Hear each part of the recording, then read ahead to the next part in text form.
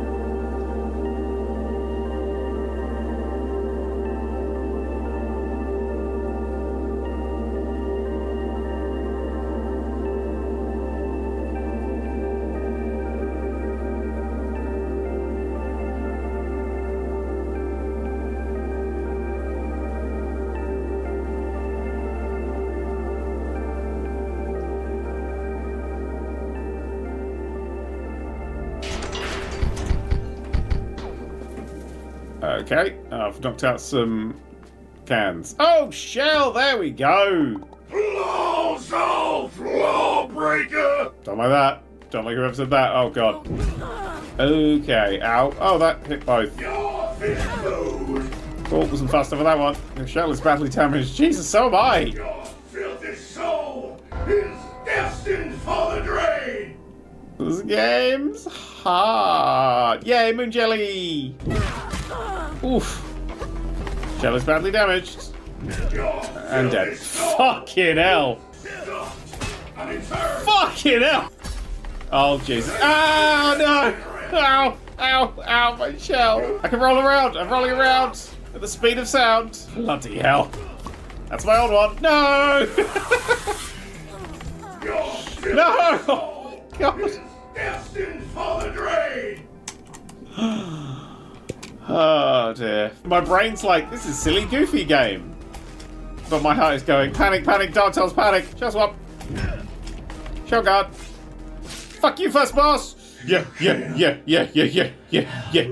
the law forever, kid. Okay, so kill a lot. Okay.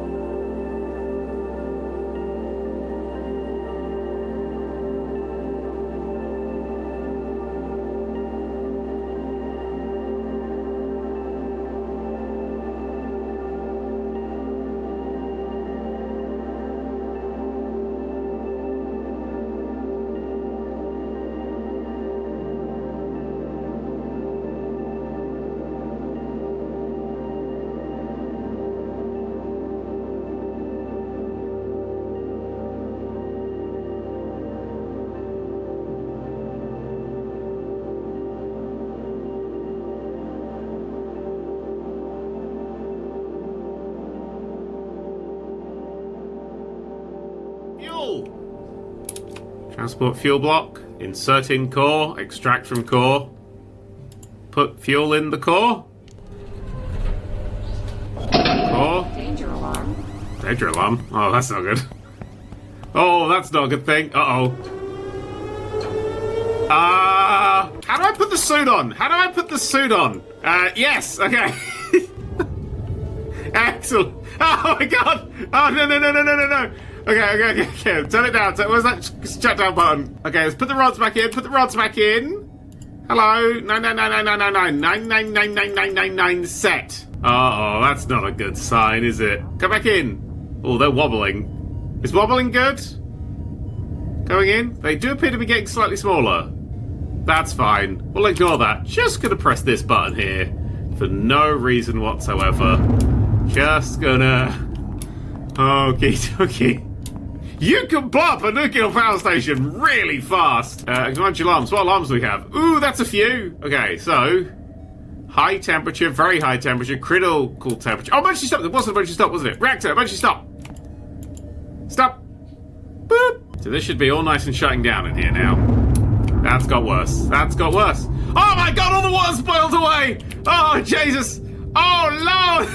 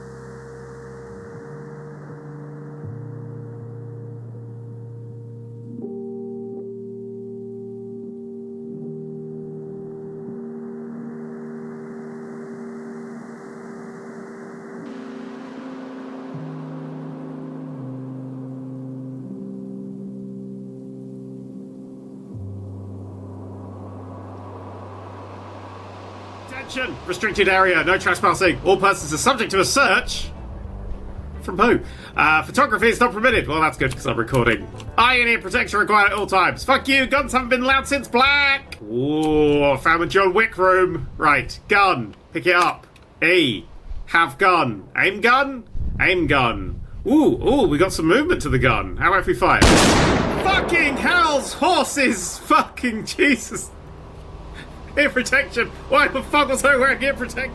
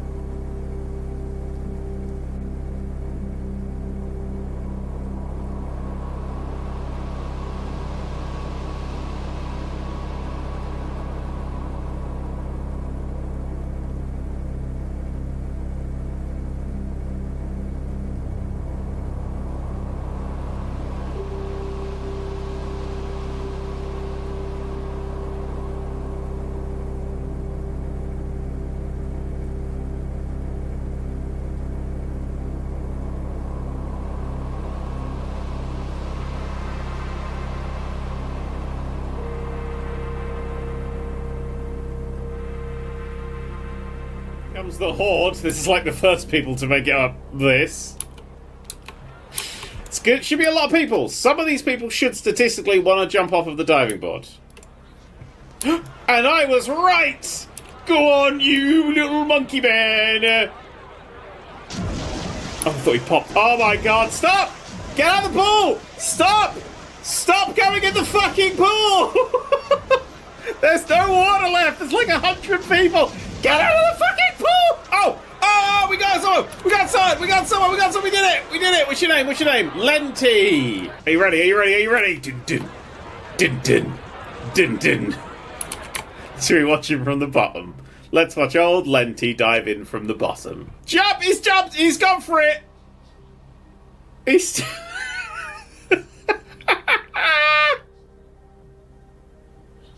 Yeah!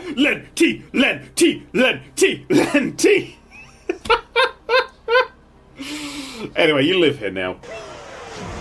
Yeah, now people are jumping. Now people are seeing the fucking thrill that is Pool Complex 5, which is apparently closed. I was about to say maybe that's why people weren't jumping into it, but clearly fucking not. Who's gonna be next? Who's gonna be next? It's Adolf Hitler!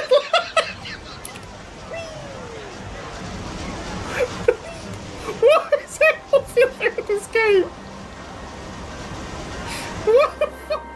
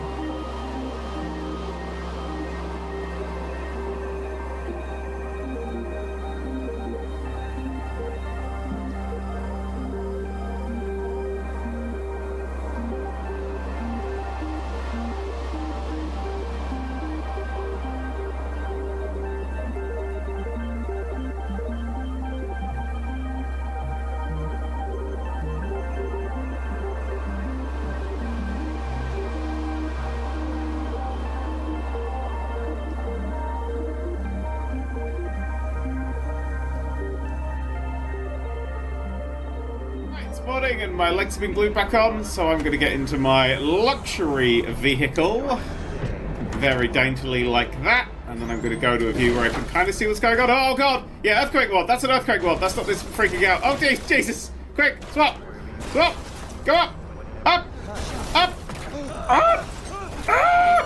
and we're fine. Is this essentially now Fifth Element the game? Yes. Does that make me happy? Also, yes. Would I be fired from the whole flying taxi thing pretty much immediately? Definitely yes. In my defense, right, all my character can see is that. There isn't even if you're at the front. I'm having to fly from the side. There is an autopilot, but I forgot how to do it. No, I think I'm wedged in a space McDonald's.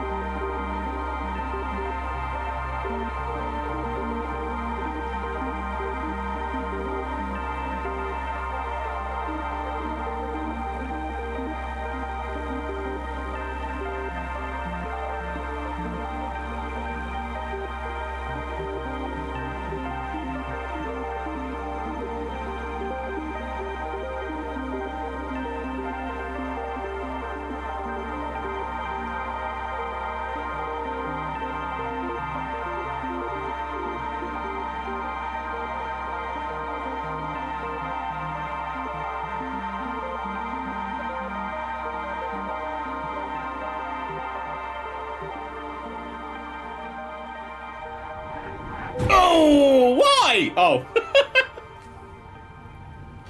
It's the world's thinnest fucking barrier. It's the same colour as the fucking... Not now. Sometimes I should wait there and ramp off it, but I don't think there's another boat for a while. Wouldn't it be funny, right? Me on the flat surface here. That truck is now stuck on the bridge. This is why your road trips take so long. Extra added fuckery time. Is that a train in the distance? Oh, is that just cars or is that a train? That's a train, right? Is that train coming this way? Because I could do this with a train. Now I'm holding up both lanes in one. And a train. And if a boat comes, that truck at the back is absolutely fucked. Oh! I'm stopping that lane over there as well, because they can't go because the thing's closed. So if you're wondering why Paradox took so long to write, it's because I spent my time just pissing about like this. Boat! We got a boat! And we've got people on the bridge. There are people on the bridge. Well, it's lifting.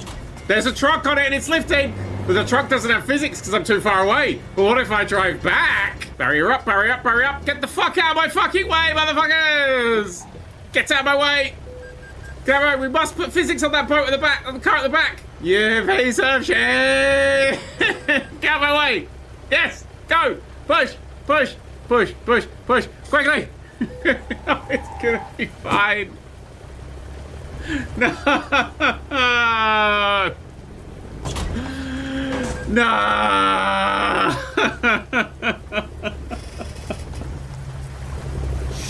This is the worst birthday ever.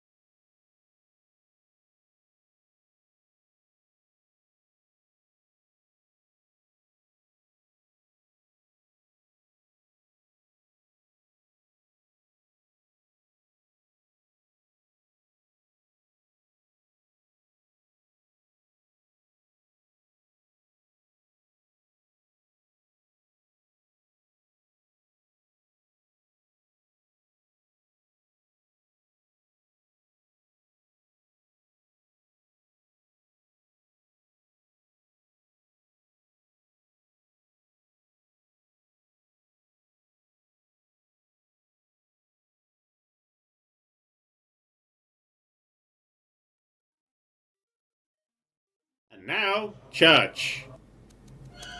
Oh, what's she saying? She's saying something. Wait, what's she saying? Oh god, what is it? Oh fuck! Why did that make me jump? What the fuck was that? What the fuck?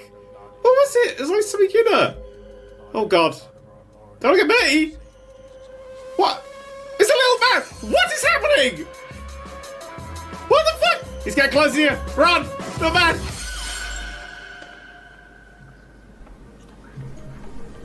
Well, at least I got the shitting myself part of the way.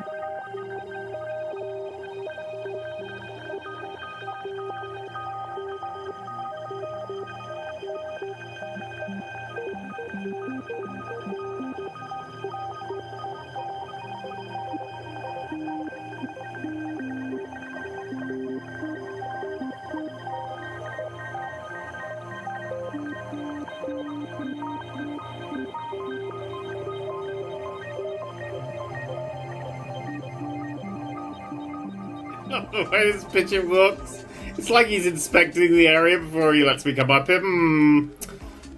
Yes, this is acceptable. Okay, we could do that one first. Or we could do this! Woohoo! Oh! Whee! Oh, yeah.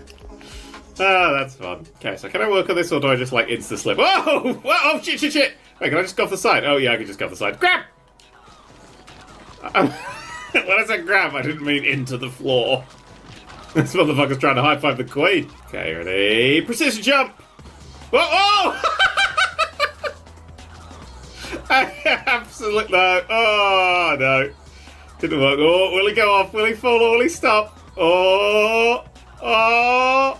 Oh! Oh! Oh! Oh! I don't know! Oh, he's got to go down. Yeah, there we go. Whee! Be like that.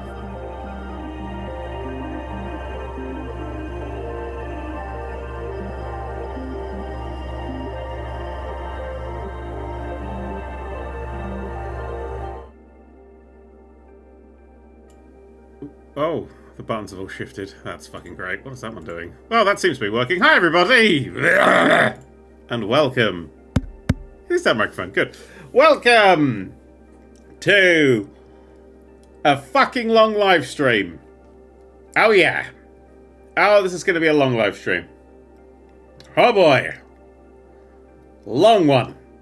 Time to get RSI. Yeah. I've just eaten a pasty for my morning energy. I thought, I don't have anything in, and then I saw a pasty. Ba-doom. That's what just made the noise in my head. Right, let's bang that on there. Let's bang this over here. And let's get on. Oh, yeah. Right. I'm going to keep it out of the way. Oh, God. So, today, warm or cold? Cold, I prefer them warm. Cold, I mean. I prefer them cold. I don't know why I said I prefer them warm. It's because I'm a fucking idiot. So, in America, that means a nipple cover. Pasty. I thought that was a... Yeah. Well, it was. You can... I suppose you could just use a Cornish pasty as a nipple cover. I mean, feel free. Maybe don't go to Cornwall.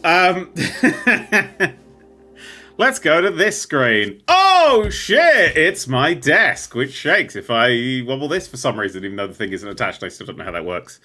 That's the microphone. This is my desk mat. It's fucking huge and it's got the Enterprise on it, because I'm cool. Anyway, so, today, we are here because of this. This is my book. This is my very first copy that I opened of my book. That I did an opening of, and then it didn't record properly. Anyway, I've written a book. For those of you who don't know, I've actually written two. This is my second book, but this is the first novel. And this book is officially considered published tomorrow. However, I've only just got the things to sign the copies of the book and etc. Unbound the publisher did collapse. So yeah. The perspective on the Enterprise is really fucking my brain, says Veggie Snake. It's the painting the thing he's got in the thing. It's massive. It's my massive desk mat. I have a desk mat now. I'm cool. I'm old. So I've written this. Unbound went pop. Yes. It's big. This isn't no fucking thin as shit novel. You are gonna get some reading out of this. It's a chunky boy. It is a chunky boy. So Unbound went pop, which kind of fucked things up. So things like signatures and stuff are being delayed. Also, I couldn't actually go and physically sign the actual books. The actual books. I couldn't sign because I have to sign 5,000 of them, and I couldn't move them into my fucking house. So, instead, Unbound is going to do book plates. So I'm going to be signing book plates. Bop, bop, bop, bop, bop, bop, bop, bop, bop. Sign them with the old signature. Send them to Unbound. They'll bash them in the books. They'll frisbee them to you. Unfortunately, I do have to sign 5,000 of these, which means that the stack of book plates I have to sign is this big. I don't even know how to... It's so many. There's so many. So I figured I'd do a live stream, just so I've got something to entertain me. I estimate this is going to take about 10 hours. I'm all stretched, I'm all lubricated and oiled. I need to lock my chair in a place so I don't lean back, because that'll fuck me up a little bit. Ooh, okay. When will the signed copies get shipped, do you think? Hoping to get mine before my holiday. I don't know. I am not the publisher. I think Unbound are technically the publisher, but they got bought out by someone, so... Anyway, is this a place for the Friday live stream? No, I'm still streaming on Friday. So, we're going to stream there. Oh, I probably should have something to put pressure on. Oh, yeah, otherwise I'm just going to be putting on a squishy thing. Looking around my room. Everything's basically packed up. A copy of Edge magazine. That's not going to be good, is it? I should have thought about this. Maybe it'll be fine. Maybe I won't push as hard. I'm doing it at Sharpie. It should be fine, right? Sharpie. We're going to do Sharpies. I've bought a few. For today, I think we'll use most of these. Just get the Sharpies out. So, yeah, it's set. Get settled. Get ready. This is a long journey. If you have asked for a personalised sign one, they are bigger book plates, and Rebecca is doing those.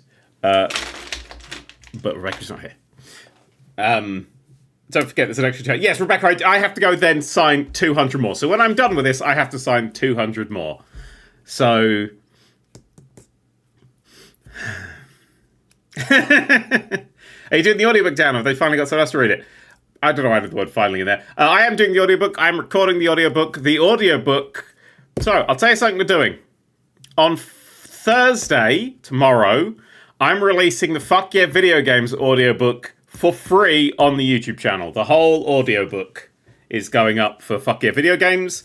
At the end of that audiobook, I have swapped out the previous sneak peek of the Paradox, was just, it's completely wrong and nothing like the actual book, for the first chapter of the actual audiobook.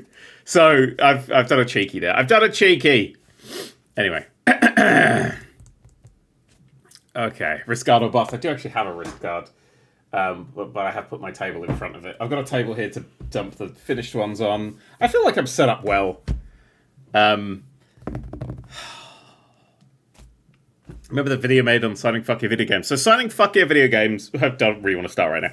Signing Fuck Your Video Games was 3,500 copies, so we're an extra 1,500 things I need to sign today. But they were individual books, and that took a lot more time to do the actual books. So yeah. Ooh, where can you get the audiobook for Fuck Your Video Games? You could get it tomorrow on YouTube. I have said that. I haven't actually confirmed that with Unbound, that that's a thing that they said it was probably fine. I'll probably just do it anyway.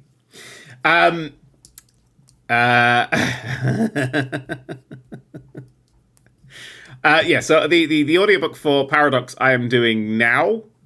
It's a little late because I've got a lot on. If you have any idea, it's going on. But so the Fuck Your Video Games audiobook is about 6.5 hours. It looks like Paradox audiobook is going to be about 17 hours, the finished version. So, hooray! It's also trying, because you can't rest your arm on the table, you're constantly moving. Yes, it's all like a whoa. Also, before we get going, I just want to show this beautiful book off again. Should I get it naked, right? Because I think look, the cover's nice, but this is how I'm going to display it. Oh, look at that. Look at that. Champion, man. Absolute champion. Anyway, shall I read a bit? It's a good book. I've got grass on it. There's a little bit of footage of me. I don't know if I've actually used the footage, but I was holding it over grass and I dropped it. So my copy does have a little grass stain on it, which is nice. Yeah. So some people did say wondering how much of this book is book and how much is supporter names at the back. If I've got a lot of supporters, that's the supporter names at the end. That's book. You'll probably be fine. Anyway, should we get this going? Oh, God. The publisher date is marked tomorrow. They're actually shipping tomorrow. No. I don't know. They're not shipping tomorrow because these aren't done yet. But I'm going to get these all done in one go. Did I ever show you the original cover? The original cover that Unbound sent over that I hated. Maybe I'll save that for a different day. There was an original cover, right? And it was fucking trash. I really hated it. I sent over all these like colours and these things and these vibes, and I got this like fucking Ready Player One bullshit back. Anyway, right. Probably best idea to get a bunch of these all together, and we'll do the naked one. This one's had so these are all fine. This one's had its edges peeled off, so I'm going to use that first to sort of like guide me eyes. And then I'm going to chat to y'all. Can't not show now. Maybe I'll show it later. Volk Smash is down. Just listen to your Big Finish audio. Oh yeah, I'm also a Doctor Who writer now. You probably show Patreons, I never did. Maybe I'll save it for Patreons then. I've already made 5 cent copies going up on eBay tomorrow. I do have a really easy to steal thing. Nathan Dahl says, wait, what? Oh shit, do I need to add... Is it on my desktop still? Hang on a second. Yes, I am stalling because I know that when I get started, it doesn't fucking end. Where did I put that? Is it in... Oh, there it is. So I'll just add this. Let's add this image in Create a New Image. Yeah, okay. And then Bros. Hello from the USA. Hello, Coyote Sarah. I don't know what my voice is doing. And then in that folder, and then in that folder, and then this will be very big, I think. Yeah, so this audiobook came out. Doctor Who Short Trips, Tales from the TARDIS. Yeah, I wrote one of the stories in that. That's available now. It came out yesterday. I'm officially a Doctor Who writer. Rebecca Saga did a retrofuturistic cover inspired by 70s sci-fi movie posters, but they weren't into that. Rebecca's cover was fucking great. I really like Rebecca's cover, but oh well. The company that collapsed didn't like it. I wonder who was right! Anyway, yeah. So if you want to listen to a Doctor Who story, there's this, which should be fun. And I can put that over there. Just tuck that away. I can also add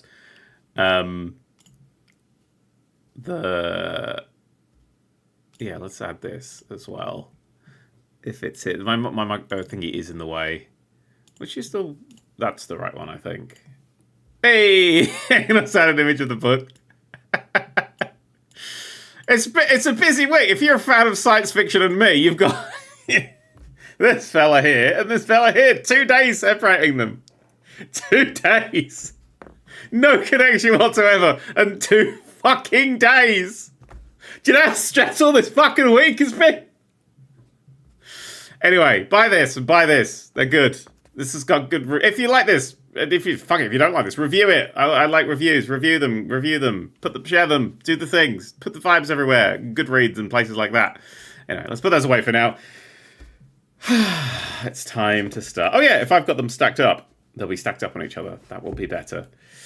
So, also there's the biggest clear out sale I've ever done on Big Finish while they're there. Sweet.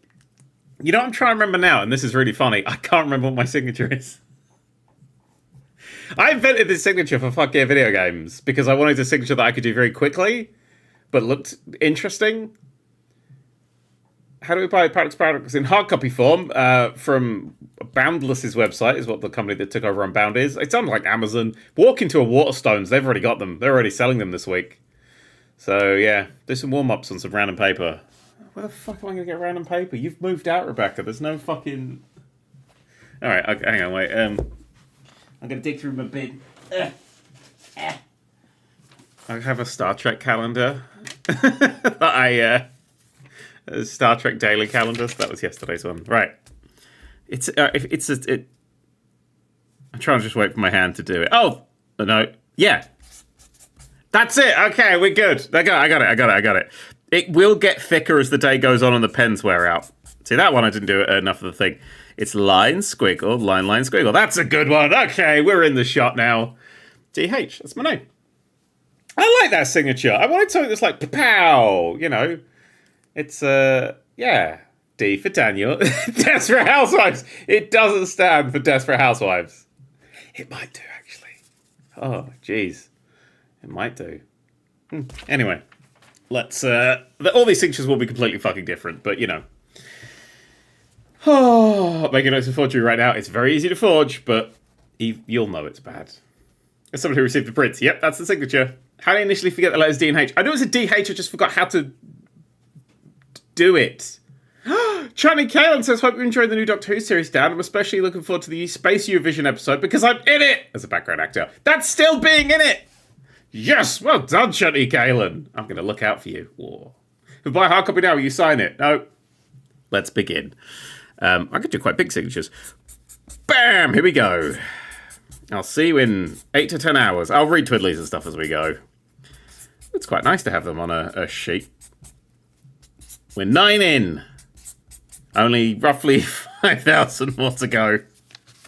That one goes over there. Got a table on the side here for keeping them in the thing. Now, right, we've gone to hard mode because these ones are they're not naked like the other one with the thingy taken because there's some for some reason have lost their edgy bit, but this one hasn't. So I've got to make sure I get it in the middle of lines I literally cannot see. 4,991 to go. Are you doing a book tour? No. This is good. This is speed. That was a terrible one. Someone's getting a terrible one. Sometimes I just forget what it's supposed to look like. There we go. Some of them are good. This one, I'm sorry whoever gets this one. If you've ordered a signed version, you will see your signature here.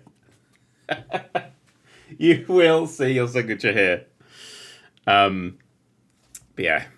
Cool, that's 9 more done. About 554 sheets left. That feels like a lot more than 554 here. Feels like a lot more. Well, they are slightly thicker, I suppose. I'm just going to do them all. Let's find out. Let's go down. I'm going to scroll down. I'm going to read some twiddlies and catch up with thingies first. Horizon on YouTube for 5 hours has picked up my copy yesterday. Thanks for the reminder Mr. Blobby was a thing. For some reason, there are 3, count them 3, Mr. Blobby references in the Paradox.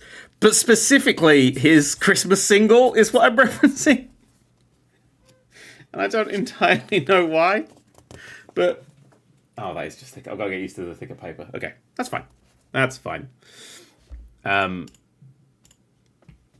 right, and then twiddlies, and then bits and pieces. Okay. I'm from the future. That pen blows up. Oh, no! I don't want that to happen.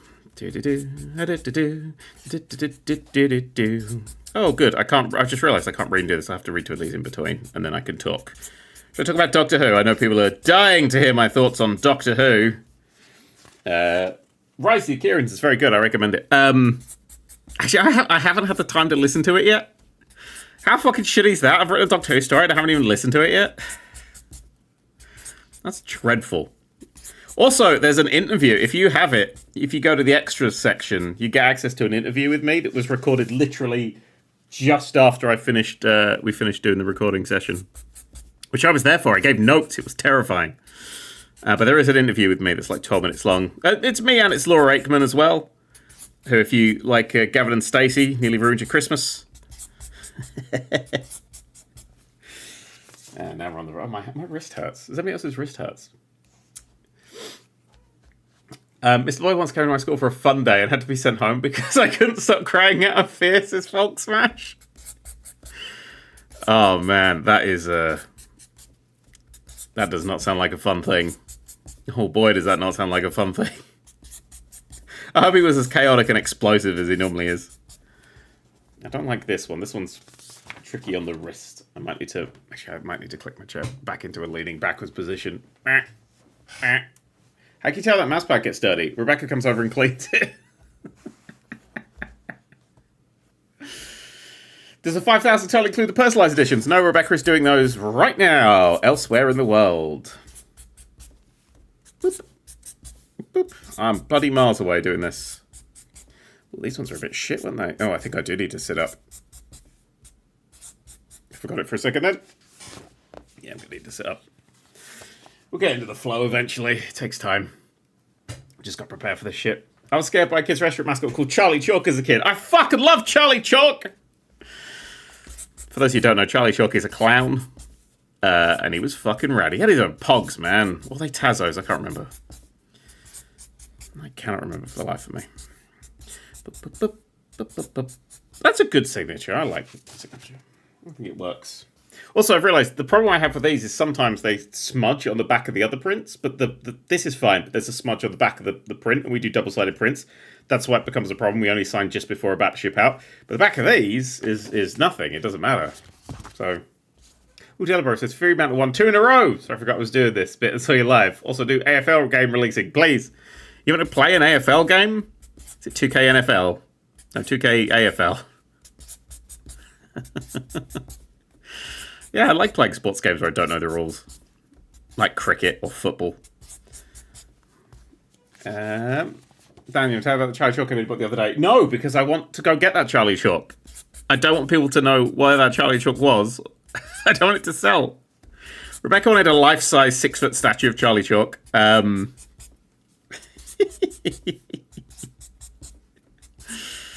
dear. That's not true at all. Neo gets subscribed. Hello.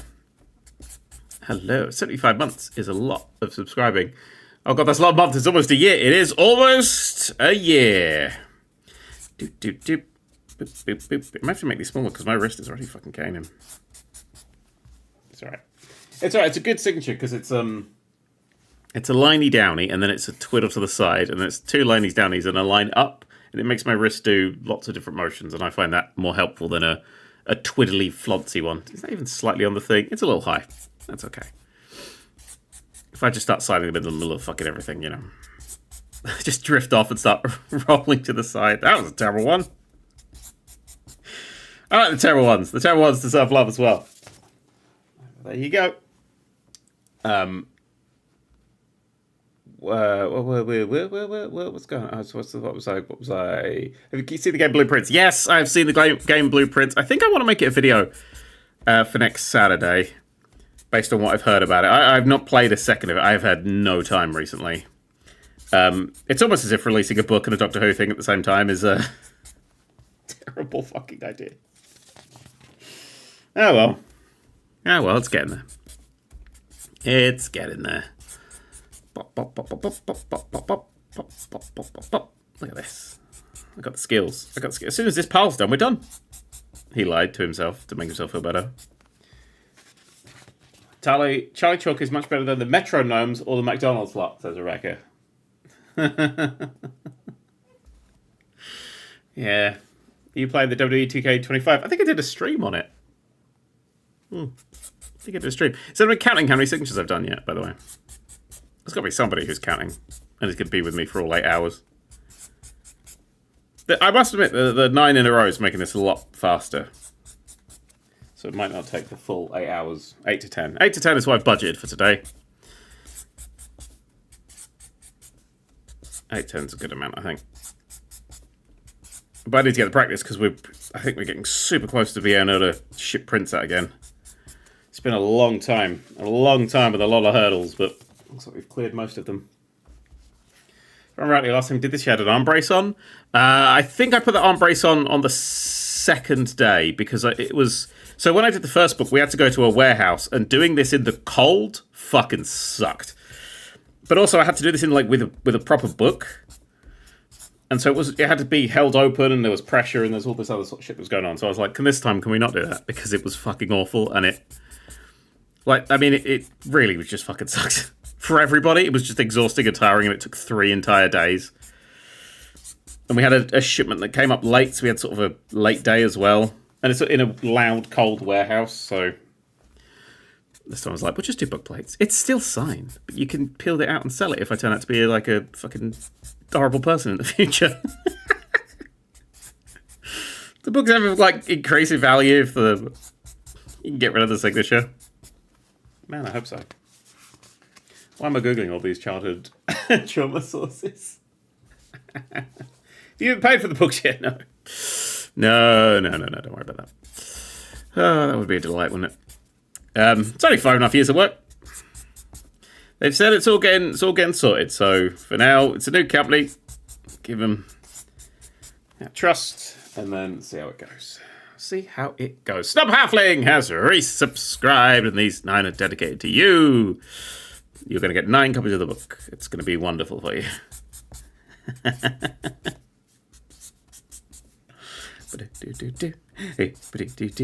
That was a terrible one at the end there. It's alright, actually. In hindsight, it's kind of okay. Loud cold warehouse, that's why Rebecca looks so fucked off during the Daiki vlog. Yep. Need to have your signature every 5.5 seconds to be done in 8 hours. That's it, yeah, it seems about right. Please tell me Daniel has more than one marker. I do. Don't worry about it. Also, today I'm drinking Robinson's Squash. Do you like squash? Well, Robinson's Squash is the best squash, so why the fuck would you drink anything else? Ribena tastes like sugary piss. I'd be a great spokesperson for Robinson's, but no, it had to be Tim Henman or whoever the fuck it was back in the day. Back when I knew things about the world. Back when Rebecca didn't make me feel old by playing popular music on the TikToks. I installed TikTok on my phone because I was like, I want to release some TikToks, and this is the best way of doing that. And that was 6 months ago. And I've never used it. And then yesterday I got a lot on my phone being like, TikTok's sending a lot amount of data everywhere. And I'm like, I should probably uninstall that app. It's draining my battery and it's not on. Yeah. Robinson's good, but Vimto's my shit. I don't know, Vimto's a bit too much for me. I'm not into that. Whoa. This is such good ASMR, says EX3C. Yeah, this is what that little girl's doing when she does a lot of studying, that girl, doesn't she? She needs some friends. Don't worry, I'm sure some people AI generated some fucking friends. Anyway, Doctor Who. So, what do I think about Doctor Who? That aired on Saturday. I thought it was a bit of a mess. I'm not gonna lie. I think it didn't land the setup that it was going for. A few too many cracks in time and time. If you've got like a time travel problem, don't have another time travel problem at the same time. I wrote a book about this, right? It's Paradox is my like actual like scream at the sun of the things that time travel stories get wrong. Ooh, whoop. I like that one. That's the fancy edition one there. But yeah, it's yeah, I thought there was some nice ideas. I like the design of the robots. I like the 1950s vibe of the world. I felt like the shift from this artificial generation to sort of this youth incel thing, I think was I don't know. I've never seen something actually, a twist of what it's actually about is fine, but a twist of like the entire vibe, I don't know, didn't super land for me. I thought it was very pretty, and I love that big robot head looked just like Cassius Chrome from Robot Wars, who nobody remembers, but he was a house robot in the only Channel 5 series. The BBC got rid of it, and Channel 5 picked it up. And he was fucking atrocious, and they never made him into any toys or models or anything, and so he's been totally forgotten. Ah, dear. But, you know, I still think... Oh, are you watching WrestleMania? I will get to that in a second. I still think that... see, the thing I love about Doctor Who, right, is Doctor Who takes big swings. That's what I love about that show. It's a show that takes the big swings. You don't know what you're getting every week. And that includes quality. Like, there has been some fucking dreadful episodes of Doctor Who, and there have been some absolute masterpieces, and that's why I love it so much. Because you go into an episode like Dot and Bubble expecting a very generic story, and you come away going, that was fucking amazing. You know, and it's... I like that. You watch some episodes, you go, I have no idea what they were aiming for with that. I have not a fucking clue, but I appreciate that they took the time and actually tried to do something different and interesting. You know, I like that. I think that's definitely something that makes it a show that I absolutely love. It's just the only show in the world with those wild swings. But it's also, I think, the thing I really love about Doctor Who is that it's the only show that can happen on your street. It's the only science fiction show where the aliens could show up in your house. You know, all these other sci-fi shows and things are always very far away or they're very subtle. You never get big floppy aliens stomping around fucking wherever you live. It just doesn't happen anymore, you know? So I do enjoy the signature is morphing from a DH into emojis of earlobe hashtag. Are you alright?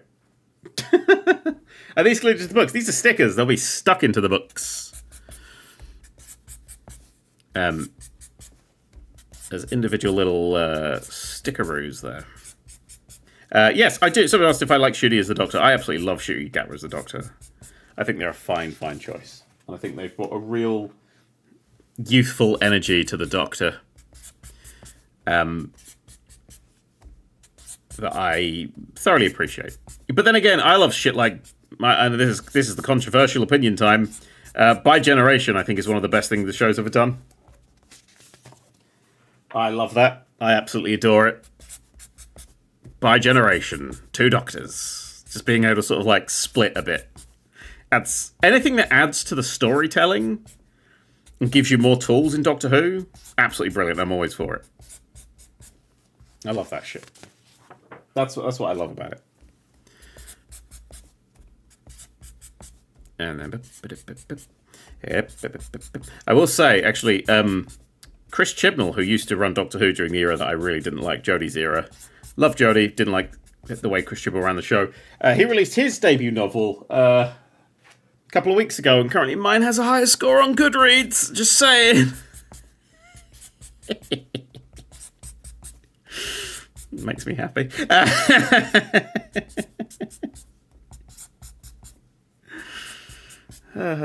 Stupid. Are you more into bi-generation as a one-off thing or something that happens more than once? I think it should happen occasionally. But I think it also adds, like, interesting stories. Like, I like the idea that it's a... The Doctor doesn't live his life in a straight line. You know, throw that shit back in the thing. What if Eccleston split off from Tennant? Bring back Christopher Eccleston. Have him, as he is now, that lovely grizzled white beard, and bring Billy Piper back and have them still going on adventures. And now, the Doctor meets an old Doctor. You know, that coupling that never ended. It's just kept going. That'd be delightful fun. Yeah. I think that is a... Excuse me. Is that just Big Finish? I mean, basically, yeah. So, could you draw a smiley face on one of these signatures, just so someone has a unique one? It says, Retificus. Okay. There you go. I'll use the Unbound to make a smiley face. And someone will probably receive that version. A 1 in 5,000 chance of getting the rarest version. How many is that now? I don't know. I've lost track. This pile's getting thin, so I'm going to get another batch on top of here.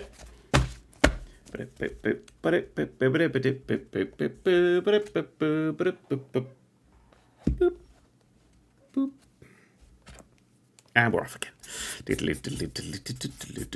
I like how all the people who are trying to count this lost count.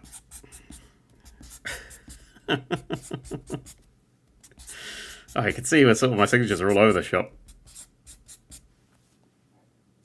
That one's rubbish. But I signed it and it's real, you know.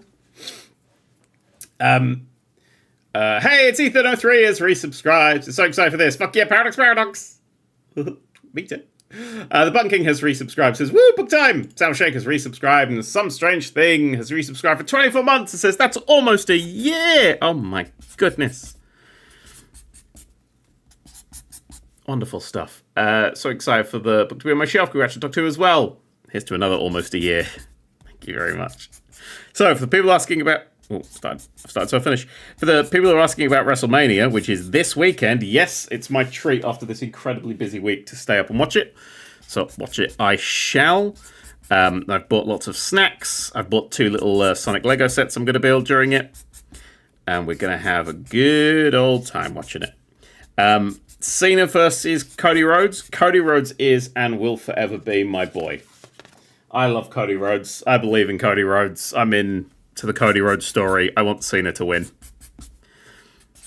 I think Cena winning is the better option for the story. I'll still cheer for Cody. But I think long term, Cena turning heel, winning the title...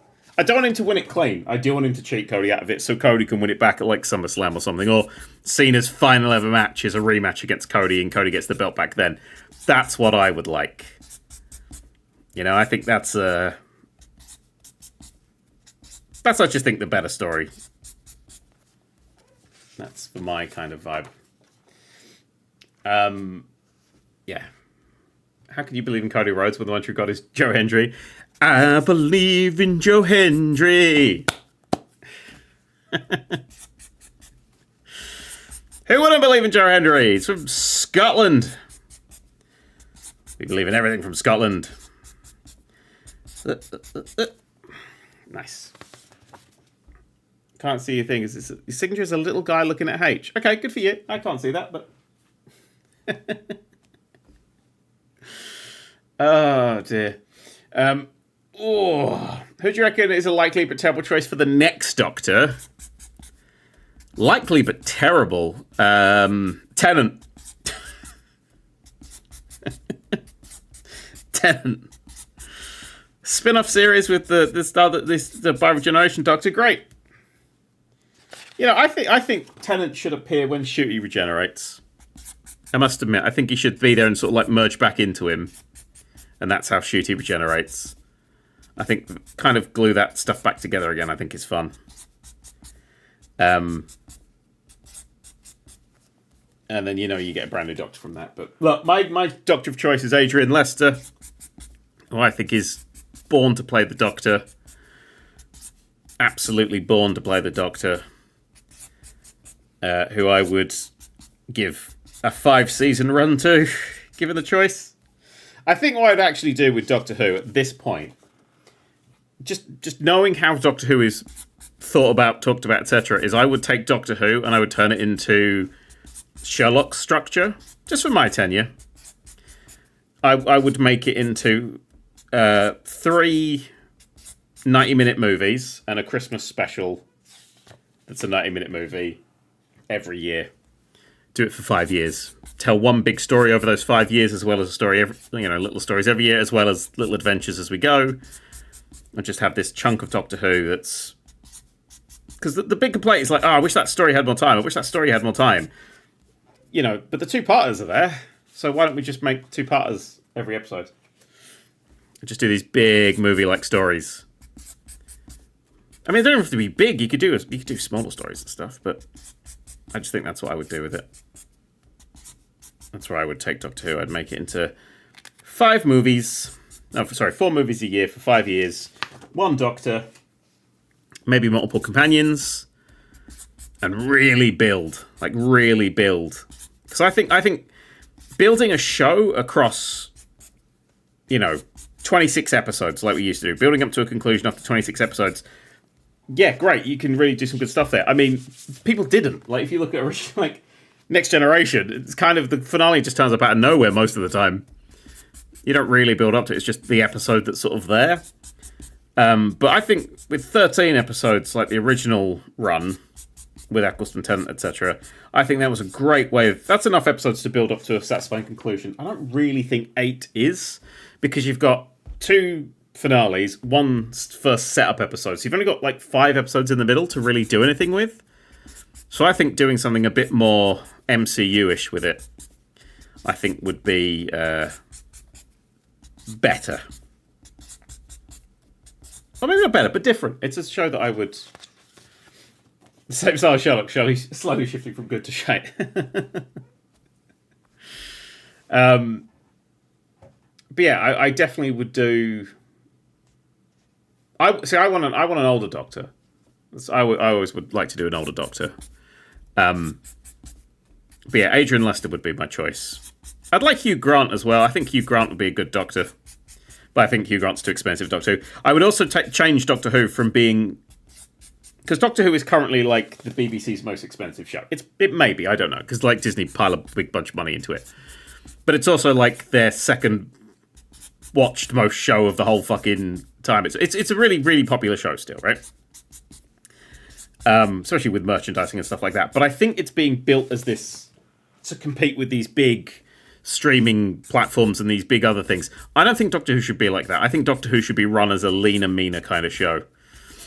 For me, with Doctor Who, I'd want new directors, new writers, new actors. It should be the show where we just go, hey, what can you do? You get an actor at the top of the shop who's been around, who can hold it all together. You need a Doctor who can play through the crap episodes. But I just... Terrible. In fact, that one's so terrible, I'm going to destroy it. Okay, let's go.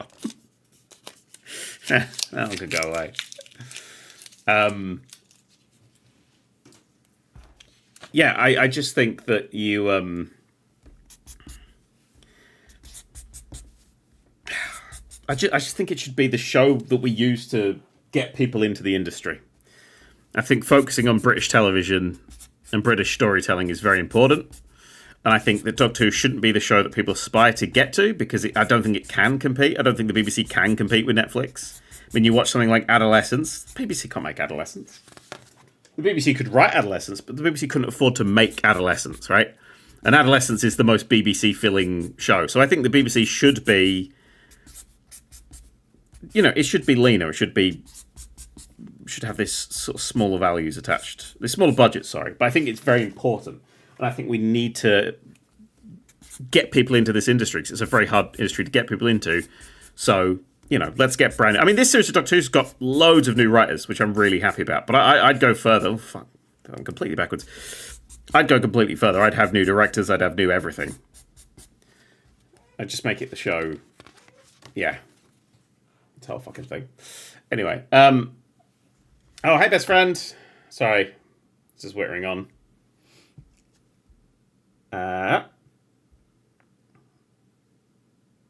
Perfect. Absolutely love it.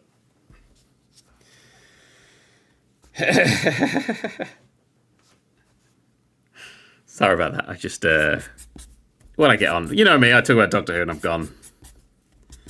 How many sonic screwdrivers do I have on my desk? That's the question for you. That's the question for you. No notes. I wouldn't give any notes to something so wonderful. I never thought about including the name in the speech bubble, so that's pretty good. I really like it. I will give you no notes. In fact, you know what I'll do, Rebecca? I'll look at it again. I'll look at it again. Yeah, the personalised ones is going to be person's name, picture of me that Rebecca's going to doodle, so you get an exclusive little Rebecca doodle of me in the fuck you video game style, and then signatures. And I'll need to sign up there. I look tired in that picture, in the doodle, best friend, but apart from that, I like it. It's good. No, it's good. No notes. Yep. Tick, tick. Did I sign that last sheet? No, I didn't. Your current pace puts you around 3.5 hours to complete the signatures. Really? I will slow down. What's your favourite version of Sonic Screwdriver? I really like Jodie's. I'm always a big fan of Matt Smith's Sonic Screwdriver. I love Matt Smith's era in general, I'll be perfectly honest. Like, I really enjoyed the dark fairy tale vibe. Yeah, I love that every year of Doctor Who feels distinctly different. That's what I really love. I think it's got a real different vibe, you know? I like that. And also, I'm going to say this, I don't think any actor has ever played the Doctor badly. I think the Doctor has always been played perfectly by everyone. There's never been a bad actor to play the Doctor. It's not a Doctor I'm like, they were crap. Maybe from writing, sure. But never the actual performance. Never what the actor brought to it. Oh. Who's your favourite classic Doctor and why is it Paul McGann? Because Paul McGann is too fucking handsome. Anyway, the answer is only one, because I've been packing his way. I have the 15th Doctor's Sonic Screwdriver on my desk right now. Wahaha. Wahaha. Look at that beautiful fucking thing. Ching. Oh. Oh. Oh. Oh. Have you changed your thoughts on Capaldi and his time with the Doctor? So, Capaldi is the one I struggled with. But I struggled with Capaldi because of the show itself. I think Capaldi is a great Doctor, right? By the end of his tenure. But at the start of the tenure, I think the show went in the wrong direction, and it really put me off. I was also going through a crappy time, and I wanted my fun camp space adventure show, and it wasn't that. And it's a heavy, heavy show during Capaldi's run. Which, you know, again, every era feels different. But I don't think it needed to be, because I felt like it was the... You have the 11th Doctor, who is on the planet Trenzalore, or Christmas, or whatever it ended up being called, and was there for 900 years, and battled to old age, saving nothing but a small town. He gave his life saving a small town. And then the next arc is, am I a good man? Well, yes, obviously you are, right? That's just, yeah, dadoy. So it kind of, it didn't land for me. It didn't land for me.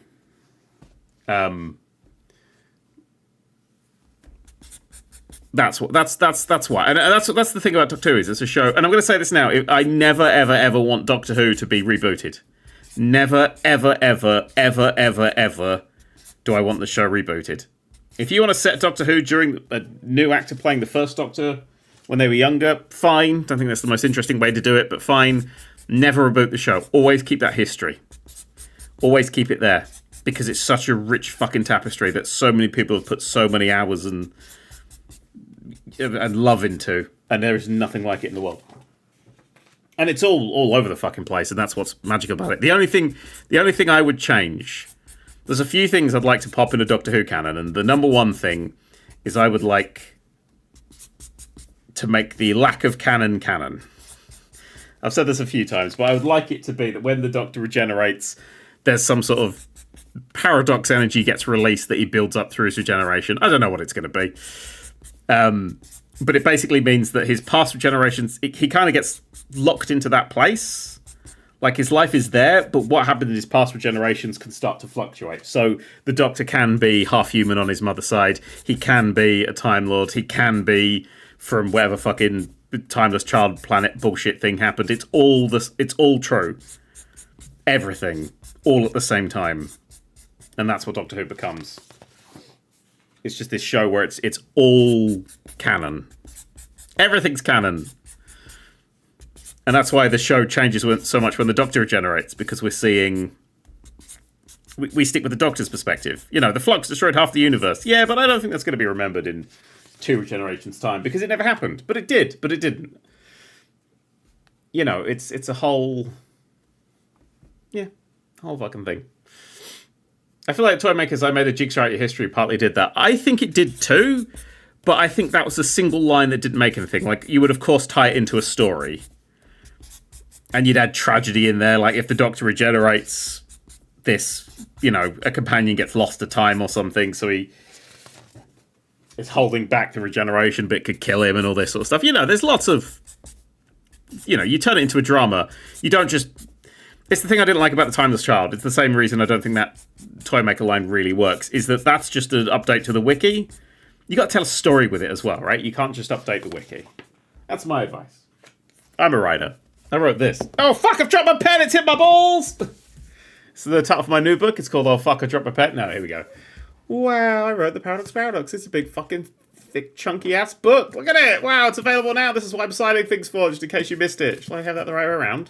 Should we read the quote off the back? Whoa! Daniel has mastered time travel to such an extent that I'm pretty sure I finished reading this 3 days before I started it. Stuart Ashen.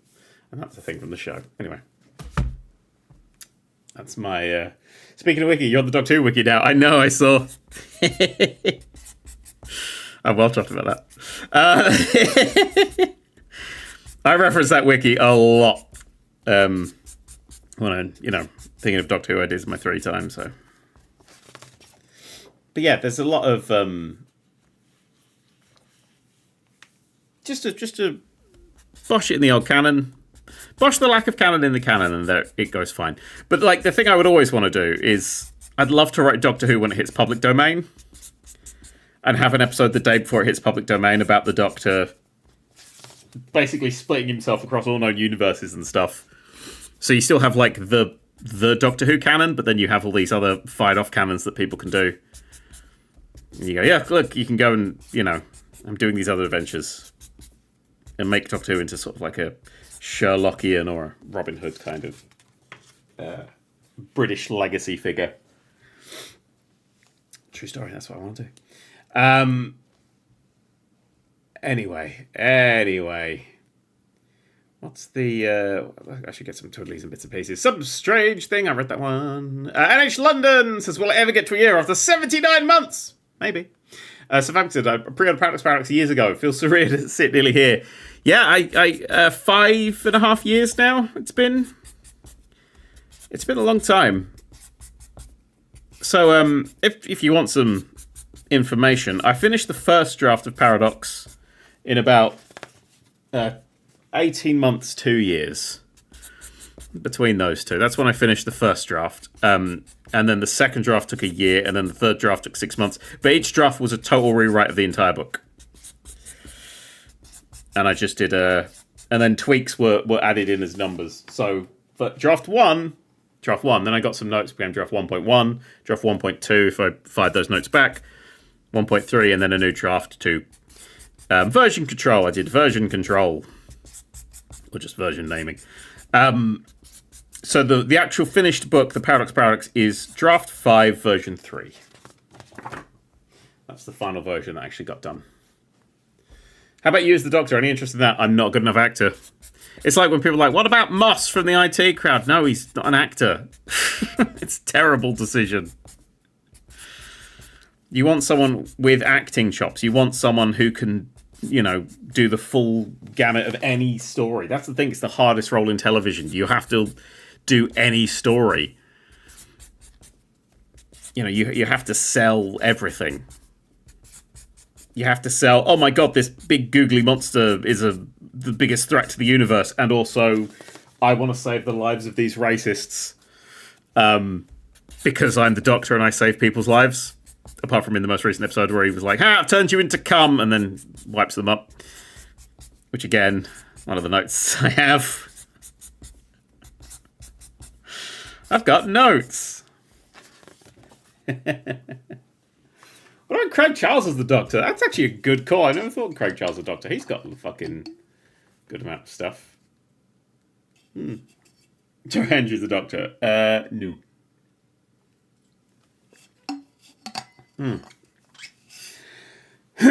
Richard Ayoade is an actor. Yes, Richard Ayoade is not a good actor. There is a difference. He was very good in Laugh One Laughing, though. That was quite fun. I enjoyed that. Well, I don't think it was as good as the Canadian one because Tom Green and Colin Mockery. Jesus Christ. With lovely Mae Martin in the middle of it. Going, oh my god, I'm out of my depth. It's a wonderful show.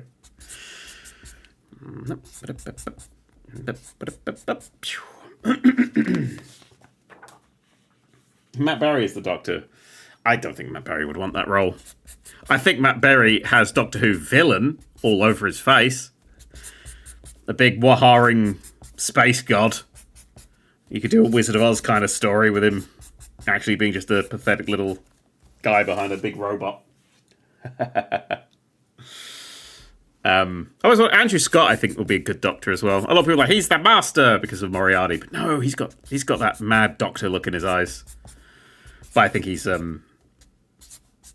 you got to get an actor who is. See, this is why I like older actors. You want someone who isn't going to fly off to Hollywood. All right, you don't want someone who goes, well, I want to go and do all these things, you know. Matt Berry as the meddling monk is fucking perfect. Who plays the meddling monk? I was going to say Richard Herring. It's not. It's the one I always confuse with Richard Herring in Big Finish. I fucking love them as an actor as well. They're very funny. Fuck's their name? Chat's going to let me know immediately. Who is the actor? Finding it, thank you. Rufus Hound, that's the one. Rufus Hound plays a great meddling monk.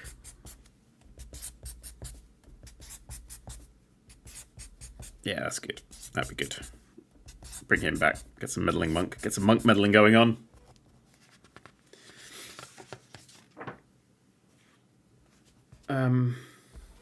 Like to see Jodie come back in the same way, tempted to get a second go. Well, she's getting that at Big Finish, isn't she? Jodie's doing a range at Big Finish. Which I would love to be a part of. Just hint. I've got... See, there's one Doctor Who story that I really want to tell. There's one Doctor Who story that I would love to do. I think it would work better as a radio one. As a Big Finish one. And it needs more of a happy clappy Doctor like a Jodie or a Tennant. So... I definitely think that's... Yeah. One day, maybe. And yes, we should do a live-action 8th Doctor thing, right? I'm just saying. Big Finish has the scripts literally right there, right? I'm just... Literally, easiest show to make in the world.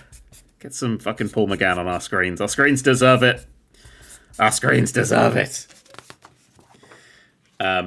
Would you ever revisit Airport Simulator? No, X-Big Panther X. And I'm ashamed of even remembering that game existed. My wrist fucking hurts. Nah, it doesn't really. Pop. I will say the way you wrote Jodie during that COVID story was fantastic. Oh, I forgot I did that. So I don't know if that was just a Patreon exclusive or not. During COVID, especially very early bits of COVID, a lot of people were having a very bad time. And I thought, well, I've hidden away my Doctor Who for so long. Let's just do a quick little Doctor Who episode. Just for something to do. Something so people have something to read. And I said it with the current Doctor, Jodie Whittaker at the time. That was 2 Doctors ago, fucking hell. And it was, yeah, quite well received. But in it, I did remember that Yaz was a police person, so... Did you write Doctor Who fanfiction? Oh, I've written so much Doctor Who fanfiction. Since I was fucking 14, I've been writing seasons upon seasons of Doctor Who and Star Trek and everything, you know. I think this pen might be sort of starting to run out. This is getting a bit thin on the top of these Ds. Oh, no, not yet. Nearly, though.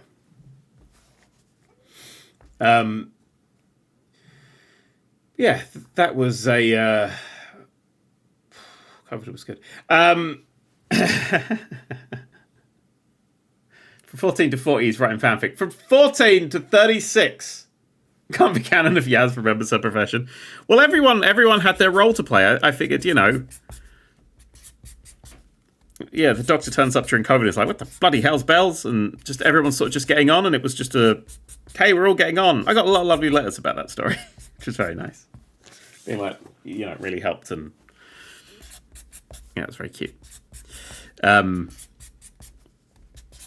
You know, Bradley Walsh, I can't remember his character's name, was at home looking after the kids of nurses because his wife was a nurse. You know, and he would help the NHS, and I can't remember what Brian was doing. But Yaz was police, doing police things. It was just community pulling together, and it kind of we didn't need the superhero was the vibe. We didn't need the superhero. We could fix this. I don't know. I thought it was quite sweet. Do you prefer the Doctor Who anthology of sci-fi shorts or the season-long story style? I think Doctor Who's the show that does both. I think you have the season-long... Ever since Bad Wolf, you know, you have these season-long arcs that fit nicely together, as well as having the individual stories and seasons. And I think that's the way it works best. Individual stories with a little sprinkling of something drawing the Doctor together across them, I think is Doctor Who's style, and I love it. I have absolutely no idea what the arc is for this season. It got a little bit muddled, I'll be perfectly honest, in that first episode. Anyway, so Famixon has resubscribed. I read that one. Eggman Senior has resubscribed, as was Triple Stuff. And Emma Pushin says, "Hi Dan, listened to your Doctor Who audio story last night. It was perfect. The end, where the Doctor Who music stayed, it said you've been listening to Rise of the Icarians by Daniel Harkness, made me say Geronimo. I'm also hyped to get my signed copy of the Paradox soon. Yes, soon. Super-de-duper-de soon. Hang on, just keeping an eye on things. I'm glad you enjoyed it. It's people who've listened to it have seemed to have liked it. The Star Trek at the bottom left makes it look like this is sponsored. Oh yeah, shit. I must admit though, right? And this is like, don't judge me on this. It doesn't just say Star Trek. It says this. I'm quite glad it just says Star Trek in the corner. But yeah. Oh dear. Let's catch up quickly. Chazaball has resubscribed as his Chesty B for 60 months. Says, fuck, I've been here for a while. Nixon Collective has resubscribed as his Lawnmower Gob. And Inverse Galaxy 83. And then Timberlake. Dan, have you not heard of Mail Merge? Who's that? Is that an actor? You want to play the Doctor? Dan Pierce says, in other news, I'm also in the process of becoming a published author. Hey! There's a scientific article that will only be read by doctors. Well, Doctor Who's only read by, like, it only features a doctor. Oh, here's actually a question. So for the people who have read both listened to the Doctor Who story and read Paradox, could you tell that I wrote one in 5.5 years and I wrote the other one in literally 1 week? I only had 1 week to do that Doctor Who story. I wrote the whole thing in a single week. It was, yeah. Yeah. Yeah. Basically, I was given 3 weeks to write it, but 2 of those weeks I was already busy with loads of other stuff I had to do. So I managed to clear out the space for a week, and I just went to town. And in that week, I think we got it to like draft 4. Super efficient. I absolutely love working with Big Finish. They're so lovely to work with. Peter over at Big Finish is absolutely wonderful. Wanting Adrian Lester as your ideal Doctor, would your stories touch upon the whole black person versus era-appropriate racism? I think you'd have to. I don't think you can get away with it. Like, it's a time travel show. But I would tell you one thing for fucking free, right? I would love to go, right, let's put the Doctor in super racist America in the fucking whenever. Like, you know. I'd love to tell that story if there's an alien threat, but there's sort of racists getting in the way and the Doctor's got to get around it and saw that. But I'll tell you one thing for free. I will not write that story. I will hire an actor of fucking colour. Sorry, a writer of colour to write that story because I can't write that story. I think that's a story that needs to be told. I'm not the one to tell it. Simple as that. Let's get another whack of these out. Hey, we're making good time. Corrupt signature's already done. No. Rebecca says, 8 done! Way! Well done.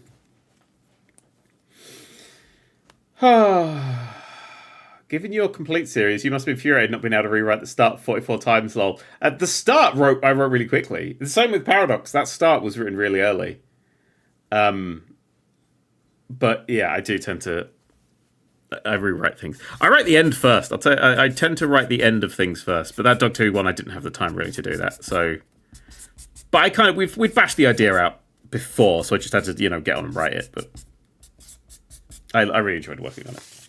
But yeah, I only wrote it in a week, so next time I'll try and give myself a bit more time. But you know how it is. It was literally during like the final week that the last versions of Paradox were getting put together. Shit, I need to re-listen to the 200th episode of the Patreon podcast because I talk about all of this shit. I need to get that uploaded. Anyway. Hang on, just got messages. Oh, Rebecca sent me the 8. I love them, best friend. They look so good. You getting there? Well done. What was the most difficult part about writing a book, says Retro Neon Official? Act 2. Planning out Act 2 and planning out... Don't want to give too many spoilers for the Paradox away, but like planning out the locations that they would visit and narrowing down this massive list of locations that I wanted them to go to was a challenge to say the least. But I think trying to remember what's actually happened in the book and not what has happened in previous versions, trying to remove the artifacts of old versions is a difficult thing to do, especially for me. I really struggle. That's why I wrote like this 70-page Bible just to keep track of everything. But there was a few ideas that I had for stories and chapters. So there was one chapter where the time traveling team are in like a 30-second loop, but every time they loop, there's another copy of them, and so it just gradually starts filling up with them as they go through all of these this whole fucking thing of them. It was stupid, but it was like they lived for a minute and then went back 30 seconds and a minute and 30 seconds and a minute and 30 seconds, and it got to the point where I was like, this is great, and I had a really good version of it and I really liked it, but it was kind of unnecessary for the story. And I was like, oh, it's like there was a Tectato in the team. There was an extra character in the first and second drafts of the book. I think they were in the second draft, but they got cut because I was like, well, they have no arc, really. And I needed to cut some stuff and streamline it quite a chunk because it was about 200-something thousand words. So. Yeah, it was longer. What companion do you think would make a good Doctor? Well, not Clara. Martha Jones. Martha Jones. What do you think of the Don Bubble episode? I absolutely love that episode. It's everything I love about Doctor Who. It's that, I don't care what you think about me, just let me save you. I think that's a good way of challenging the character of the Doctor, I think. And I love that was sort of, racism jump scare. I think it worked really well. As well as being a great episode. A nice Doctor Who spooky good times. There's been some bangs. I know people are like, but people on the internet are always doing that noise. I think this Shooties Run Doctor Who so far has been fucking fantastic. Great concept. I mean, the next episode's fucking Cuphead. Like, oh dear. I'm writing a book which I'm hoping will be a series, says Retro Neon Official. Ooh. See, I did consider when I was planning Paradox, is this going to be the first of a series? Am I revisiting this book, this world? There's a lot of world building. If you've read it, I like to build the world up around, just so you know what's at stake, really. But I have decided, I mean, before I really start properly writing it, that no, it's a one-off. And I don't think I'm going to go back ever. Maybe, but I don't think so. In 40 years, I do a sequel. It won't be a sequel, it will just be set in the same universe. These characters' stories are done. And I like that. I really like that. Yeah. How'd you go about the process of editing down your work? The phrase "kill your darlings" always gets thrown around. I actually have a text document in my writing folders called Dead Darlings, where anything that needs to die, I copy and paste in there, so there's still a record of it, but it just isn't feasible, and then you can come back and you can sort of just look through it if you need ideas for stuff. But that's, killing your darlings is you have to. Absolutely have to. Do you think the world of Paradox will work as an anthology of books? Well, I did plan on a sequel, not a semi-sequel anthology thing for a while, but it doesn't work because I changed the ending of Paradox to that weird fucking out there ending. But there was originally a plan for that, but yeah. Rebecca says, Daniel is an excellent self-editor. I think it's his biggest strength. Yeah, it's a strength I don't have while streaming. I cannot edit shit. But I do. I'm very good now. I mean, I think doing YouTube has really helped because I've done 14 years. This is the 15th year now of just editing the jokes out that don't work and editing this out. There's some jokes I really like. And I'm like, this is fucking great.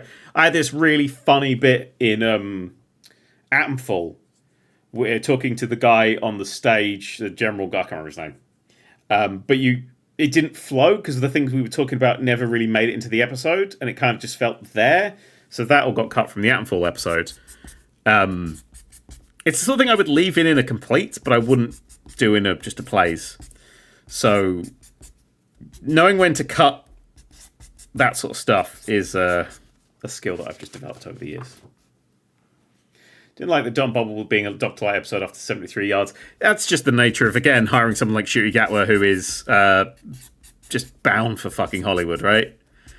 Right? He's just bound for Hollywood. I mean, he was in the Barbie movie, for fuck's sake. Like, yeah, no, this pen, you see, I know the pen will be fine, so I will keep it over there, but I'm going to call it a day on that pen just simply because on this one here, I don't know if you can see, no, it's just going to white out because I actually set it up properly.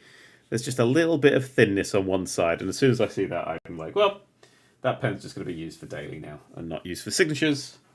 We've got quite a few done. I'm getting quite through these. This has actually been all right. Have you written any Doctor Light episodes? Oh, yeah. Oh, yeah. Do you think there's genuine path from writing for Big Finish to getting your foot in the door of actual televised Doctor Who? I'm pretty sure someone in this series has done that. So, yeah. I mean, there's someone who's never written for television before who's written in this series, which is just absolutely remarkable. I mean, that is just... That's what I want Doctor Who to be. I want it to be that fucking new idea central. New thoughts, new feelings, new... I hate to say the word, right? It should be diverse, right? It should be people from all walks of life bringing their stories and bringing their vibes with just one writer tying it all up in a neat bow around the edges.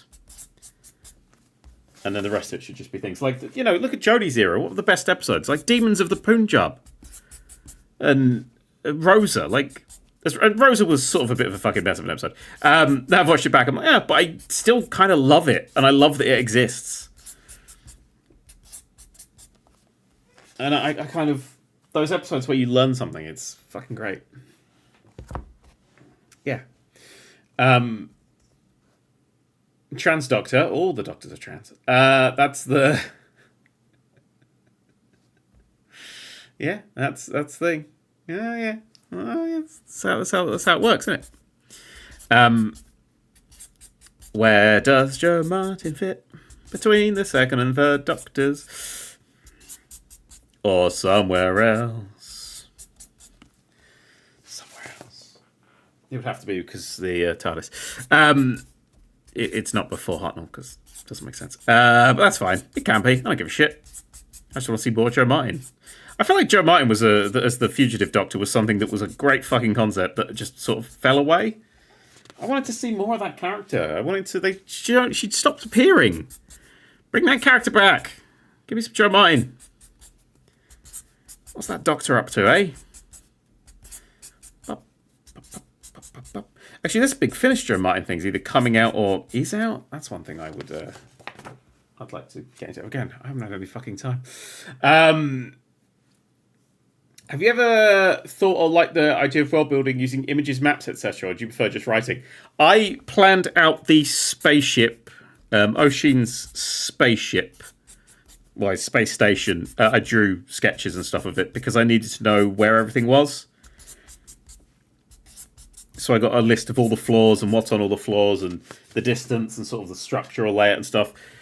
Stuff like that I needed. Someone asked how much research did I do. I saw this a little while ago. I did quite a chunk, depending on where they were landing. And again, like, one of the deleted places they went to was the Hanging Gardens of Babylon. And they were there sort of as it gets destroyed. But it got cut, because, you know, it didn't make the cut. There was one thing that got cut that I absolutely hated cutting, because I thought it was the coolest story. But I think that could become its own standalone book because it doesn't need to be the thing. Doesn't need to be the thing. I really appreciate the temp. As a non-binary person myself, I found Rose basically looking down the camera and saying non-binary a bit cringeworthy. Yeah, subtlety isn't exactly the strong point of Doctor Who because it is a show that is a family show. It is aimed at children as well as us absolute fucking nerds. So I do understand why that's there, but I also think it could hold back a little bit on some of those things. Anytime Doctor Who's very hand-holdy with its morals, I think the morals aren't as strong. You know, that Jodie episode where it's like, this could be the future. I'm like, but what about all the questions I have about the plot? It's like, no! Turn your lights off! Yeah. Rebecca said we set a game level in Hanging Gardens of Babylon once. We did! And you did so much art for it, and I used that art as reference for the book. I will do something with the Hanging Gardens of Babylon, because I think that it's absolutely fucking fascinating. This garden that so many people describe, but we have, like, no fucking wherever the fuck it was. That's great. That's such a cool little history mystery, you know? That's wonderful. Hey, at least we have a Doctor has morals of an adult rather than a 6-year-old. There's a little bit of a... In the most recent episode, I wish the Doctor had saved the incel boy, but we'll at least give him more of a chance. Yeah. With what's been cut, could you make it some short stories? No. A lot of them are very... I write very character-focused. You know, all of the places that the people go to in Paradox it's all very character-focused. I mean, it even gets called out in the book that that's what's happening, because the book knows... I try to make the book very self-aware, as anyone who's read it knows. So the characters sort of know this sort of shit. Oh, it's quite a clever little book, isn't it? I think after a few reads, you'll really start to spot some of the shit that I've done with it. Like, everybody is being watched when we introduce them. People have read it, have you spot that? Every character is being watched by somebody else when we introduce them in the introduction chapters, which I always thought was a fun little sneaky detail. There's lots of little sneaky details. How long till we get our hands on it? Well, there's the Paradox. Tomorrow is its official publication day, and it should be in shops. If you have got a collector's edition or a special edition or a signed edition, these are the signatures that are going in them. It's going to be a little bit longer, I'm afraid, just because, the publisher did collapse into administration. That delays things somewhat. So yeah, if you've booked it, if you've pre-ordered it, it will be turning up soon, and you'll be able to read and see all the mysteries that live in this little thing. But if you didn't pre-order it and you just want a copy now, it is available officially tomorrow. Although I've seen some people have whatever a Blue Sky tweet is called. Blue Sky tweeted me saying that they've picked it up in like a Waterstones and stuff. So it's out there, baby. It's out there.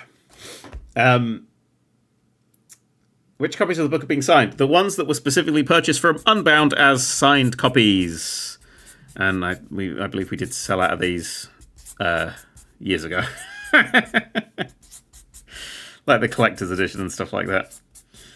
Oh dear. Such a chunky book. It is a chunky book. And it's really weird that it's a chunky book because it is a comedy. Ooh, I just got a cameo request. I'll get to that. Yeah, the comedy books tend to be quite slight. But it's not a comedy. It's Doctor Who. It's got lots of funny bits in it, but it's got very much a... It takes its time when those serious moments are there. I mean, it's still, like, if facing down impending danger, characters will have that dry British wit, because that's who I am. Which one reviewer really didn't like. But that's fine. It's fine, I don't care. I love it. I've read that story so many times now, and I'm just glad I could put it into the universe. Rebecca says, 4 more done! Hey! Have you seen how long Hitchhiker's Guide to the Galaxy is? It's like that. Tiny little thing. Tiny little thing.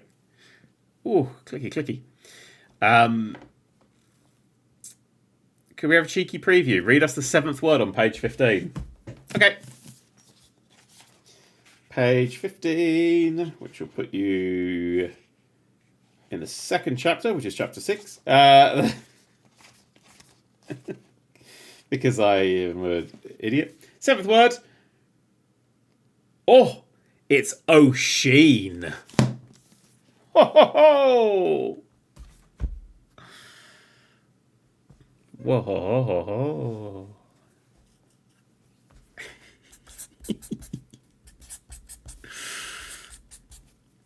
It's, I mean, it is the chapter about O'Sheen. So it's not exactly a big fucking... Yeah. Anyway. That gave me a headache when I started the ebook. It's fine. I explain it. I don't explain it very much in the audiobook, but the audiobook, is playing in the right order, so... I had to fight for it. I had to fight for it. And the contents page. Bloody hell. The amount of editors I had to swat away from the contents page. I'm like, no, I know what I'm doing. Fuck off. These are fucking getting chunky, these signatures. Look at this. If they were any chunkier, they'd be my new book, Paradox. Available soon. Available tomorrow.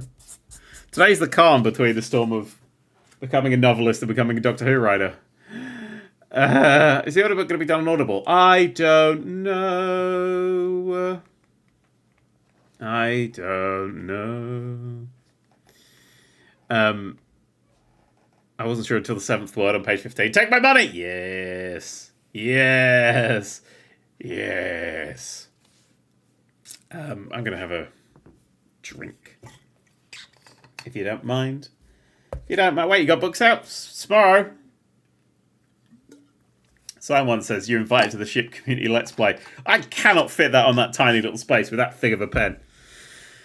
Where is the audiobook being published? I don't know. I don't know. But I'm recording it, and I'm going to send the files to Unbound, and then they're going to get them to you. We had problems with audio, because we'd already sold copies of it. I didn't think Audible wanted it last time. So I don't know if it's going to be on Audible or not, but... I don't know. I'm not really being a big fan of audiobooks. I don't really listen to them apart from, like... if it's exclusively on audiobook. I tend to go for physical copies. That's my thing. And, again, if you've read the book, you'll know that. I must admit, for a novel, right, there is an in-universe reference to Mike Bithell, Ashens, Kenneth Kennethson, and what's-her-face from my Watch Dogs Legion playthrough. Yeah.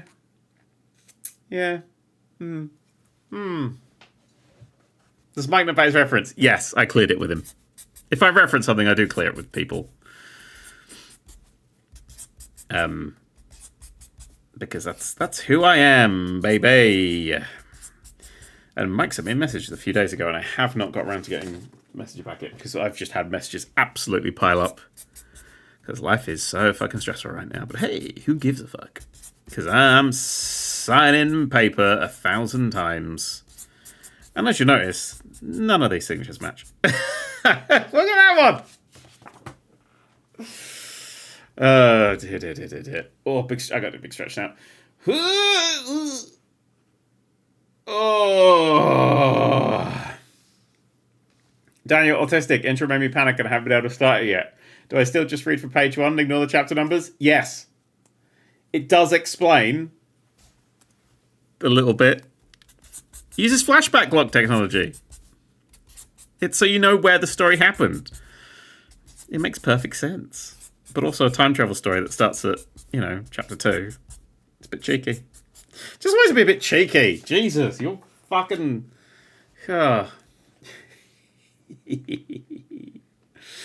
Anyway. Is there any way I still get a download for the PDF fuck your video games? I have absolutely no idea. Absolutely no idea. Did you clear the Enid reference? I didn't clear the Enid reference because I don't mention her by name. And I don't mention Kenneth Kennison by name either. Or Ashens, actually, I don't think. Mike Bithell's the only one who gets mentioned by name, but there are references to the others.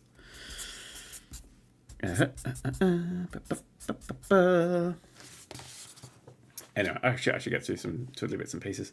Hades Dog says, Dan, just want to say thank you for being a wonderful person. As a trans woman, you made you've been a safe place for me since I found you a decade ago. Also, sorry for rambling. Just got to work and I'm very sleepy. Well, sleep well, Hades Dogs. Everybody is welcome here. Except the bastards. No bastards allowed. It was Will Hodgson. The comedian Will Hodgson, who might have been one of the podcasts, I can't remember, might have been doing a bit of stand-up. Actually, I think it was in one of their stand-up shows, said that they run a hairdresser salon now, and they put pride flags in the window. As many pride flags in their window as they possibly can. And they do that because it's more friendly than having a sign on the door that says, no cunts allowed. And I love that energy, and I think that's the energy I want to take with me. Oh, excuse me, sorry. They're non-binary. I always forget that.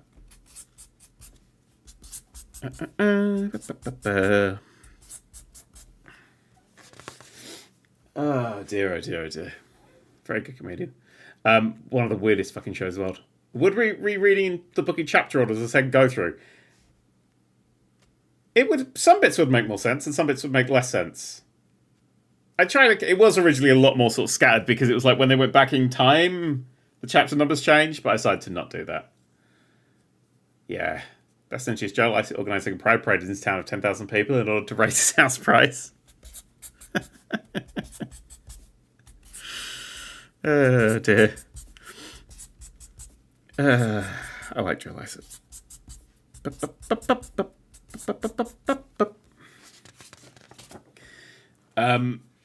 Oh, my back. Oh, my back's going to be the first one to go. Zydakin says, well, 5 months. Haven't been around in a while. Yeah, you haven't, have you? Uni's been kicking my ass. Yeah, that makes sense. And I'm definitely going to have to reset my honours project, but that's life, I guess. That's life. Also, our Big Finish story was great. You're right, yes. And I can't wait to read Paradox again once I get my personalised signed copy. You got a personalised signed copy? Ooh. Yeah. Don't fold them. Yeah, there's a personalized signed copies Rebecca's doing in the background right now. Hi, Rebecca. I mean, they're not here, they're miles away. But hi, Rebecca, miss you. What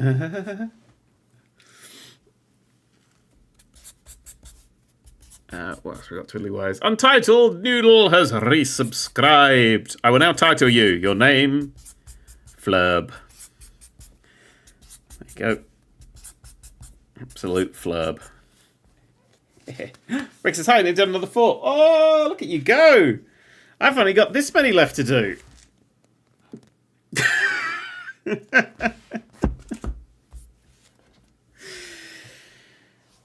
Oh dear. In my idle era says, oh my god, hi! I didn't know you streamed. I do. Hello. Normally I stream video games, but today, very weirdly, I'm just sitting here signing my own name. That is a little bit of a weird thing to be streaming, but otherwise I'd just be sitting here quietly doing this and listening to 8 out of 10 cats or something. So, well, a countdown one, of course, or probably just regular countdown. You don't have to sign 555 sheets. I gotta sign all of them. It should be about 5,000, but I'm gonna sign all of them. This isn't a video game. If it is, I'm losing. Actually, that's not true. I'm not here alone. There's a whole bunch of sea monkeys behind me. They're having a lovely time. And he used to do a stream where each tip he removes an article of clothing. Cool, so what do I do after the first 2 tips? I'm not taking my wedding ring off. That's not clothing. That's a part of me. I got pajamas on, for fuck's sake. Like, actually, I don't. I got a Steven Universe t-shirt and Greg's trousers. And he wants them back. Hey! And speaking of hey... hey, kids! I'm Krusty the Clown, and I love you very much. Aw, isn't that sweet? Anyway. Oh.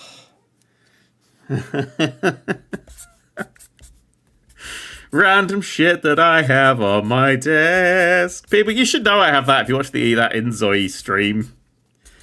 We broke the terrible game. How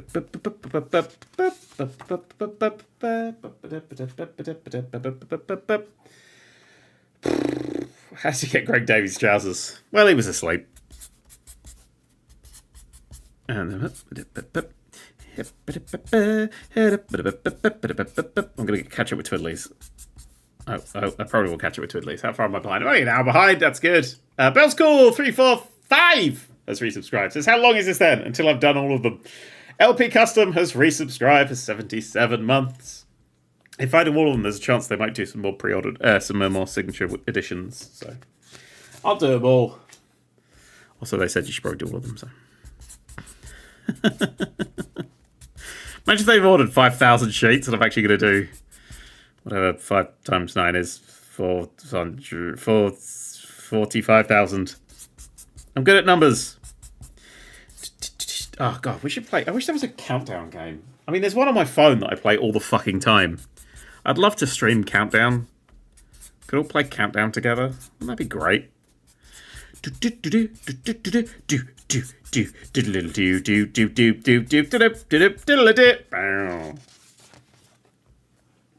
like the Le Mans of book signing. And I didn't even take any performance-enhancing drugs. Wait, Le Mans is cars, isn't it?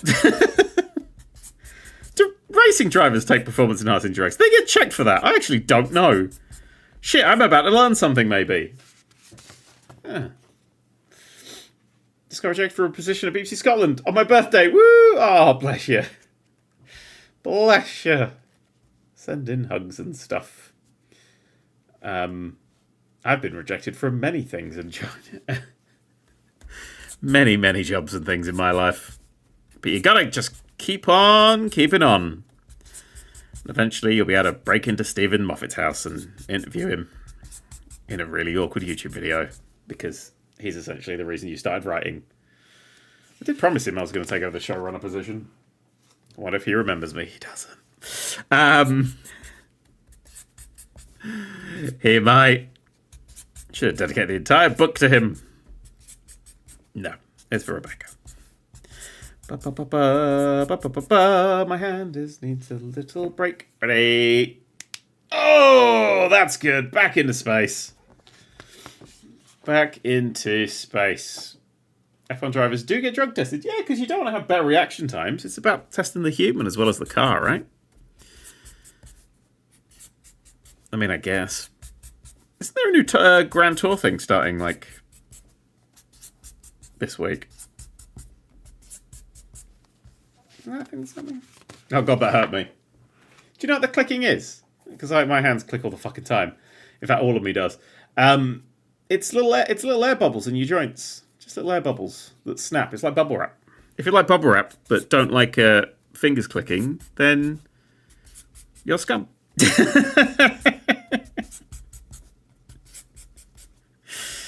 You're just scum. I'm so sorry, I didn't mean to say scum.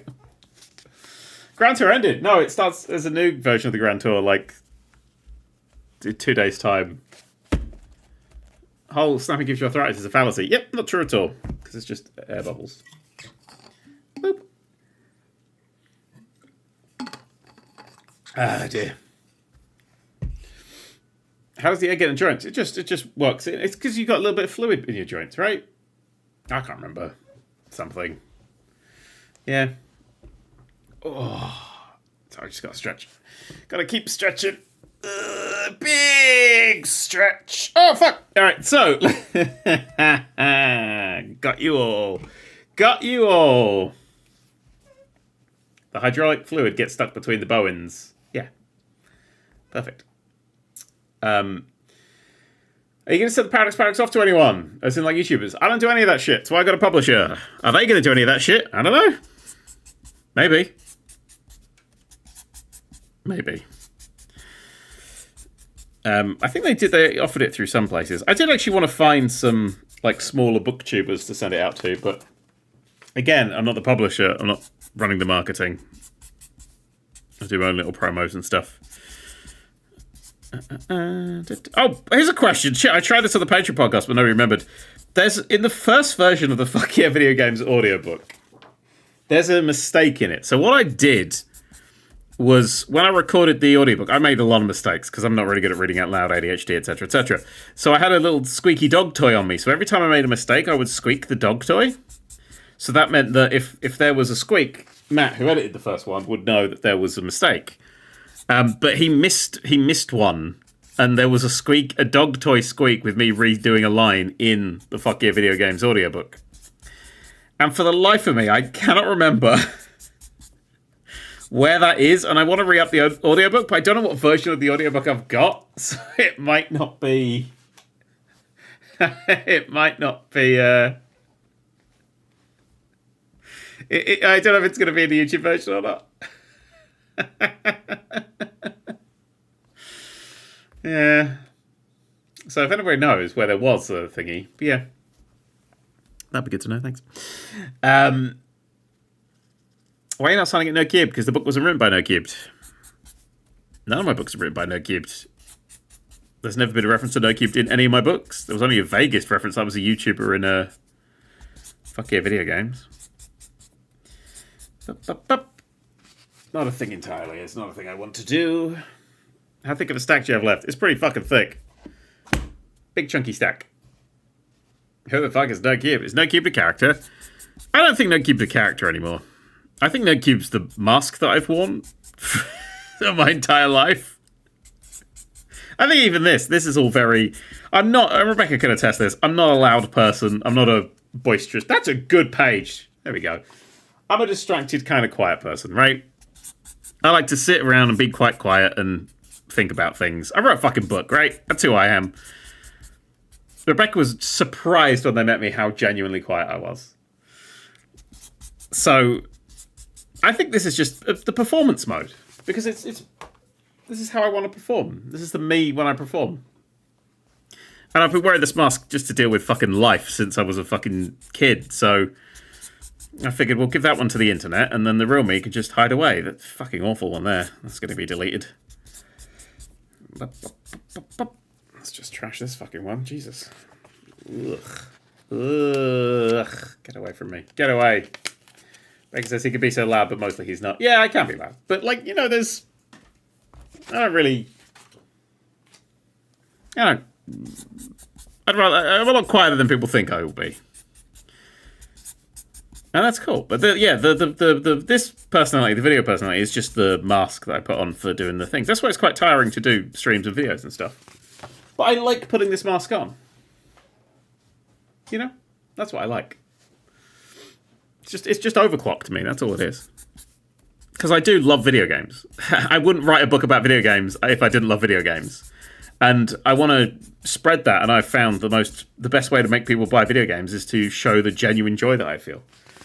So when I laugh at something in a video, it's because I'm having a good time. I must admit, I do sort of laugh quite a lot. I do laugh. I know what laughing is. I've always been a big laugher of things. But yeah, just a little bit more energy. Just a little bit more zhuzh. Why did you enlist the Sniper Elite 3 video? I don't know. Might have said something dodgy in it, because I've said some dodgy things in my time. Yeah, true story. Wick Sorcerer has subscribed. Timberlake. Dan, I've not received the Doctor Who audio story yet. It should be... Go to Big Finish. You should just be able to download it. If you got the Big Finish app, make sure you refresh your Big Finish app. And it will appear at the top of your purchases. Or you just download it from the website logged in, I believe. We went live about 9 o'clock yesterday. Real Daniel is a soulless husk. That's me, baby. I'm not. The real me is a very quiet person who likes to talk to his chickens. Mostly apologies at the moment for my poor little chickies. Because they're having to sort of slum it a little bit, but... You know, thing.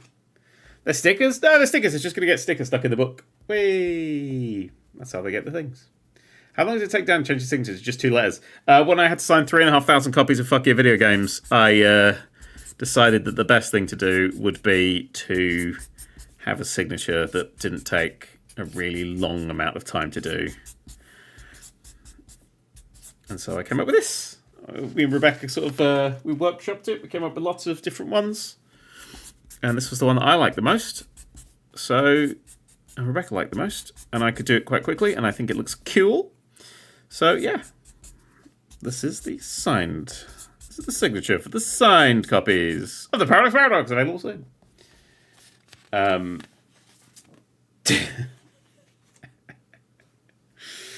Oh, dear. Oh, stretch the hand.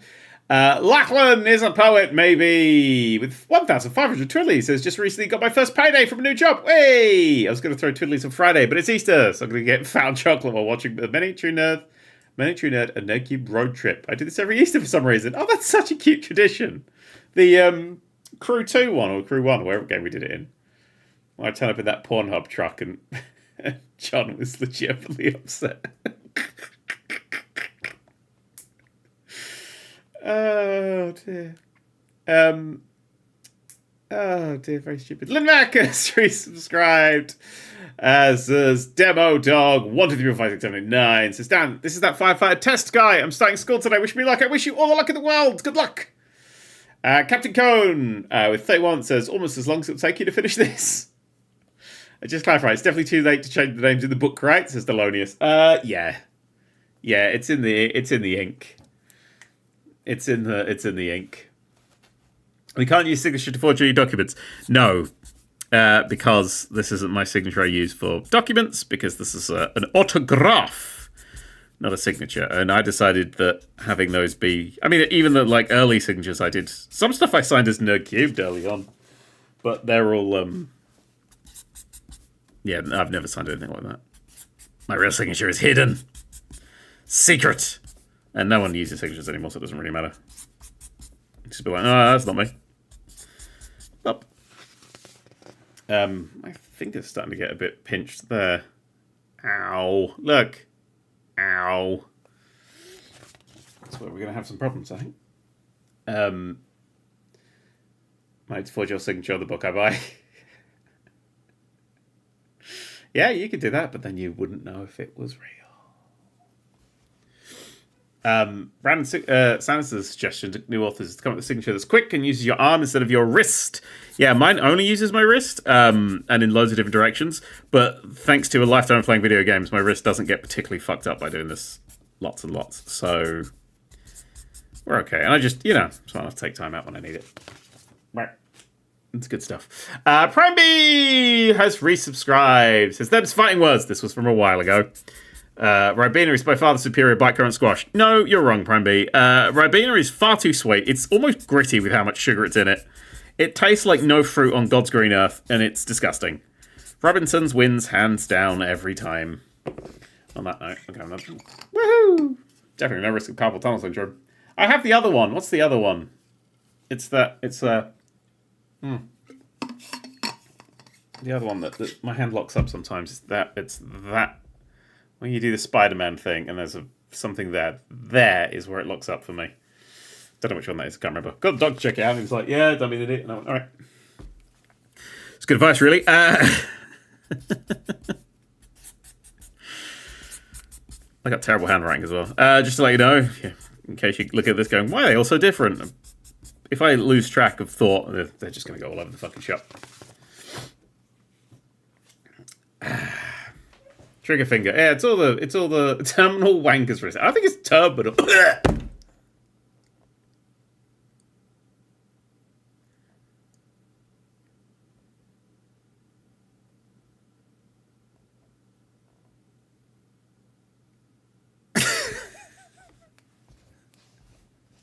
He died as he lived. Wanking. With both hands on the screen, which is very impressive. Oh dear, oh dear, oh dear, oh dear, oh dear. So I am stupid. In the real world as well. The resurrection! Happy Easter, fuckers! Joke to death. Oh dear. Oh dear, oh dear, oh dear, oh dear, oh dear. Do one with the golden pen and winner gets a golden Nerd³ head. I don't have a golden Nerd³ head. So, yeah. Where's the book being shipped? As soon as I get these fuckers to them, maybe. I don't actually know. I'm not the publisher. I've just realised these all say Unbound on it. I think Unbound is still the name of the publishing arm, but it's now Boundless that owns them, and everything that's been contracted is going to be sorted and blah, blah, blah, blah, blah, blah, blah, blah. Blah. Words, words, words, words, words, and guff. Okay.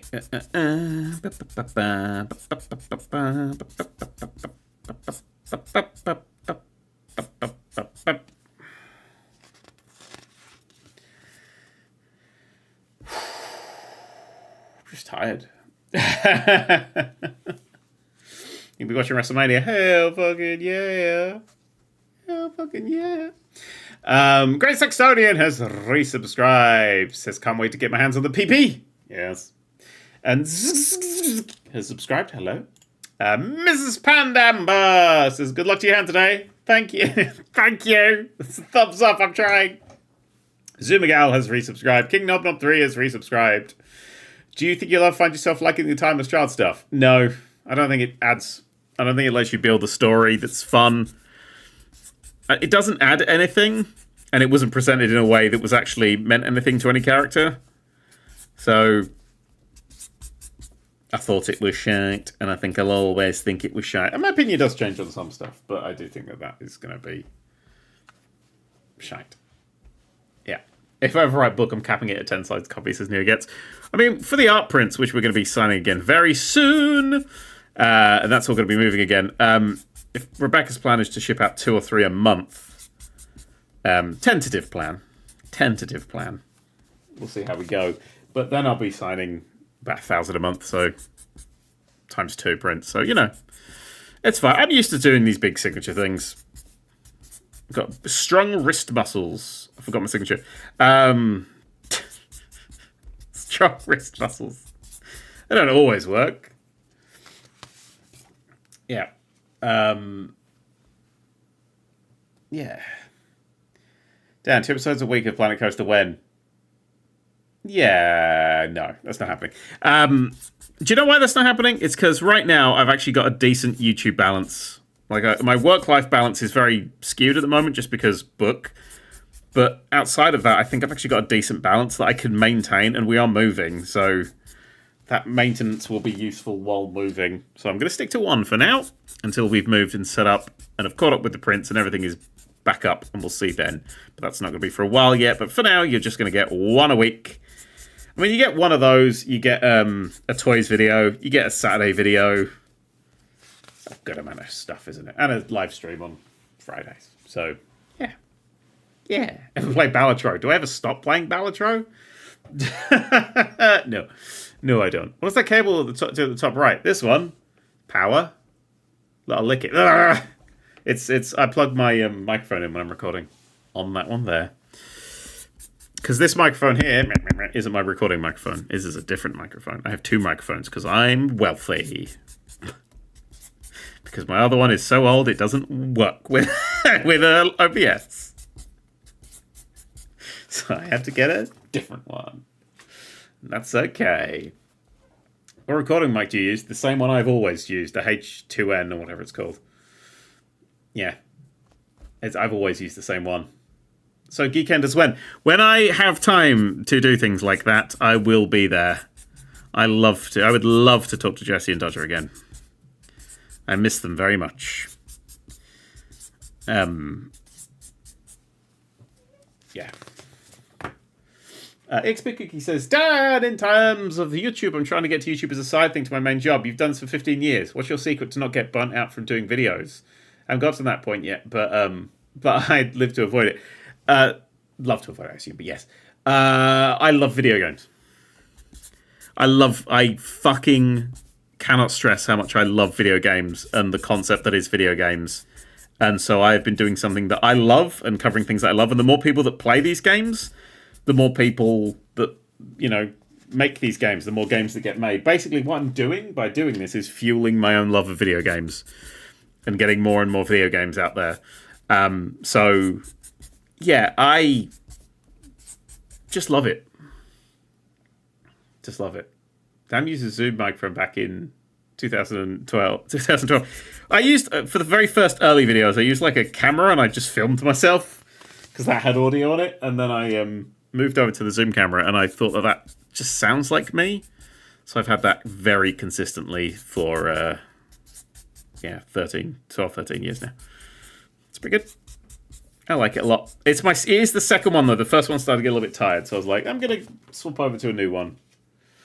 But yeah. Do what you love and you'll be okay. Hell yeah. Zoom H2N is my recording mic. True story. What is the book about? What's your OG Planet Coaster series? Bridge Builder Sim. I'm Planet Coaster 2, but I'm a big reader too. Oh, my book. This book here. The Paradox, available tomorrow. It's a science fiction rigmarole. It's a time travel science fiction story. It's about... What's the best way of describing what it's about? Well, let's turn to this page and just read, shall we? Oh yeah, I turned off autofocus. The Paradox is a dark sci-fi comedy set hundreds of years in the future. It's also set a fair few years in the past. Oshin Shubble has been working his entire life to resolve the paradox of a desperate audio message from years ago, one which holds a horrifying secret that will change the course of history. His plan, build a time machine and return to the source of the message, but he can't do it alone. Fortunately, the universe has supplied a perfect team, an archaeologist serving 28 life sentences, a veterinarian with an identity crisis and no original body parts, a cheating university student, and a famous but very, very dead starship captain. Together, they will be propelled across the past... Excuse me. They'll be propelled across the past and to worlds beyond their timelines on a temporal treasure hunt to trace the tragic truth behind whoever Austin Lang turns out to be. But time is not to be trifled with, and each misstep unmasks another layer of chronological chaos. The past can't be saved, but will there be a future worth saving? Ben Teds wrote that. I cannot write shit like that to save my life. So my good friend Ben Teds wrote that, and I nicked it. And I put it everywhere, and it's in the book as well. I used it for the book. I was like, yep, that's fine. So that's what the book's about. It's a big time travel, stupid adventure thing. But yeah, I know that. Metallica for life says, alright, you saw me, I'm getting the book. Hey! Does the sun explode in the book? No comment. A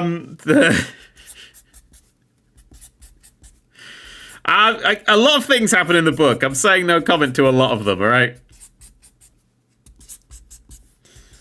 Oh dear, oh dear, oh dear, oh dear, oh dear. Anyway, I will listen to Ben Ted's audio story tonight, says Machine. As will I. I really need to make time. I'm very excited to listen to it. Because Ben Ted's my good friend. Has been a busy beaver, written quite a few Doctor Who stories now, and is on the same box set as me. We're now box set buddies, which I think is bloody fun. Lovely little universe thing. This isn't a book you're signing, you like to be damned. I mean, it is technically, because these are going to go in the books, but yeah. Yeah. What's everyone guessing the number of Sharpies Dan will go through? I'm going to guess 5 to get through all of this. 5, I think, is right. It sounds like you say Ben Ted. No, I'm saying Ben Ted's. As in that movie about that bear that talks.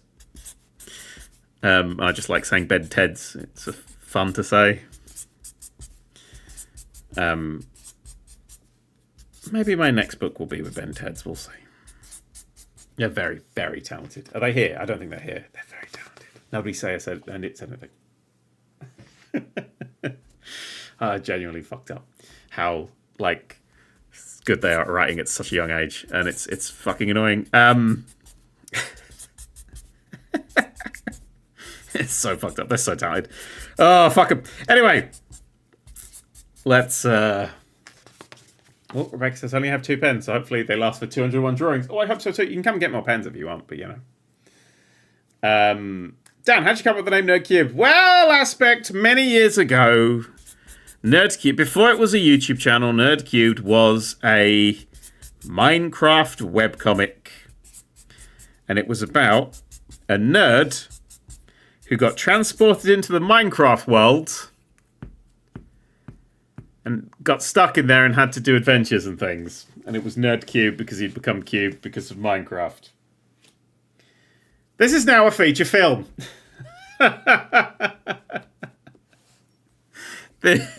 Basically, an idea I had 16 years ago is now making billions. And you know what? Yeah, I'm not surprised. It's the very first idea anyone could come up with. Just Jumanji, innit? Anyway. What are you signing? Oh, the sheep! I'm signing this, The Paradox, my brand new book, which I've just written because I'm a writer and I write things. Look how fucking chunky it is. Look at the grass that I accidentally got on this copy of it. Wow, it's sci-fi time travel rigmarole. Good time, fun time, explosive time. Do you like Doctor Who? Do you like Douglas Adams? Well, this is not as good as those, but I tried. So I'm signing the book plates to go in those. And I like signing books. Someone's asked which is better, signing books or book plates? Book plates, because I can sign 9 very quickly, whereas with books, you have to have them all at a certain page, and it's just it's a fucking nightmare. Absolute fucking nightmare. And this is a much less nightmare, and you still get the signature banged in the book. And I thought if I streamed it, you'll be able to see, try and search, watch the stream and find your special signature. Were you the one that just gave a little smiley face to there? Maybe. Somebody will get that. But who? 10 out of 10 pitch. Thank you. Our signed copies available. They sign out. I think they may come back in stock later. But right now they're only selling, I believe, the non-signed version of this chunky book, which is £20. I think the signed ones were £30. And there are the various other versions, including I have to do some paintings for people. They're going to come much later. I'm going to sit down and I'm going to learn how to paint. I'm going to paint some pictures for people. Just realised, is my signature the Duff logo?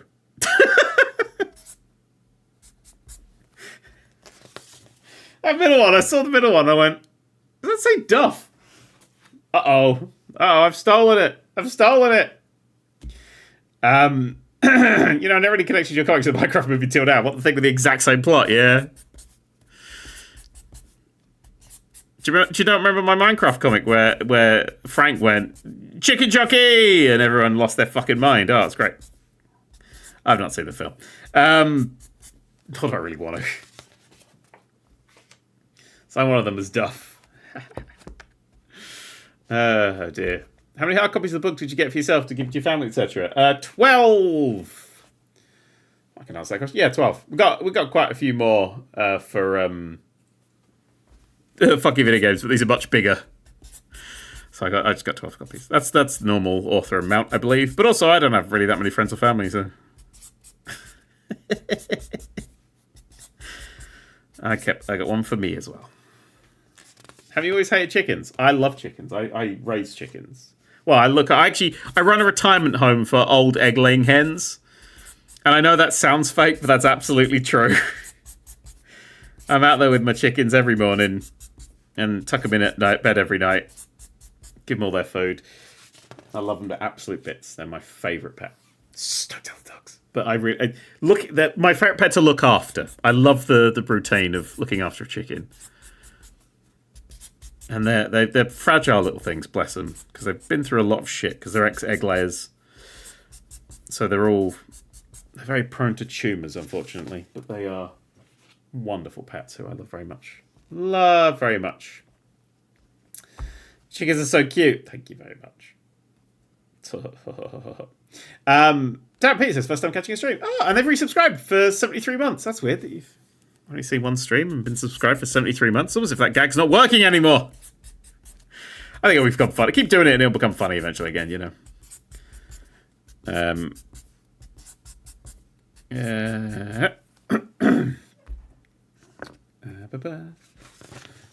Chickens are dinosaurs. Some dinosaurs, yeah, some are dinosaurs. Roz, my chicken Roz is a dinosaur. She's actually a dinosaur. She will fucking destroy you. She will destroy you. Don't even fuck with Roz, right? Just saying this now. Don't fuck with Roz. When is the Paradox game coming out? There will not be a Paradox game. I wouldn't even know how to make it into a game. It's not a game. It's a book. I always do things for the specific medium that I'm working in. You know, I'm not going to write anything. Oh, we've got a little bit of maybe this pen on its way out. You know, I don't particularly write. I don't particularly write things that don't need to be. They're in the wrong medium. It's why I was talking about this directly the other day. It's why I hated Shakespeare at school. Because it's a play and I'm reading it. That's wrong. How the fuck am I supposed to contemplate that? It's absolutely broken. That's why people hate fucking Shakespeare. It's because they gave you a play and say, read this. No, that's literally not what you're supposed to do. I'm not fucking performing it. It doesn't work like that. This is a failure. A failure of the school system. I like that one. But anyway. The Paradox game will be a mobile exclusive cash grab. It will. Mr. Rebecca says, I'm scared of Roz. I think I'm the enemy because she loves Daniel so much. He's absolutely fine with me. Yeah.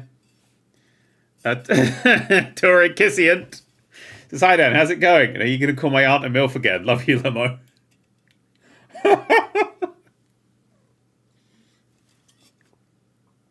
Cameo's wild.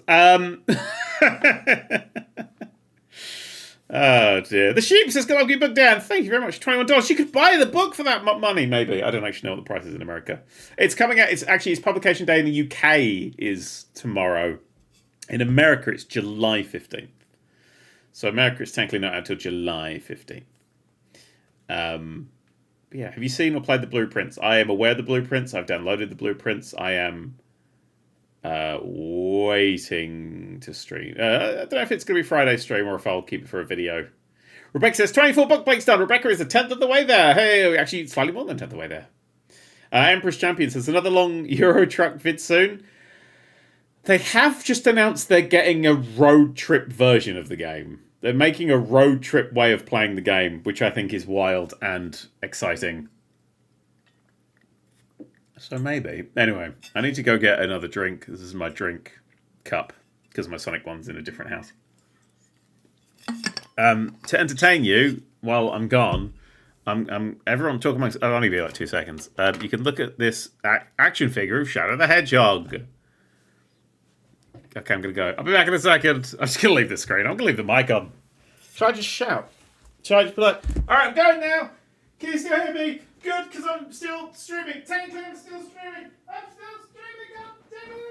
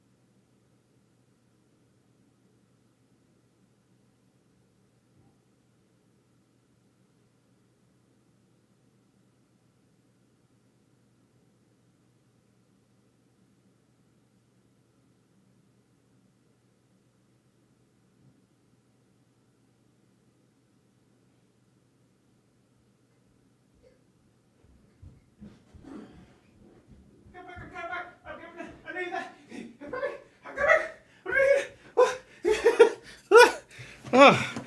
Woo. Oh. Hi. I'm back. Hey, thanks, Keanu. You want to go sit back over there? Okay, there you go. Oh shit, he's fallen over! Oh shit, he's turned super! Ah! Feels weird having a visible Sonic. Hang on a second, there you go. Have a little Sonic scene there. Oh dear. I'm just gonna rest up for a bit. Just rest up, let's have a bit of chat. One of the really important things to do is just take some time. Take some time. Breathe in, breathe fucking out again. Never beating the autism allegations. I can beat the autism allegations. Anyway, should we open this minifigure blind bag that I bought? I figured I'd buy some blind bags to treat myself throughout the stream. So let's fire one of these in. This is series 27. I don't collect them all anymore. I just buy a few. I really want to get this little cutie here with the the Squishmalls, or whatever the fuck they're called. What are they called? I always call them Squishmalls. That's definitely not the name. But yeah, that's my goal. So let's open a quick. Let's just treat ourselves, you know. Oh! Looks like a bit steampunky. Oh fuck! There goes the mouse. Let's assemble you. We got a top hat. We got what's this fella? Oh, it might have a little jetpack or something. Let's have a little gander at the thingy. The thingy. It's like a little camera or something. Hang on, I'm gonna build this. I'm gonna try and build this on screen, but who the fuck knows? I'm not very good at building things on screen. Ooh, a bit of Lego's popped under there. So that goes on there, that goes on there. And then this fella goes on here. And then a little screw goes in here. And a little puff of smoke goes on here. Like a little steampunky little boop. And then you get your hat. Yeah, sorry, monocle. He definitely looks like he had slaves. And let's... Did you really have that? I did, yeah. And let's... Yeah, no, there's some steampunky vibes there. It's got a little steam... I can't change the focus, I do apologise. Little steampunky man with a little metal arm here. It's Bucky Barnes. And then that will pop onto there. And he can go stand over there. And I'll just put the bonus Lego on the side over there. And then there's the other ones. Oh, will we get any more of these in the live stream? Well, I've got 4 more, so we'll see. This one's got a... Looks like this one's got a little thingy arm. I don't know what this, the word has gone from me. Thingy arm. Oh, wait. Did I have his hat on the right way around? Oh, wait, no. Oh, he's got goggles on his hat. Ah, okay. Got goggles on his hat. Do you pre-scan them? Just random. I get like 4 per season, just random, and that'll do me. But yeah, I like Pirate Thingy. I definitely want that one. That's really cute. And that appears to be some sort of like little hamster guinea pig thing, so I want them as well. I like the that one with the little arm, prosthetic arm. Prosthetic, there's the word. Thanks, brain. Cool. Anyway. Oh, we do like to have fun here. Sonic, sit up. Christ, we're on a live stream, you fool. Oh my god. Sonic the Hedgehog is the most top-heavy fucking character. There you go. You can stand next to him on your little centre. We're just going to get some mascots as we go. There's an app for the last 3 series that lets you know which one is in each box. It's true, and they in Lego stores sometimes they'll have them upside down because then you'll see all of them and you just scan them and it'll tell you which one it is. Is Togepi with you? Yeah, we'll put Togepi here as well. Right then, shall we continue signing? No, let's not do that. Emotional support toys. I mean, speaking of... I'm Krusty the Clown, and I don't like you. So I had a switch flip to evil. It's a whole thing. Fuck it. I'm going to catch up with some Twiddlies briefly. K-Silly E28 has resubscribed. Dan Peter says, yes, definitely first time catching a stream. Michael the Bye Guy says, unfortunately forgot to pre-order the book. It was 5.5 years of pre-order! Which I did immediately, fuck yeah. But alas, well, you can get it. You can get it still. Oh my fucking god, don't ever do that again. Shh, it's fine, it's fine. Abby Spook says, my greyhound is home on foster for the first 2 weeks. Officially ours in just over a week. He settled in really well with Molly and Pepsi. His name is Sykes. My family named him after a comedian, I think he is. Yes, Eric Sykes, one of the greatest comedians of all time. It's a great name. Absolutely adore Eric Sykes. Love the name. Didn't expect Krusty the Clown jump scare this stream. It's what the kids love, isn't it? They love things. Dan, give me strength. I'm on the last 1,000 words of my dissertation on The Simpsons. What are you writing about? Like, specifically? Is there... I want to know what you're writing. I give you strength, 1,000 words. It's not many. I mean, you know. Put it in context, 165,000 words. So, let's just... let's not fuck off.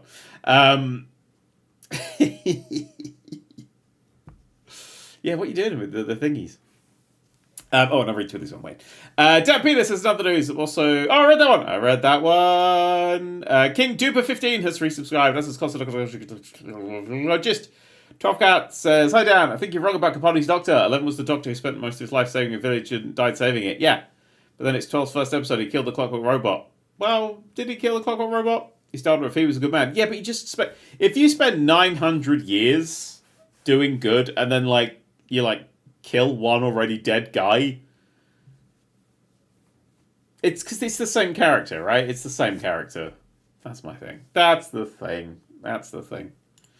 I'm trying to pin where The Simpsons stopped being cultural and critical. Oh, and critically considered a good television show.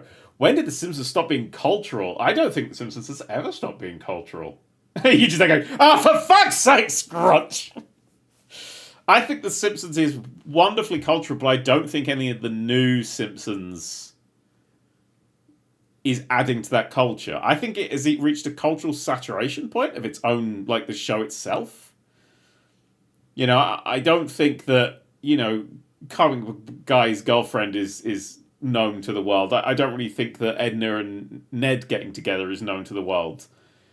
But if I say, hi, Super Nintendo Chalmers, you bet your ass every millennial in the area is going to have a good time. Right? There's... Don't tell me the woke left have gotten to The Simpsons. There's a P in it.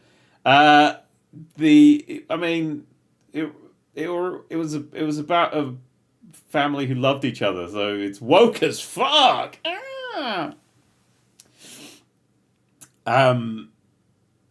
Yeah, there is a, because I always thought it was sort of like season 7, 8, 9 when The Simpsons started to deteriorate. When Conan leaves, and you go, well, it's sort of had its time now.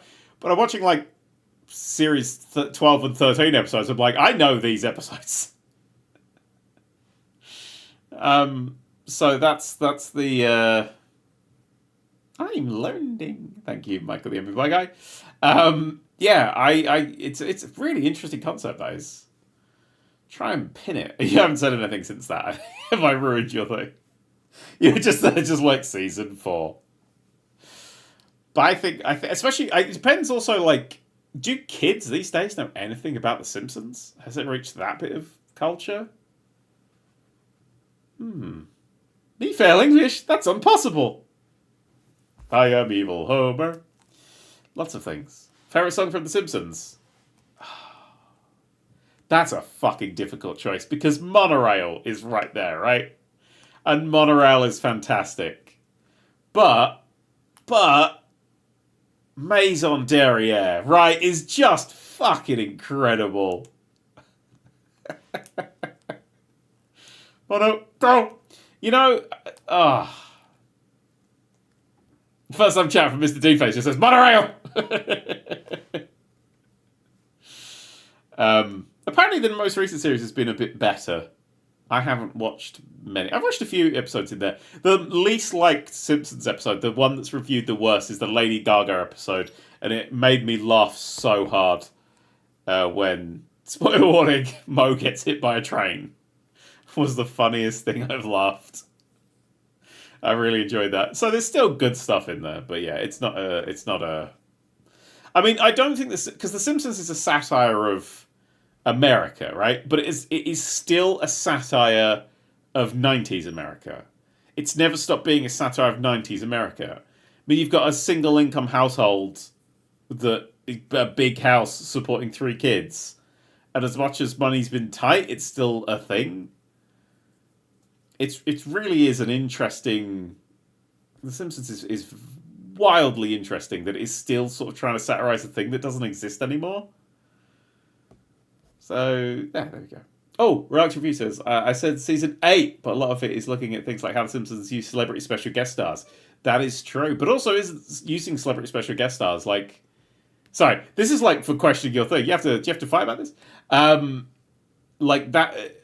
They didn't used to focus on it, but they did get some big names, and maybe those big names were keeping it relevant in the culture. But then it did start to dominate towards those. This fucking interesting question. I enjoy your dissertation. I hope you do very well with it.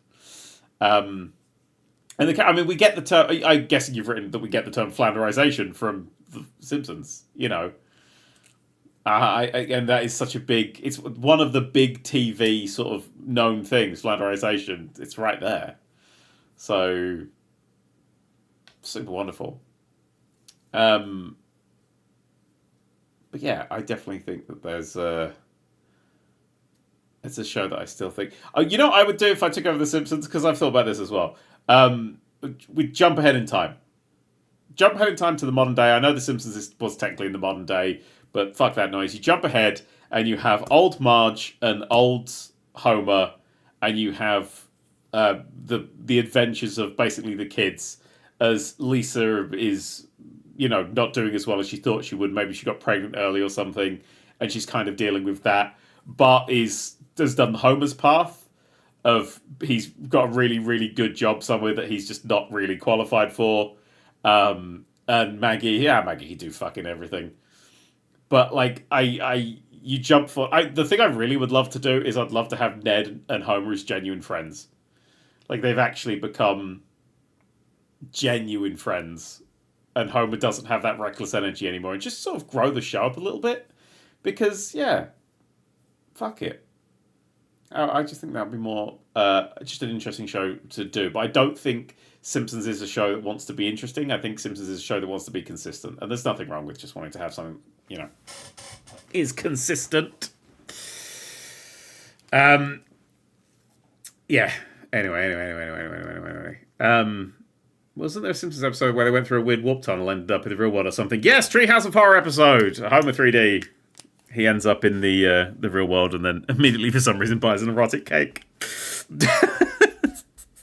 Why? I don't know. But ignore the fact my hair's falling out. But yeah, it's a. was only a little. It was only a little bit the end of a Treehouse of Horror episode. I really like The Simpsons. You may not be able to tell this from the fact that I have a Krusty doll on my desk, and all of the Jack Simpsons figures, and the most recent Toys video was Simpsons figures.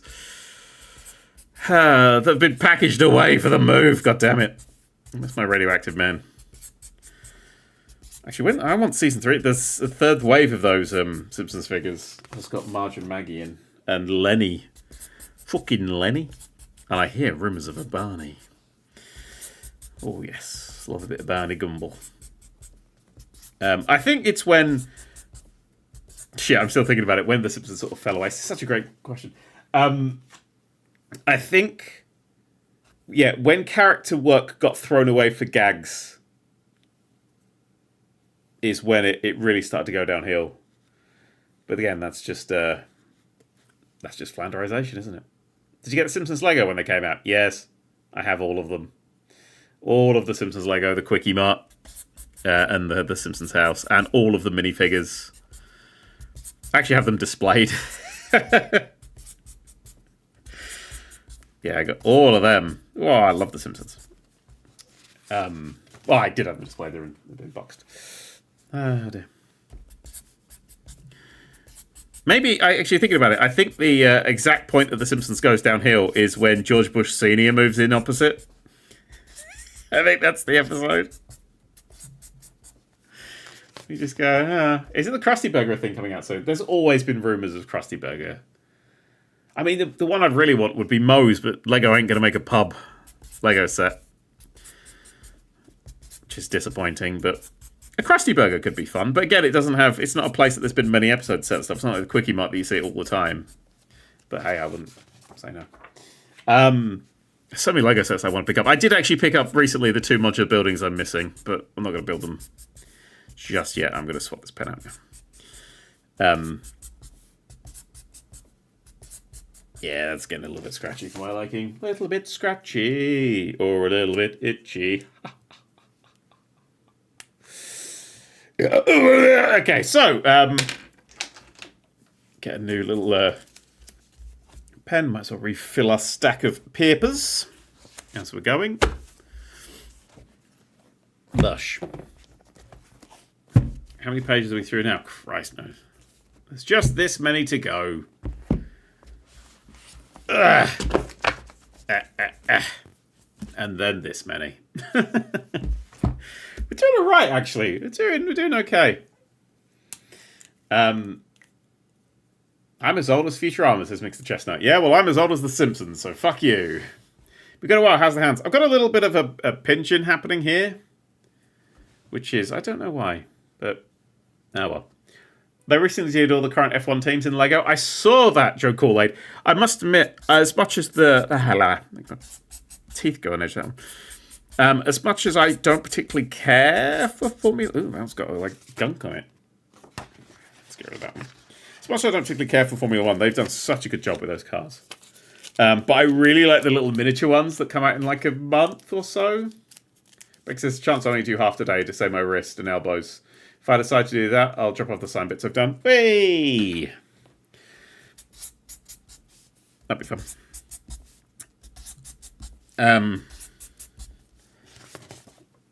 Cool. Have you got any colour choppies? No, I'm just doing things. Used to watch you after school in 2013, Lauren LLC says. How have you not burnt out, dude? I love what I do. Still playing video games. Still being crap at them.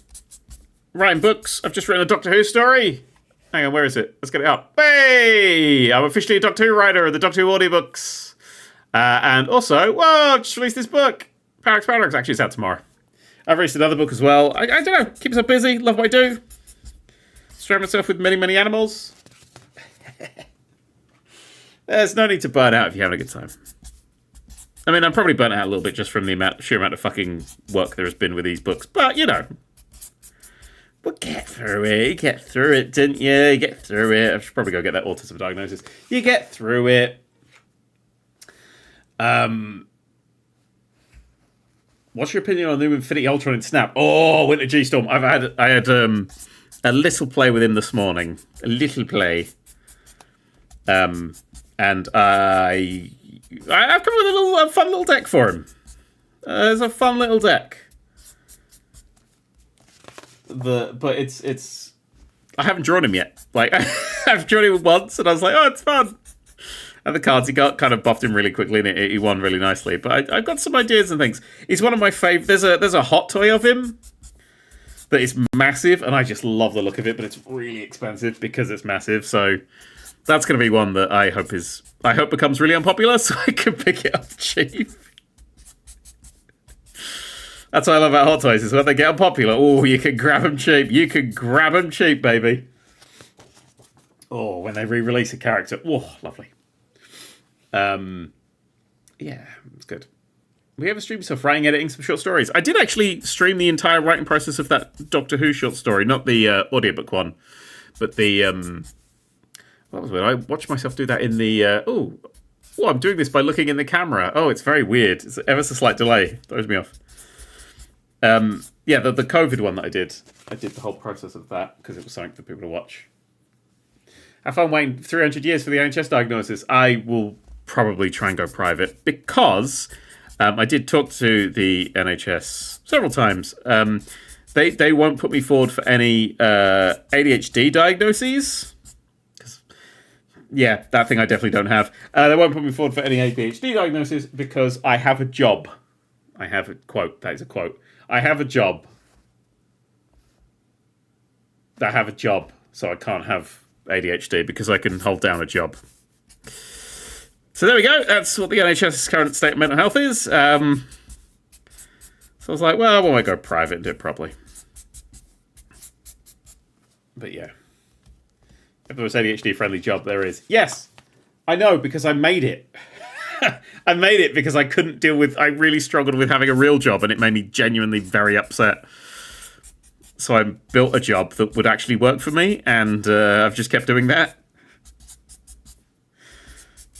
That's a good one. I like that one. Yeah.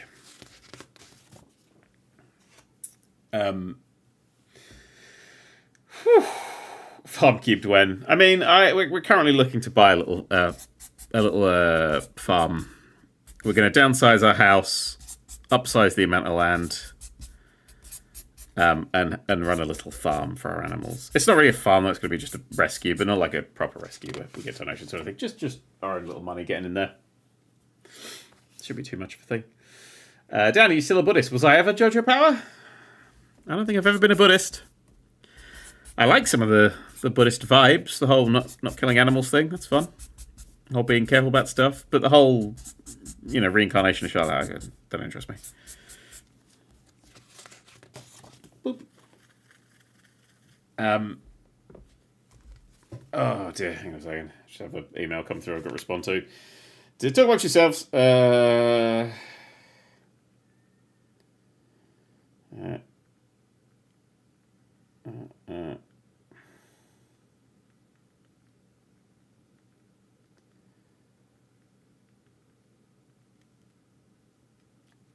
Okay. There you go. Da, da, da, da, da, da, da, da. If you reincarnate into any animals, what would it be? My guinea pig Robert, because he has a really fucking good life.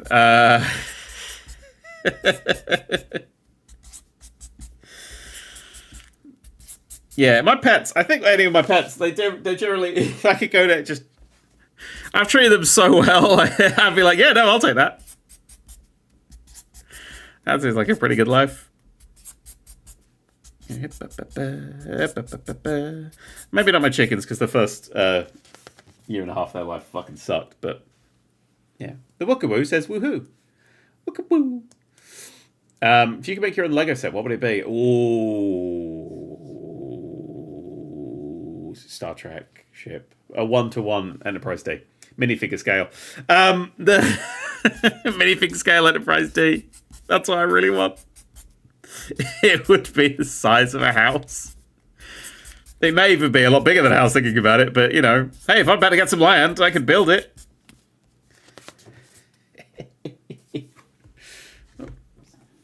Da, da, da, da, da, da.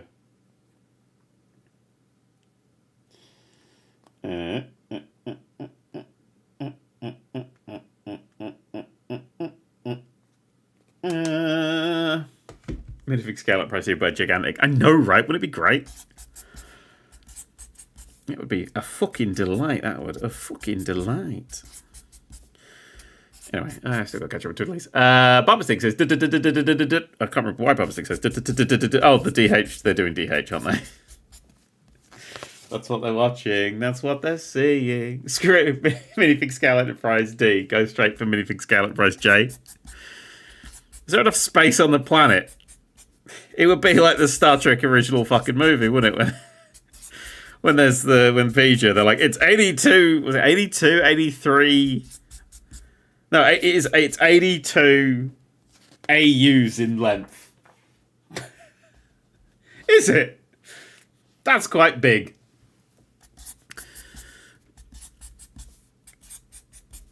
To put it in, yeah, to put it narrowly, that's quite big, isn't it?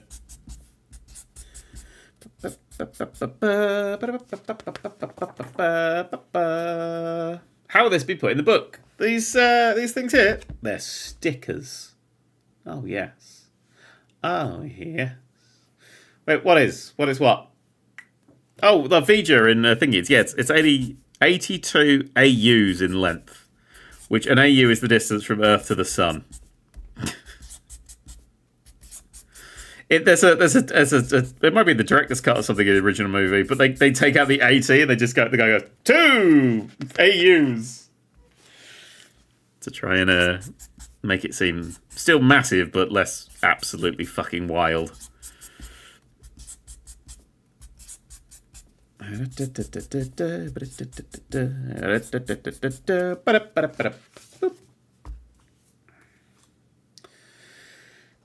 I want to play Star Trek Online. Says Lycan 482.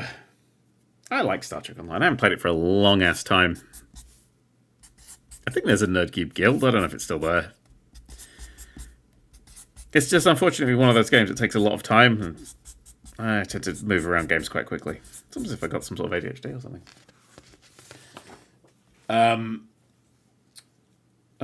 What does Mike think about you becoming a Doctor Who writer? Says Damn it, Peter. I think that we may never be able to mention Disney in a podcast again.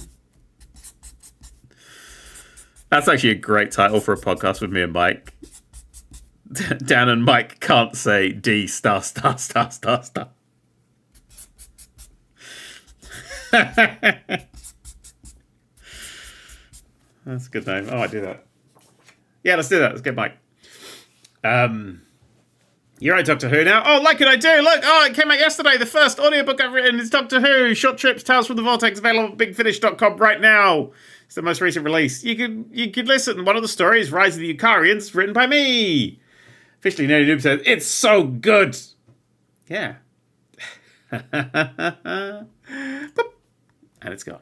While I continue my signature work. Any podcast plans with Mike? I currently don't have any, but Mike sent me a message a few days ago, and I need to catch up. I will get back to you, Mike. I will, I promise.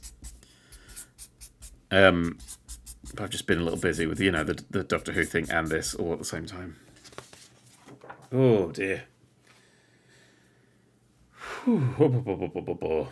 I hope you get less stress when this book money starts flying. Books don't make a huge amount of money. We've tried to sort out all of the financial shit outside of the book and with like Patreon and stuff, and that seems to have worked well. So I think we're on track to be okay without book money, which is nice. So we can use the book money to do stuff like upgrade my computer, which is fucking creaking now. Every time I'm editing, if I hit space to play the footage I'm watching, there is a 10 to 30 second pause before it actually starts playing now. Yeah, I've not been able to fix that. It's not doing very well. Oh. Officially, Noob says, I listened this morning and it was amazing. You painted the pictures very well and the 11th Doctor felt very 11th Doctor-like. Could imagine a lot of the scenes very well. Thank you very, very much. Yeah. What's the turnaround time of the Doctor Who story from start to final edit? Well, it depends where you define the start is. A year ago, I was asked to pitch some ideas. And then sort of nothing came for a while, and then they got back to me. But the the time from I'm staring at a blank piece of paper that I need to write a script on to here's the final draft of the script was 1 week. So, yeah. I talk about this more in the exclusive Patreon podcast, episode 200, which I recorded a long time ago.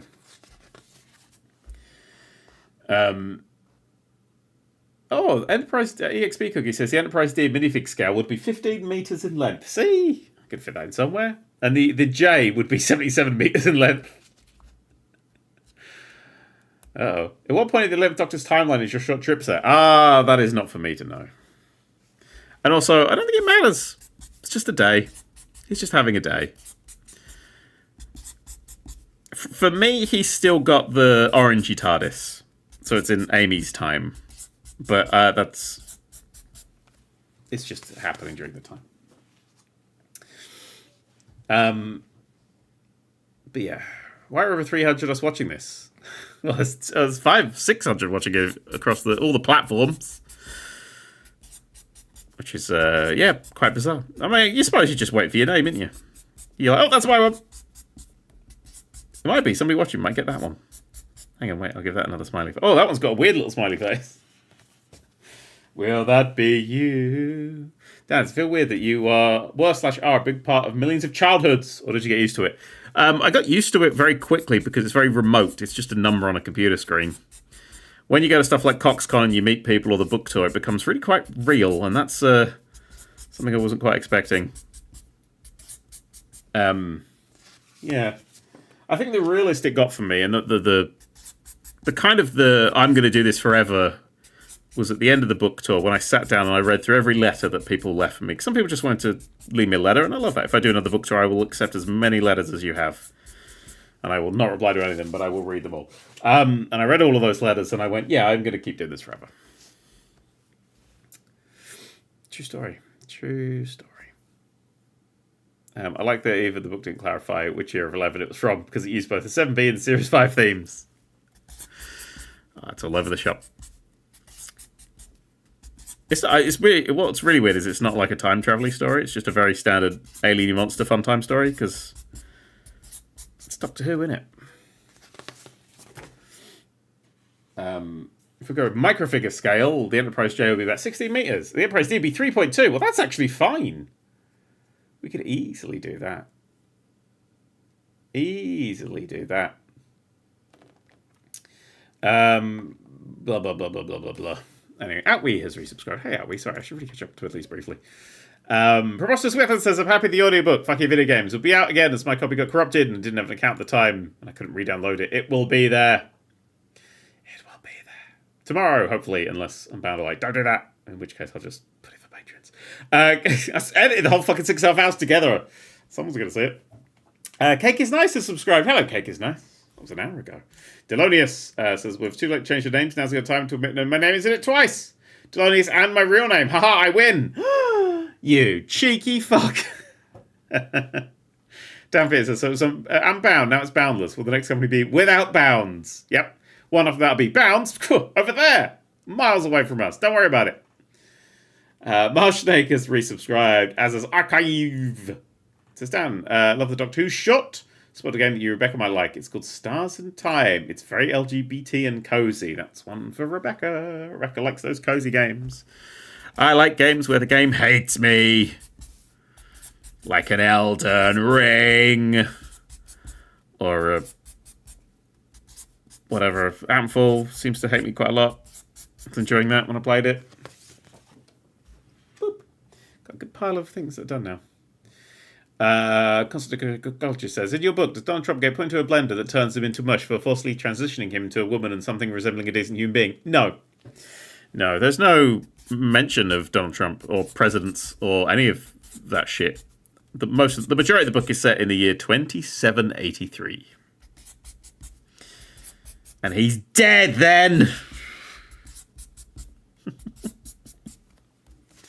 Because it would be weirder if he was alive.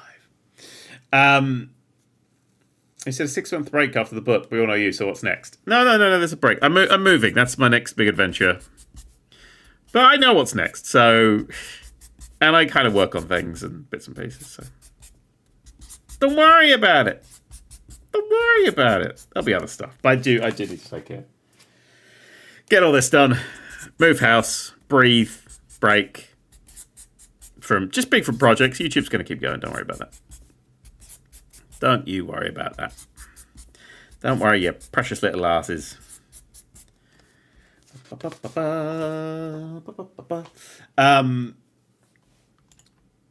Jen Rosary. This is totally random, but my house is up for sale, and I thought of you, Dan. Surrounded by fields, quarter of an acre with a 12 by 40 foot garage.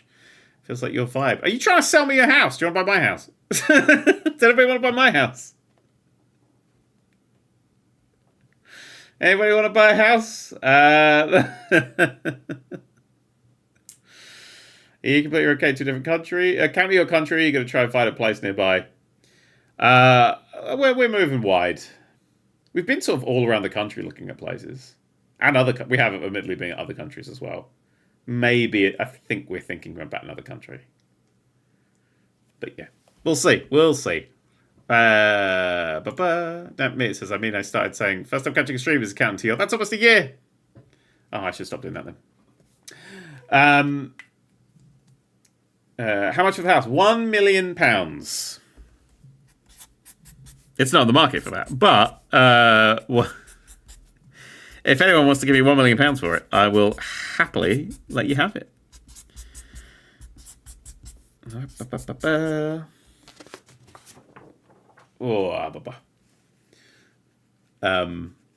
Brian Versus, without spoiling much, I wanted to say I really liked your approach to thing. Not gonna read it out. Just kidding. Is it a spoilery? I don't think so. But no matter how long it takes, it is, isn't it? That's one of the themes, I suppose, of the book. But it kind of, that final chapter of Parrot, I'm not going to spoil it, but the final chapter of Parrot, not the sort of the conclusion of chapter, but that one, you know the one. There's a lot of arguments, a lot of discussion. It was hard to get to that point and to say this is what I want where I want the book to end, because in some ways it's unsatisfying, but in other ways it's very satisfying, and I don't think some people are going to dislike it, and that's okay. But I also had to tell it this way because that's the thing. Jojo Power says, first time really watching a Nerd³ stream in 7 years. Welcome back. I should get some food in a minute. I'll do a live cooking. Because I can't eat any of the food I've got in raw. Actually, how many... I feel like I'm sort of halfway through. Including this, maybe a little bit less than halfway through. 7 years, that's almost a year. So I know how the rosebud cheat works in real life. If I knew, nothing would change. I genuinely mean that. If I suddenly won like billions of pounds on the space lottery, my day-to-day wouldn't change. I'd still be making YouTube videos. I'd still be making books. I'd still be doing all this sort of stuff. I love doing this. I think that's the sign. That's the sign that I'll keep doing this for as long as I can. Is that I'm like, yeah, no, I this isn't, this is just what I have to do. That's what I have to do. I don't want to make cool things. I want to make games, and I want to make more books, and I want to do some other stuff. That's the lie. There will be a lot more Sonic stuff if you want that amount of money. Well, Josh Gamer Sloan, I probably would buy the Trocadero. Is it still there? It's probably not there. Rebuild Sega World. I don't know. I tell you, actually, yes, no, there is one thing I would immediately purchase, and it is a Sonic thing. First for Figures is doing this like metal Sonic figure. That is like, it's First for Figures. They do these like really big, expensive figures, and it's Metal Sonic, who's my absolute favorite, and it's just stunning looking. But it's like 500 quid or something ridiculous. I think that's dollars. So it's just ludicrously priced, and it's not out for like a year and a bit, and I can't, moving house, can't afford it. Not a thing that I'm going to do. Yeah. Chain question, but was that one bit in the book inspired by Systems Nominal? No, it was inspired by an old Star Trek pilot that I wrote. which I think I talked about on a live stream once, but that is definitely where that all came from. And Systems Nominal came from that. So they're both inspired by the same source. Not, like, inspired one of the other. Dead Darlings. There was a Dead Darling at one point, and, you know, it's back now. Damn, how woke is Paradox on a scale of 1 to 10? Fucking 90.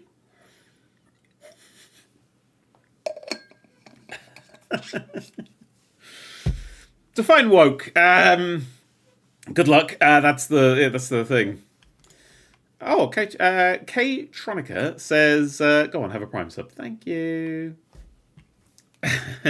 Zach Thompson is sick. I mean, for those who've read the book, will attest that it's quite LGBT heavy.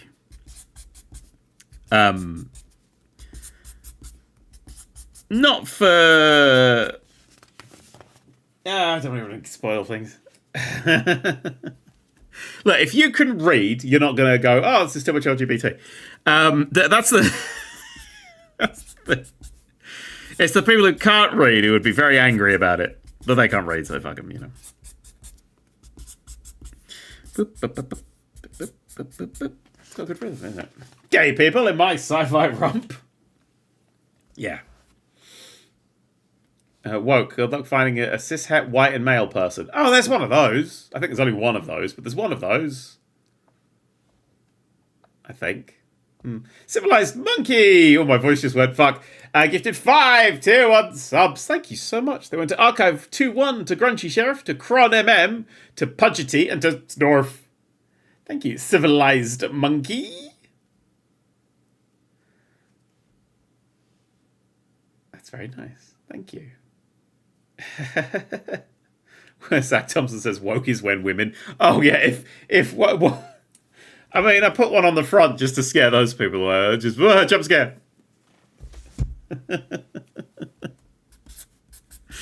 There's definitely a yeah. If you don't like women, it's not the book for you. But again, you only read Mein Kampf. Thank you, Civilized Monkey. So just spreading the love you've given to all of us. Bless you. Thank you so much. That's very kind. Oh, dear. Queerness works for a story while still being unapologetic about it. Well, that's the thing, isn't it? Like, you may not know this, but queer people exist, will continue to exist in the future, and I wrote a future that's more of a Star Trek utopian future where that shit just is fine. But I love that I managed to still write the slightly awkward conversations and, you know, other characters. I got a trans character in there who I'm not going to say anything about here. Not just yet, but they have a, you know, their story I gave to trans people very early on, and I went, is this authentic? From what I've read, from what I've heard, you know, I've tried to come up with this, and every single one of them gave me the same goddamn note, and I went, brilliant. I've clearly missed something. That's how you get that authenticity, is you just, like, talk to people. Just talk to people. You know. It's good stuff. I tried. But yeah, I just wanted to, because I think that whenever you get like a trans character in something, their character is that they're trans. And I didn't want that. I wanted a character who had different struggles and different things. Trans is still fundamentally a huge part of who they are, but it's not their struggles. It's not their thing. It's a fine part of them that's just, yeah, I sorted that out. Now I'm onto this thing, and I wanted to write about that other thing. And that was really important to me. Because you don't get many characters like that. Or at least I don't see many characters like that. I think Claire from Cyberpunk will sound quite well. I mean, I love Claire from Cyberpunk. She is a fucking arsehole. That's kind of why I love it. Oh, dear. I have story ideas in my head, says Jake Aid. And I want to include LGBTQ characters, but not sure if I'm LGBTQ makes it difficult to write out. Well, what I just do is I listen to you lot. I went and read stuff. I read books by, you know, LGBT people. I just did research. Here's the thing, right? You may not know this about LGBT people, but they're people. And they have the same shit going on as us with this added layer of fucking idiots making their lives worse. And, you know, there's a lot of stuff. That's a lot of stuff. So just do the work, and you'll, and give like I said, give your ideas, give your stories to people to read. I think you should do that for any sort of thing. And be like, hey, is this right? Is this what does this feel authentic? Or does this feel however you want the book to feel? And I got some resounding yeses, so I was happy with that. I was really worried about it. And now the book's out and everyone seems to be quite happy, so good. These shoes don't look like a book. Each book gets a card. Each book gets a sticker. These are 9 little stickers. They'll get stuck in all the books. Oh my god, somebody does research before writing? Some, not all. I do quite a bit, but yeah. That's spoilers, they're my favourite character. I love that their arc is like... They have a religious theme to their arc, which, again, for an LGBT character, it's a really interesting thing I thought to mix in there. Because then I get to talk through my religious experiences and stuff. I mean, their one goes a different way to me, but that's where the character felt like it should go. Isn't that fun? Doing stuff.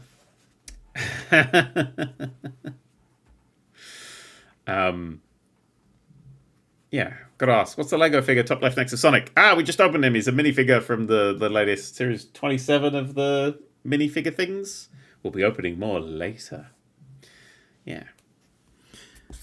But I don't think you should shy away from writing LGBT characters in the same way I wouldn't shy away from writing female characters. I'm not female. I don't know any of that experience. But if I wrote nothing but male characters, my book would be boring. So just listen, just read, process, understand the differences, get right in. It's scary, but once you talk to people, it'll be okay. The irony concerned with what just happened in the UK. What just happened in the UK? J.K. Rowling has turned into a giant, hideous creature and is stomping around like Mecha Streisand.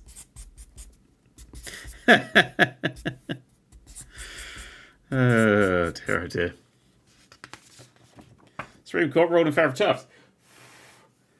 That sounds like, yeah, that sounds about right. Nothing changes there. I must admit, I am not up to date on what's been going on in the old UK. So I'm not going to make any comments or anything, because I don't know. But if you're feeling targeted or shat upon, I have sympathy for you, because that seems to be the common theme right now.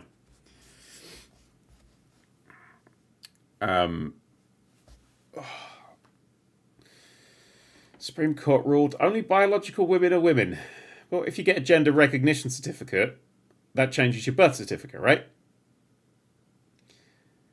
So doesn't that conflict with that? Fuck it.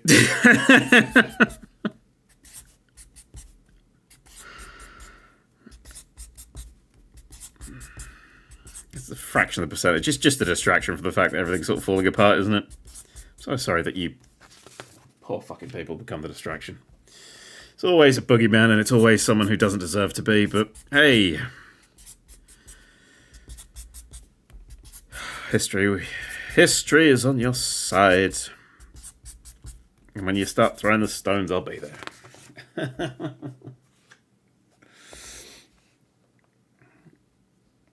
Yeah, they said only biological women are women, but that shouldn't affect GRC rights, as if that doesn't matter. Yeah, so it's another fucking complete mess that they're just doing to run this fucking story on. And keep this going, and keep this going, and keep this going, and keep this going, because that's what they want to do.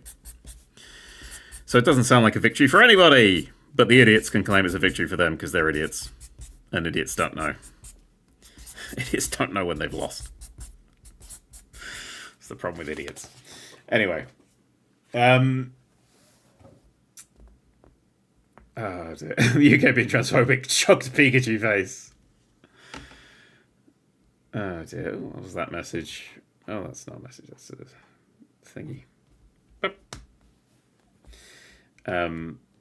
Taskmaster trailer just dropped. Taskmaster trailer just dropped! Who's in the next series of Taskmaster? Oh, I know who's in the next series of Taskmaster. Has that been announced yet? Oh, hang on. If it's dropped, that means there'll be a release date, and it will be very soon, hopefully. Some amazing people. What's your wedding ring, Dan? It's Gallifreyan. It's hard to say. It's TARDIS blue. It's really scuffed up. I've been married 10 fucking years, man.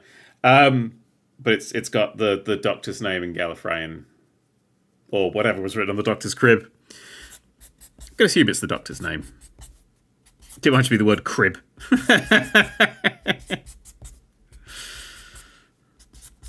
But I think it's a good way to... It's a beautiful ring. And it's... Yeah, I love wearing the blue. You've been married for over 10 years? No, nearly, though. Nearly. It's going to be a menace. I know, right? I'm super excited. That's such an out there sort of thing. Like, if you know where to look on the internet, that was the thing that people were talking about, oh, you know, when the filming happens. And I was there going, oh, that's sounds fucking delightful. Fucking delightful. Love that dance ring is nerdy as hell. Yeah, I mean, my wife, you may have heard of them, Rebecca. The engagement ring I got them, it was K9, life-size model of K9. Because who doesn't love K9?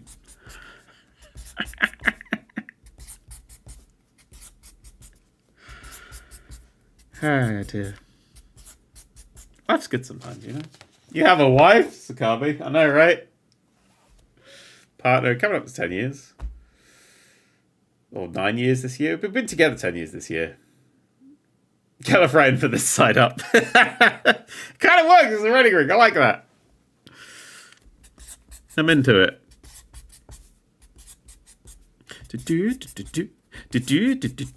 There's a rhythm to my signature. I'm really getting into the vibe of it. Getting into the beat. Aqua says, sending you, Rebecca, all the love in the world. Thank you very much. With £5 as well. As a trans woman, I feel welcome in this community. Thank you for saving my life. You are very welcome. Everybody is very welcome here, as long as they're not assholes or fascists or Chris Chibnall.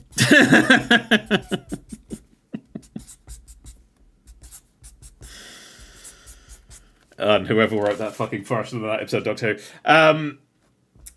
Wait, life-size K9 chest plate. I don't think it'll fit in here because K9's fucking massive. Also, it's been packed away along with the Dalek. Ah.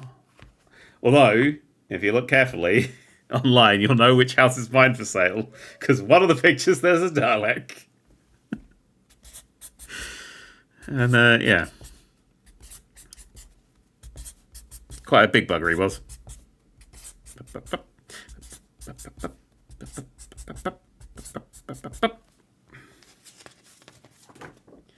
I'm having a crisis. I remember hearing you got married. 10 years. Yeah, I think it's 10 years together this year. And then thingy. How much did the Dalek cost? I think it was $3 and a bit grand. I've had that Dalek for a long time now. Longer than I've been married, I think. But I'd saved up about, I think it was like £10-15 a month for years. Because I knew I wanted to get one. Just bang a little bit of money away every month, and then you can treat yourself to a big thing. They're probably a bit more money now, but what a lovely, lovely thing to have. Makes me very happy. Oh, dear. Oh, let's test my hand up. Ooh, do you reckon it's appreciated value? I mean, I'm never getting rid of it, so I don't care.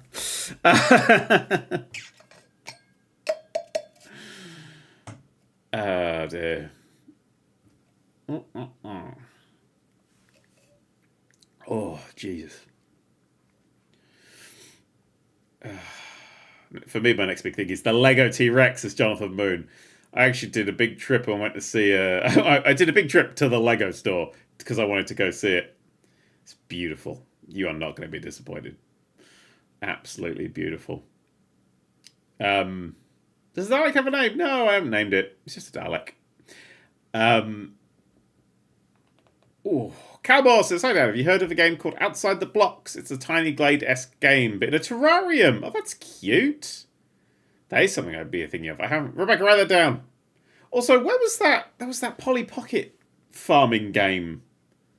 It was like Kickstarter or something. What happened to that? I should track that down as well. Rebecca, write that down as well. And if you forgot what I said, it was those two things. It's a game called Outside the Blocks and whatever the Polly Pocket one was.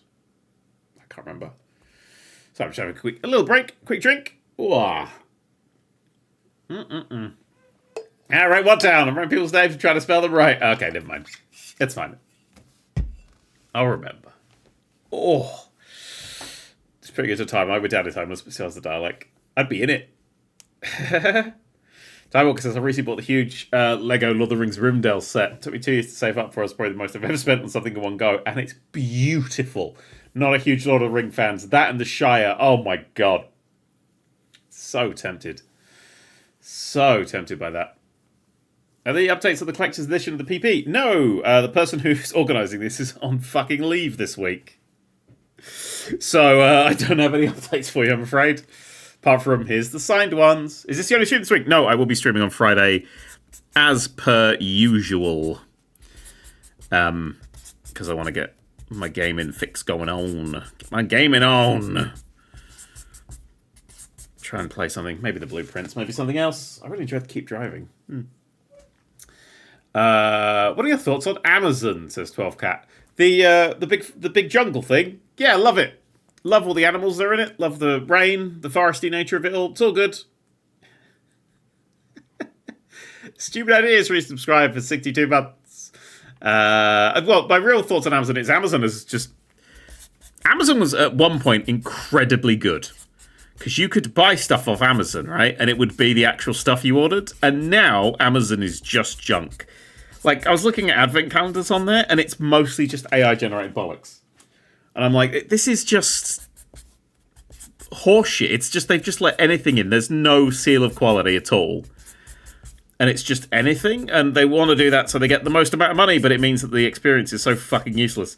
So the only thing I buy off of Amazon at all is if I can't get like normally I like bulk buy all my stuff, like dishwasher tablets and stuff like that.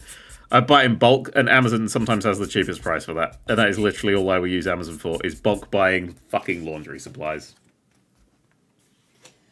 What does an AI-generated bollock look like? I don't know, like a Pikachu? They're not very good.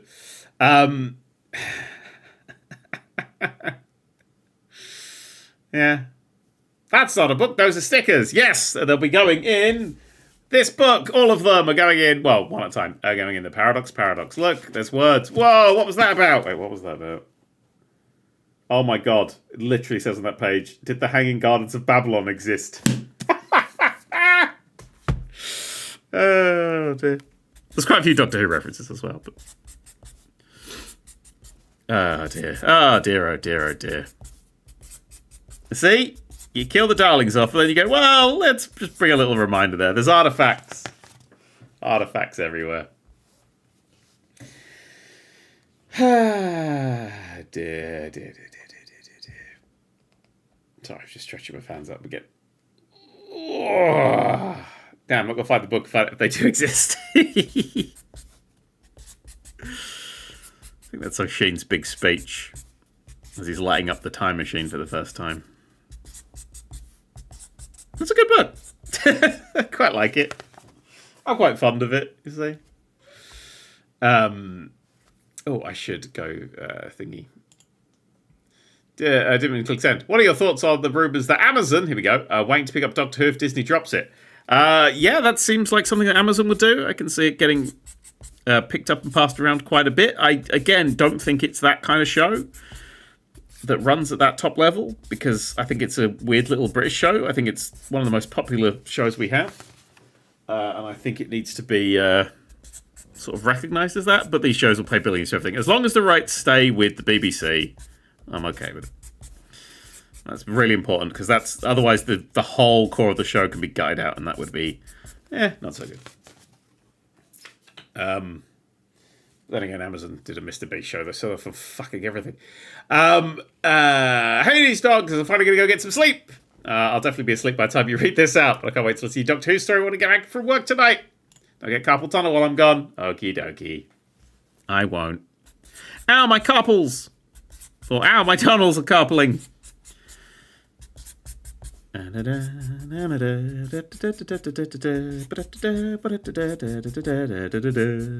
go. So yeah, Amazon fully owns James Bond now. Yeah, that's what I don't want to happen to Doctor Who. That's what I don't want to happen to Doctor Who. I mean, like, if you look at the BBC's two biggest moneymakers, they were Top Gear and Doctor Who, and they've lost Top Gear. So it's kind of the big one they got left, so they do want to keep it about the place. But yeah, I heard they got James Bond, which is just fucking wild. But of course, Americans always want the good British stuff, don't they? Always want the good British stuff. They want to come back home, don't they? We're not allowed.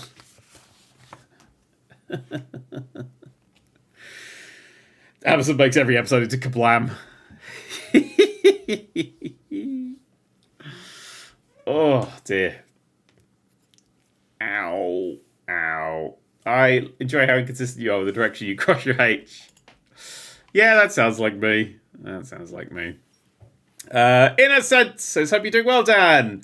Met you during the last book tour where you signed my Daniel Bryan book. Yes. Yes. Yes. And now I work in wrestling. Yes, yes, yes. Wow, how time flies. Hey, hope you're having fun doing those wrestling stuff.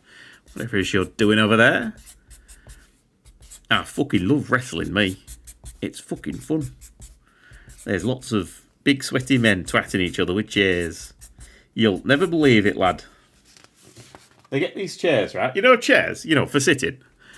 They get these chairs, and they absolutely let them go. Smack them in the face, they do. Go, down like a sack of potatoes. That's me using my real voice.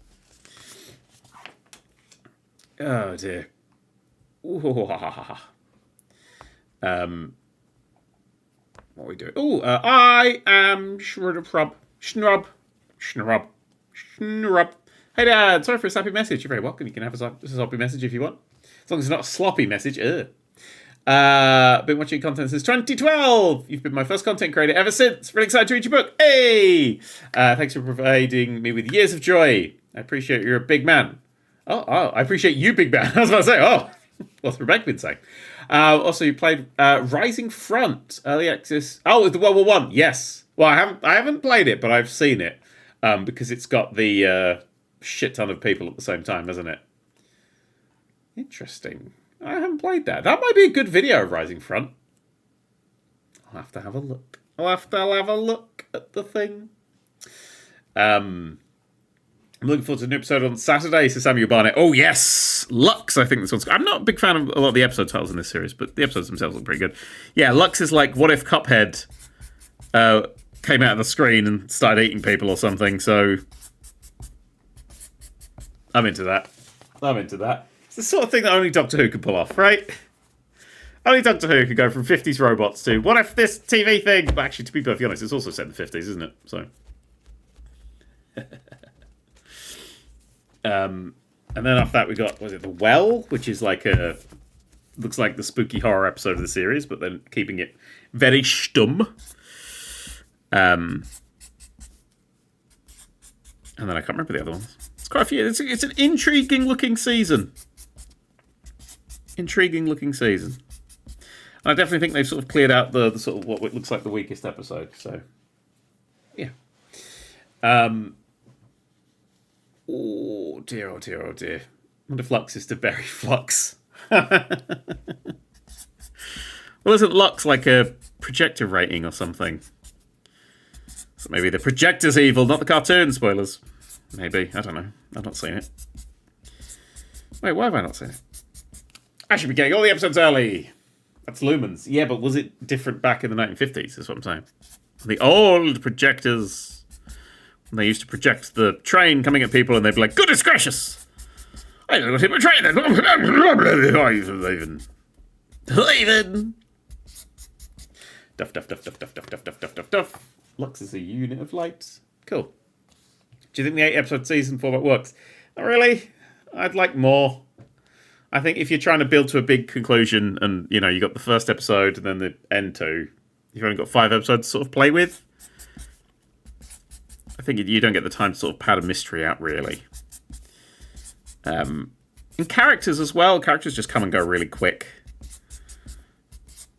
I'd like a little bit more. A little bit more. Can you say hello to Ewan? Oh, can you say hello, Ewan, to Ewan, my brother? Hello, Ewan! Who is Adz's brother. Also, hello to Bob. I don't know if there's anybody listening called Bob, but yeah. Artemis says, oh, hello, I'm 3 hours late. Hi! Hello, Artemis. Oh, shit, I'm up to date with Twiddlies. Wow! Look at me go. You know what that means? That means it's almost to how long going? About 3 hours for that break. I should probably take a break in a memento. I'm going to quickly make myself a bit of dinner. Take a 5-10 minute break. We can all go piss. I'm going to go do that actually now. But before we go on our break, minifigure time. Let's see who we got. Let's see who we got. Oh, it's the little Cupid prick. Remember that time Lego sent me review copies and then never did anything again with me? It's probably because I say things like, it's that Cupid prick. And then you go on there, and then that's going to go on the back, because that'll be for wings. Oh, he's got little heart eyes. That's very cute. Give you wings, and then pop your head on. And your hair on. Give you your lovely red bow and arrow. Ah, little like Cupid. That's very cute. There we go. Ta-da! And then I'll put these little hearts. It's probably going to be holding them, but I'll do a little bit of decoration there. Wow! Wow. Dinner at 3:30. Not dinner, but like food. Food. Tidmouth Note says, I'm kind of annoyed that so many companions over the last few years have had some cosmic coincidence hanging over them. Yeah, that's not something I'd be interested in writing. But anyway, I'm gonna go get myself. I'm gonna fry myself up a little bit of kebab. Tasty vegan kebab, and then I'm gonna scoff that, and then I'll be back. Actually, I might scoff it while I talk, but I'm gonna go cook that up. Give us 10 minutes. We'll call it 10 minutes. And then we'll be back. I've got the intermission button. Way intermission sounds. I'll be back. Go get some food. Go have a piss, etc. Shower if you need to. Poop if you got them. Be back soon.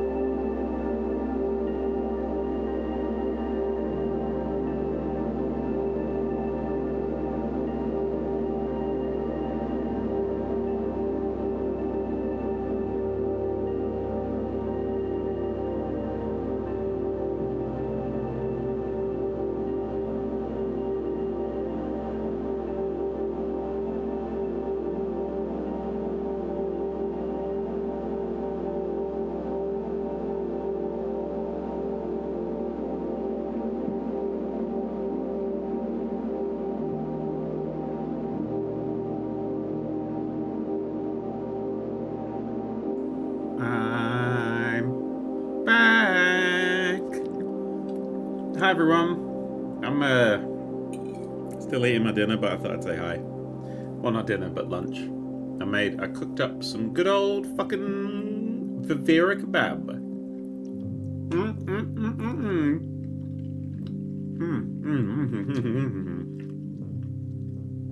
Oh yeah, that's what Vivera. That's what I would get to sponsor me. That's what I would do a sponsorship with Vivera. Oh, they do the good vegan shit. Wait, Vivera, Robinsons. What else? Lego, probably Lego. Lots of things. Oh no. No. Your Tesco, stop selling it. Oh no! That's the worst. Mech Plus, yes, perks $3.90. Mech Plus, absolutely. I fucking love Mech Plus.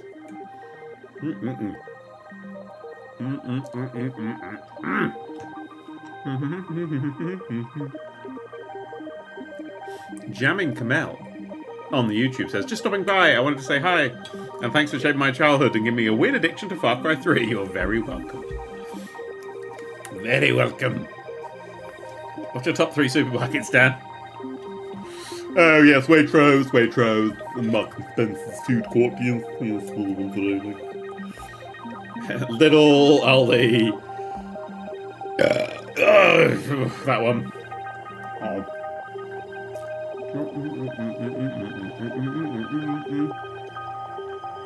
Do you think Belinda Chandra is related to Rani Chandra from Sarah Jane?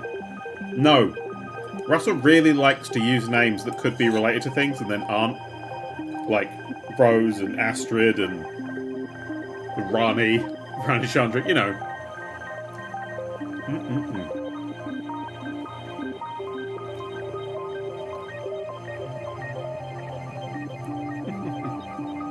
Apparently a Cody Rhodes kid is coming to Fortnite. Fortnite is a place in there. Yeah. Waitrose is my nearest big and cheaper supermarket. I mean, when I lived in London, Waitrose was particularly cheap. Consistent pricing, man. Kick on number 3 said, Rollins, Punk or Reigns? Punk. In reference to the match with custody of Paul Heyman. Punk, I want Heyman to fully turn on Roman Reigns. Punk. Matthew ICO2. Hey, Dan, listened to Rise of the Eucarians last night, and it was genuinely great. Very Moffat-y with the witty quips and clever wordplay. You're really nailed the voice of the 11th Doctor too. Absolutely perfect. Thank you very much. I definitely pushed it to be more Moffat-y because it was 11th Doctor-y. Tried to make it fit in the zone, you know? I hope people like it. It's really Doctor Who story, that's fucking well, man.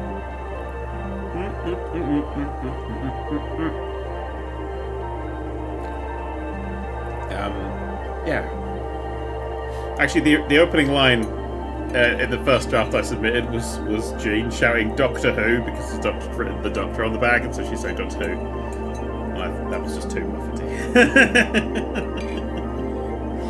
There's a Moffat-y line, you don't want a Moffat-y cross.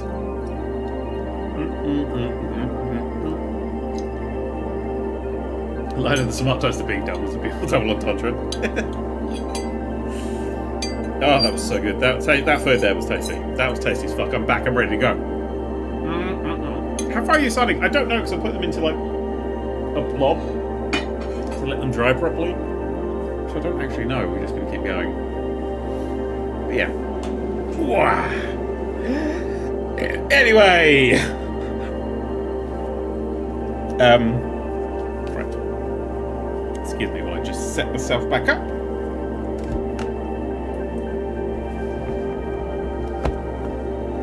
Let's get going. Game! This isn't a game. This is real. It's real to me, damn it. What's the Gallifrey base score like? Oh, 4 out of 10. They don't like it. I don't know. I don't know. I don't think they review things. Who knows? What's a drug? Or what's sad rug? Ah, is it just a sad rug, or are you confused by the concept of heroin? It says, Dad, I love you! Wouldn't be here today without having you through my early teen years. Much love. I'm glad you're still here. What sad rug? What's a drug, or whatever the name is. Names are fun. Right! Okay. What was the real Sebastian sounding? Because me and Rations are the same person. You'll work it out. Don't worry about it. Don't worry about it. What was I doing? Oh, I was signing my name 5,000 times. Right! Let's carry on, I guess. I am Snurub has subscribed. Hello, I am Snurub. Oh, and 12 Cats. 98865 says, just remembered I had a question about Rise of the Icarians. You put Ukrainians, but sure. But the Doctor is throwing the ball out of the TARDIS, and the TARDIS on its side. Is there artificial gravity, or is it like in the 11th Doctor? There's no artificial gravity. Apart from, of course, the TARDIS has artificial gravity. But no, it's just, he throws the ball and goes, up, down. It's a visual I've always wanted to have in Doctor Who, and now it's in Doctor Who. Hooray! That's how you do it. I do quite like that visual. I thought that was very fun. Look at that, we're off again. Have you much left to do? How much mature of it has been? It's not mature at all. Oh, for the stain has spent taps. Another couple of hours. So it is definitely. I'm definitely going through this quicker than I thought I would, which is nice. Means I get the clock off work a little earlier today, which is nice. Rebecca was going to come and drop some off, but I've decided because they've got real people's names on, I don't really want to show them off. And also, there's no point in Rebecca doing the big bloody drive all the way here. Just to drop things off. I'll get the train home.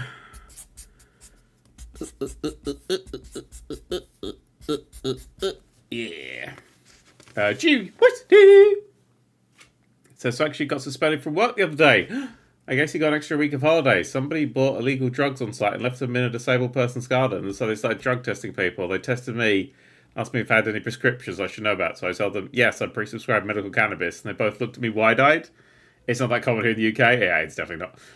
Anyway, I tested positive for opium, so now they think I do heroin too. Jesus Christ. It's good at these foolproof systems, isn't it? Did you have a fucking seeded bagel? That can set off an opium detector, can't it? There's a lot of things that can. Finish that one off. Yeah, seeded bagels set off, poppy seeded bagels set off opium detectors. Fun fact. Well, not that fun, depending on whether this turns up. And if you clench your butthole, you'll fool lie detector tests. Oh my god, this one's nude, I've just realised. That's true, that. A bad shell, so I took... I just say Cocodamol. Cocodamol. Fucking love codeine, mate. It's really weird that everybody listening to this just clenched their bumhole. It's nice to know that I have the power to make a few hundred people clench their bumholes. It's true. That is genuinely a true thing, though. I can prove it's true. Get the lie detector out. First person to cube simulator. No, because the camera would be all over the fucking place, and I'd be playing fucking NGU Idol on my screen and all that sort of shit. Actually, I should probably have that running. Unlock some more armor and shit. I can't remember what I was going through the troll challenges. Oh, fuck that noise. It's bubbled to myself about a game nobody's played. It's fine. I've only put 1,000 hours in. Clench your bumhole while eating a poppy seed bagel. That's where heroin comes from, actually. It's a true story. Anyway. We're back. We're on the flow now. What are we chatting about? What are we going to chat about? Somehow you just triggered my Siri. She started playing Adelaide. What the fuck?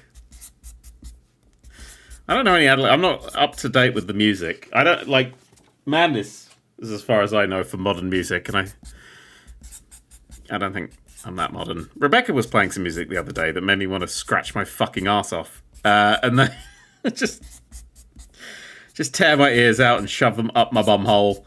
What was that you were playing? It was fucking awful. It was the BBNO $. Yeah.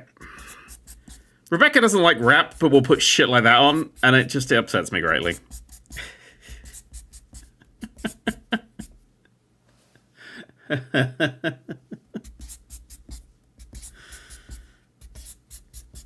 You know who I like? Katy Perry. They've never done anything wrong.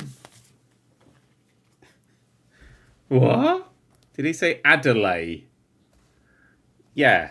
The joke was I don't know who the person is. You see, that's the joke. That's the joke. I read it. I've read it wrong because I don't know that. That's the joke. That's the joke. Jack Brilliant line. Oh yeah, he says he's the Gen Z Eminem, which made me feel really sorry for Gen Z. Don't think Eminem would have been as popular if he said he was the millennial Biggie. Biggie for whites. I don't think that would have gone down as well.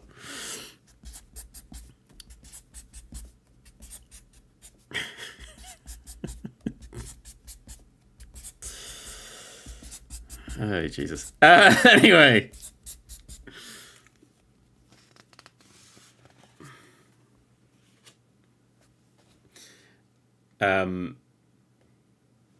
The BBNO $ made a song that samples Lowrider. Oh, all the songs seem to sample, and by sample I mean completely take and uses their own. Is it sampling if you eat the entire deli aisle in an Asda? I don't think that's sampling. You know, I think that's just theft. It's fine. Kay Prey actually went to space yesterday. Yes, I know. They asked her what the temperature was like there. She said it was hot and it's cold. Jesus Christ. Shut up. At least I make myself laugh.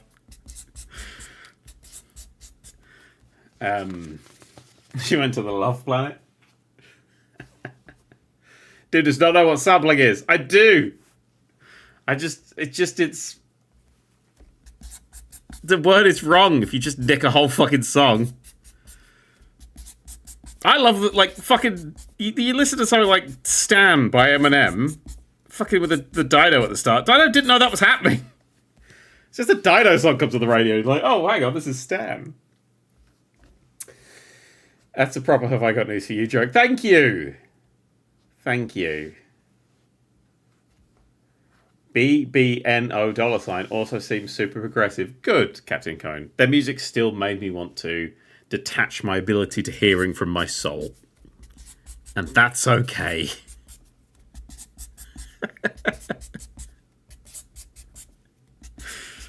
We can all get along with our values and all make art, and we don't all have to like the same stuff. Oh dear. Favorite Madness song? Oh, Jack Brown is too hard of a question. Too many classics. I don't know. Oh, I listen to Blue Suede Beast a lot. That's a great fucking song. It's a beautiful fucking song. I fucking love that shit.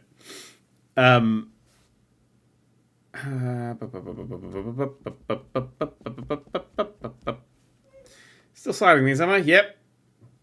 Oh dear. Right.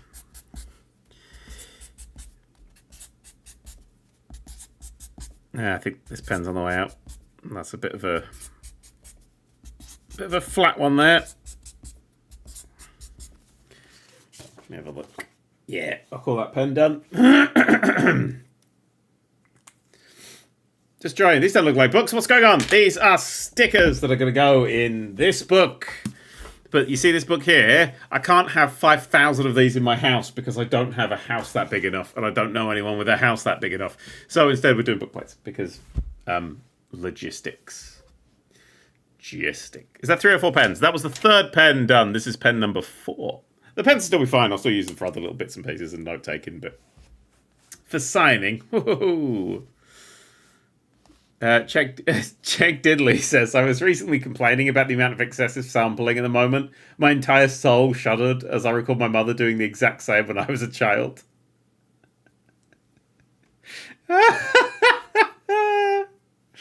Asmo says, oh my god, it's real. It is. And no way, guys says, have you got a favourite game of all time? Yes, but it's not out yet. Did you go to a warehouse last time? I did. And it was fucking hard work, and I didn't want to do it again. Oh, that's a skinny one. Gotta break this nibbin. You'll know if you get a skinny one that you were like right at the start of my nib flattening times. Can I say nib flattening times on stream? Oh dear.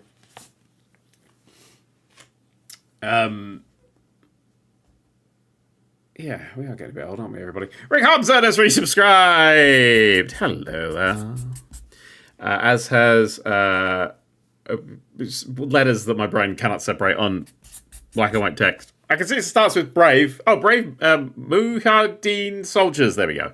It says, yippee! Yippee. That was a very Tim Minchin yippee. Yippee!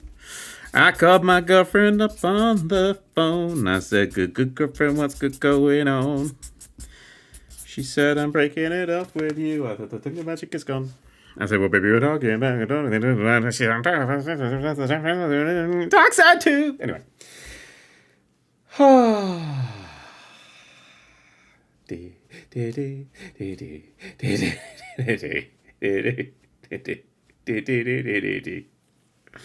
Front of that cover of the book looks like how the beginning of a dream feels. Good.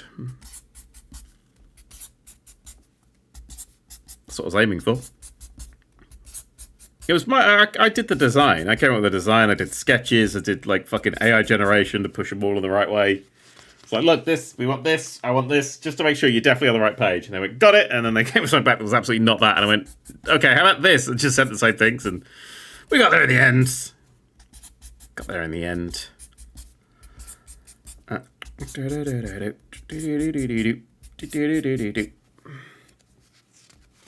Dan's slowly losing his mind. Slowly. I love you, Dan. Hi, Maddie Flynn. How you doing? I just got off work. I was going to make some pasta for lunch. You caught the stream. Are the sign books still available? I don't think so, but I am signing more than 5,000 today, so maybe they'll be available in the future. Love these little book plates being graced by my beautiful hands. See, the signature's already nice and thick again. This is the good times. This is the good stuff. It's a great cover, but I think it could have done with a clock or two. Fuck off, Father. Oh, dear. Well, what percentage of the big signing pile are you through? I'd say about half. I'm not going to lie to you. I think we're doing all right. I think we're doing okay. I think we're getting there. I genuinely think we do. I think we might actually finish this. Because I said 8 to 10 hours was my plan, but I generally think we might be clocking, what are we now? We're 4 hours in. I'm saying maybe 6. I'm saying maybe 6 hours. As long as my body keeps moving, and at the moment, I've got no cramp or nothing. Just got a little bit of a... Well, that finger's just wearing away a little bit. It's that finger. I was about to say, I'm like, oh, it's not the right finger. I'm paying attention. Who needs to propriocept? Bush. I think you need some sort of wrist space. Nah. You can do another stream Friday. Yeah. That's okay. Oh shit! I've just realised that thingy's coming out soon. What's it called? It's that mascot dating thing, right? Hang on, I wonder if it's reviewed in Edge. Let's have a look. Yeah, Promised Mascot Agency. This one. It's like you drive around your mascots in a truck. I wanted to play that. That should be out soon. That's a good video. Is that actually out for streaming, or is that going to be a video later on? I don't know. Maybe I'll stream Blueprints. Maybe I will. Who knows? Who knows? Wow. Oh god, 4 hours. This is the longest I've ever watched a live stream. It's not my longest live stream, not by a long way. I can't believe Euro Truck Simulator and America Truck Simulator is getting a road trip functionality where you can drive cars. Wow, that's a fun time.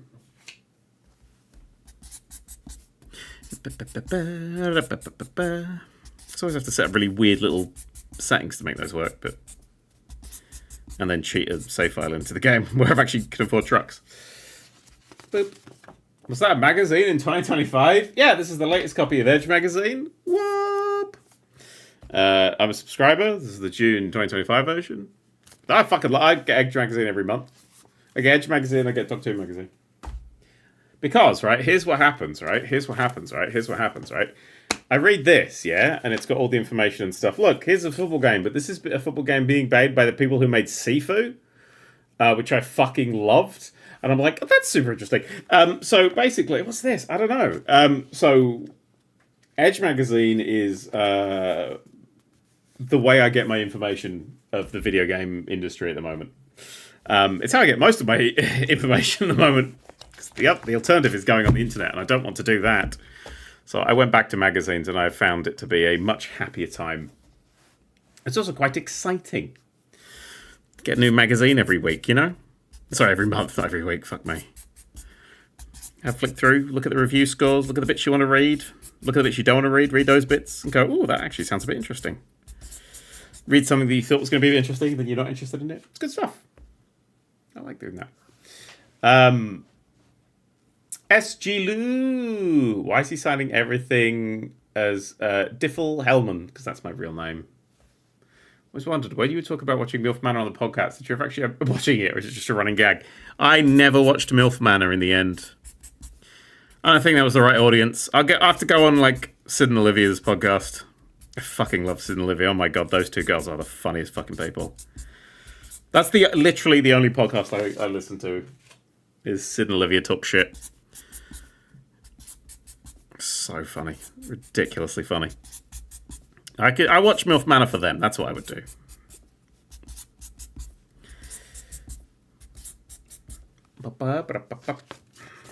Can you see the Inside Number 9 live show? Fuck no. If I've ever found a way to actually put nightmares into your brain, that's when they would activate that. I don't trust fucking Shearsmith with my fucking consciousness.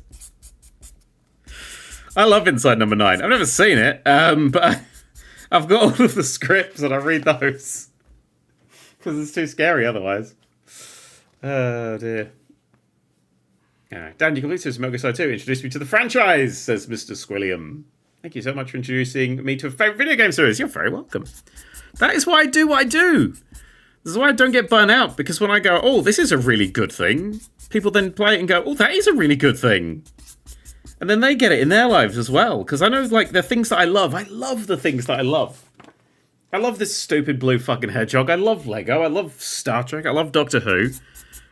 And spreading the things that I love, even if it's something that I don't particularly care for, I'm like, I think this is pretty cool. And someone finds it and it becomes their fucking favourite thing. That's great. I love that. Isn't that wonderful? Isn't that wonderful?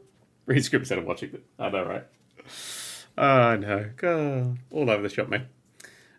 Joshua Webb says, thank you for being such a massive source of entertainment for the past many years. Absolute legend. Like from Gladiators. He's my favourite gladiator.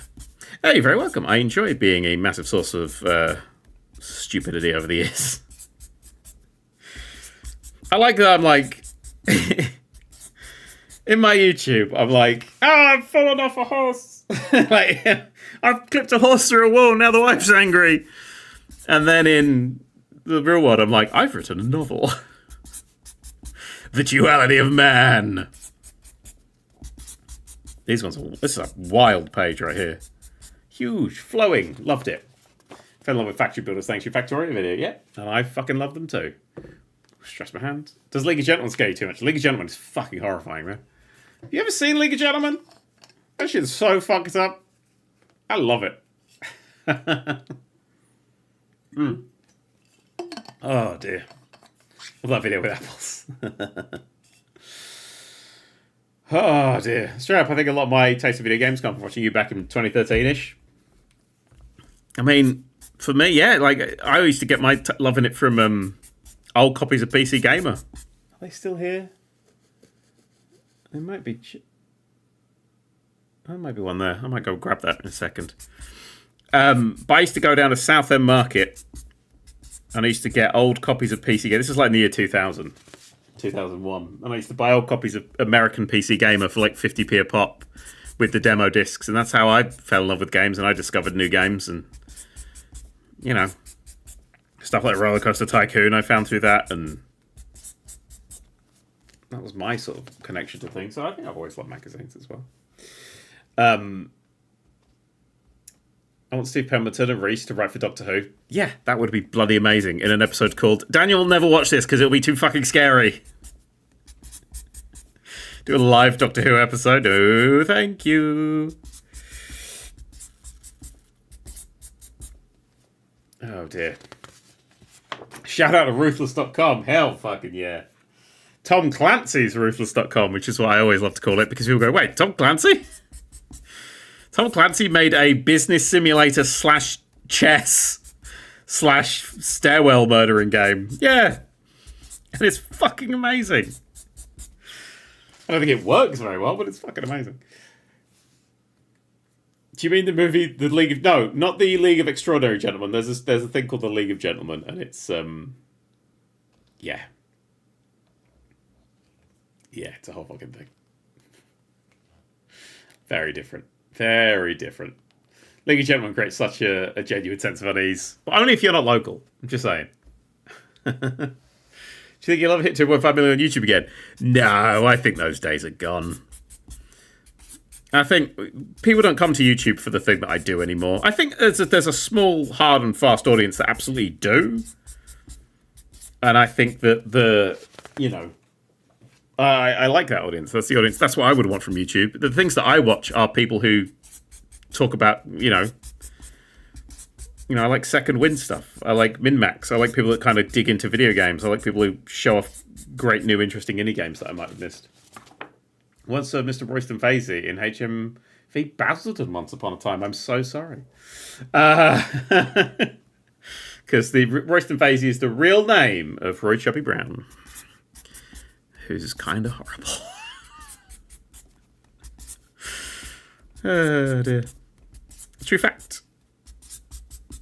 You're the only video game YouTube watchers, Stampede. Oh, thank you very much. I think they're trying well. You signed them Dr. Ho. That's me. That's my name. Antichamber completely changed my perspective of game dev and the limits of player intuition. I want to go back and play Antichamber again. Because I think the bits I would remember would drive me into the wrong places and it would kind of clunk up and break down. Oh, Owen is Better Game says, I'm sorry as well, he's a massive hidden. This Knob, there we go. No, Knob's fine. Automod, Knob is fine.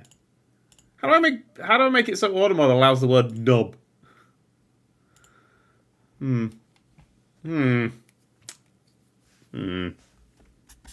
Should be able to say the word knob. I'll tell you what, hang on.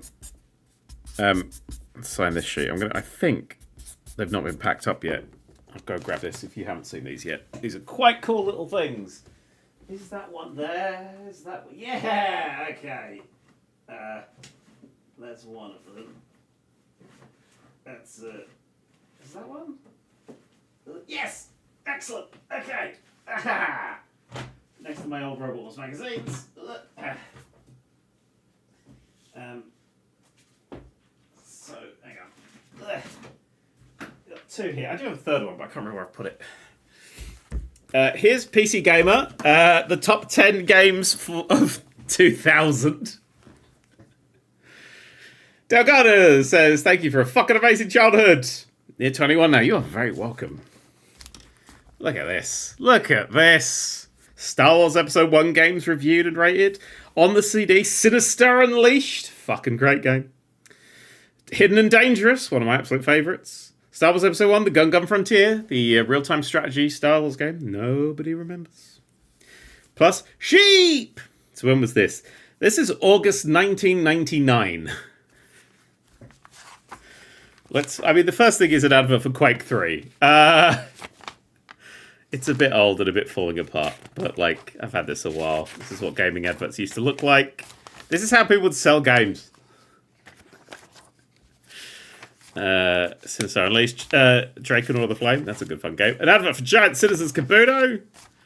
Half-Life USS Darkstar. Interesting. Shadow Company. Left 4 Dead. Oh, an advert for Worms Armageddon. Isn't this cool? Dumb and Dumber on DVD. Whoa. Space Bunnies Must Die. And then some bullshit. Legacy of Kain Soul Reaver. Just got a remaster.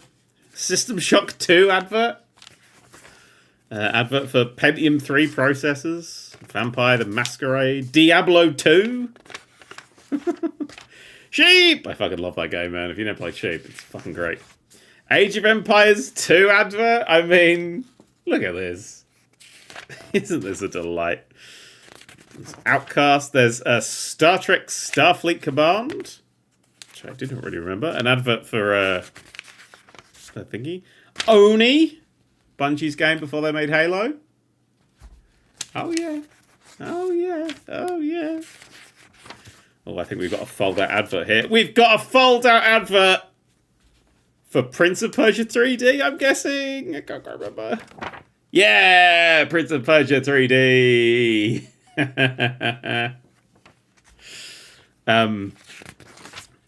Free Space 2. I mean, this was an era of video games, right? So this is the top 10 games of 2000. So these are the games that are upcoming. Freelancer. Yep, that's Freelancer. Throne of Darkness. That's Descent 3. Great fucking game. Motocross Madness 2. Hey. No One Lives Forever. Ooh. Braveheart, the video game. Revenant. Okay, so this one might be interesting to some of you. Team Fortress 2. Now, look at these pictures of Team Fortress 2 and spot what's a little bit different. This is the Team Fortress 2 that you know and love, and this is what it originally looked like. It was a military shooter. This is the original version before it got redesigned. That is in early in dev. Yes, it is, because it only came out in 2006. Eventually came out. Yeah, there you go. Unprecedented level of detail. Make Valve's first fully fledged Half-Life follow-up, the multiplayer action game to beat next year. There you go. This is what This is what Team Fortress 2 looked like. And this is why I love these things. The commander's lazy everything and then be in position to give orders that might turn the tide or get everyone killed, depending on what kind of job you do. Gabe Newell. Assassins can slip undetected into the enemy stronghold and wait for a silent kill. In scenarios like The Hunted, in which one kill can end the fight, these spec-up assassins will be bodyguards' worst nightmares. So that, I'm assuming, became the spy. It is like...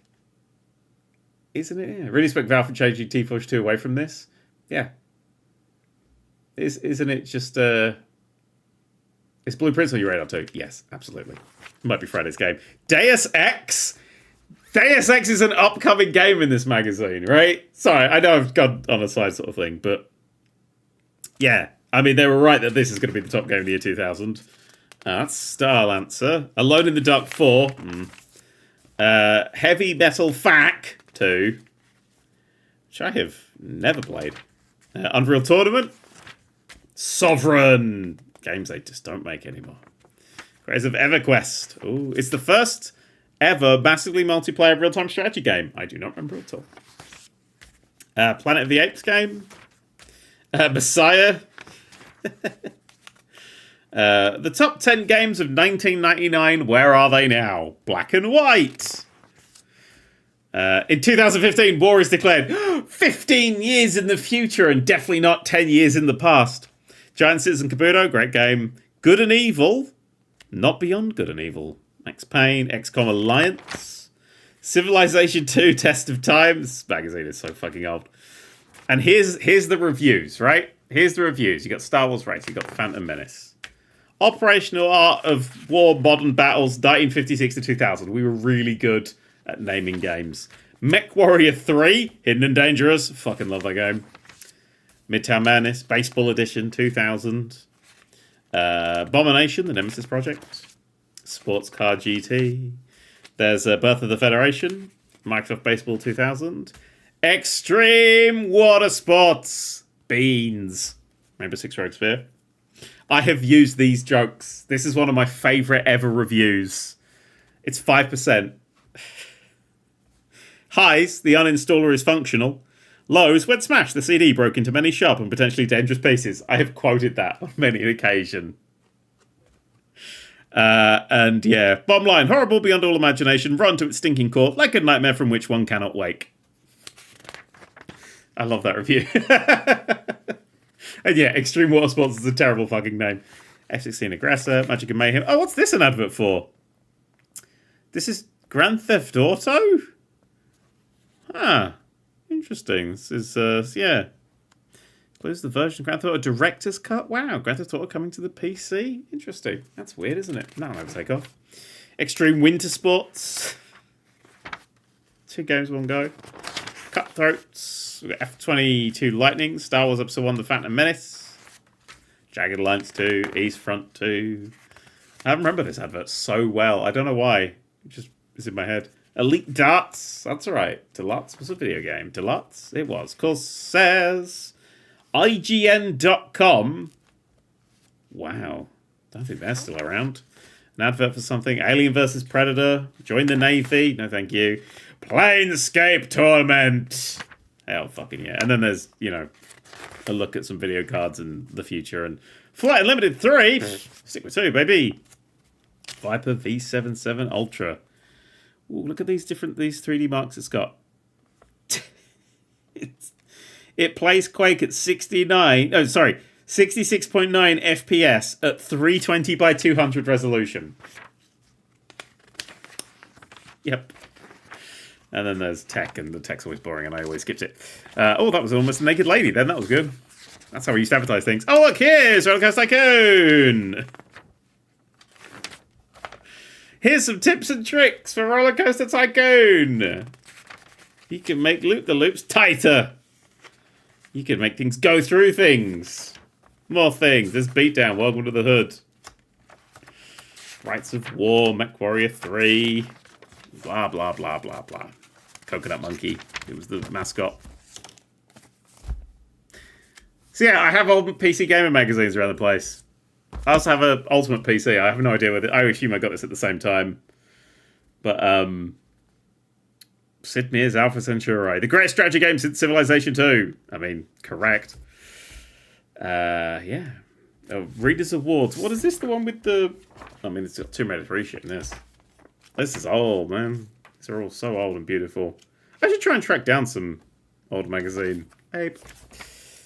I always love reading them. Oh, do you remember pages like this? Do you remember pages like this? A thing on Cygonics, or what the fuck they were called. That's a great advert. That is a great fucking advert, right? Look at that.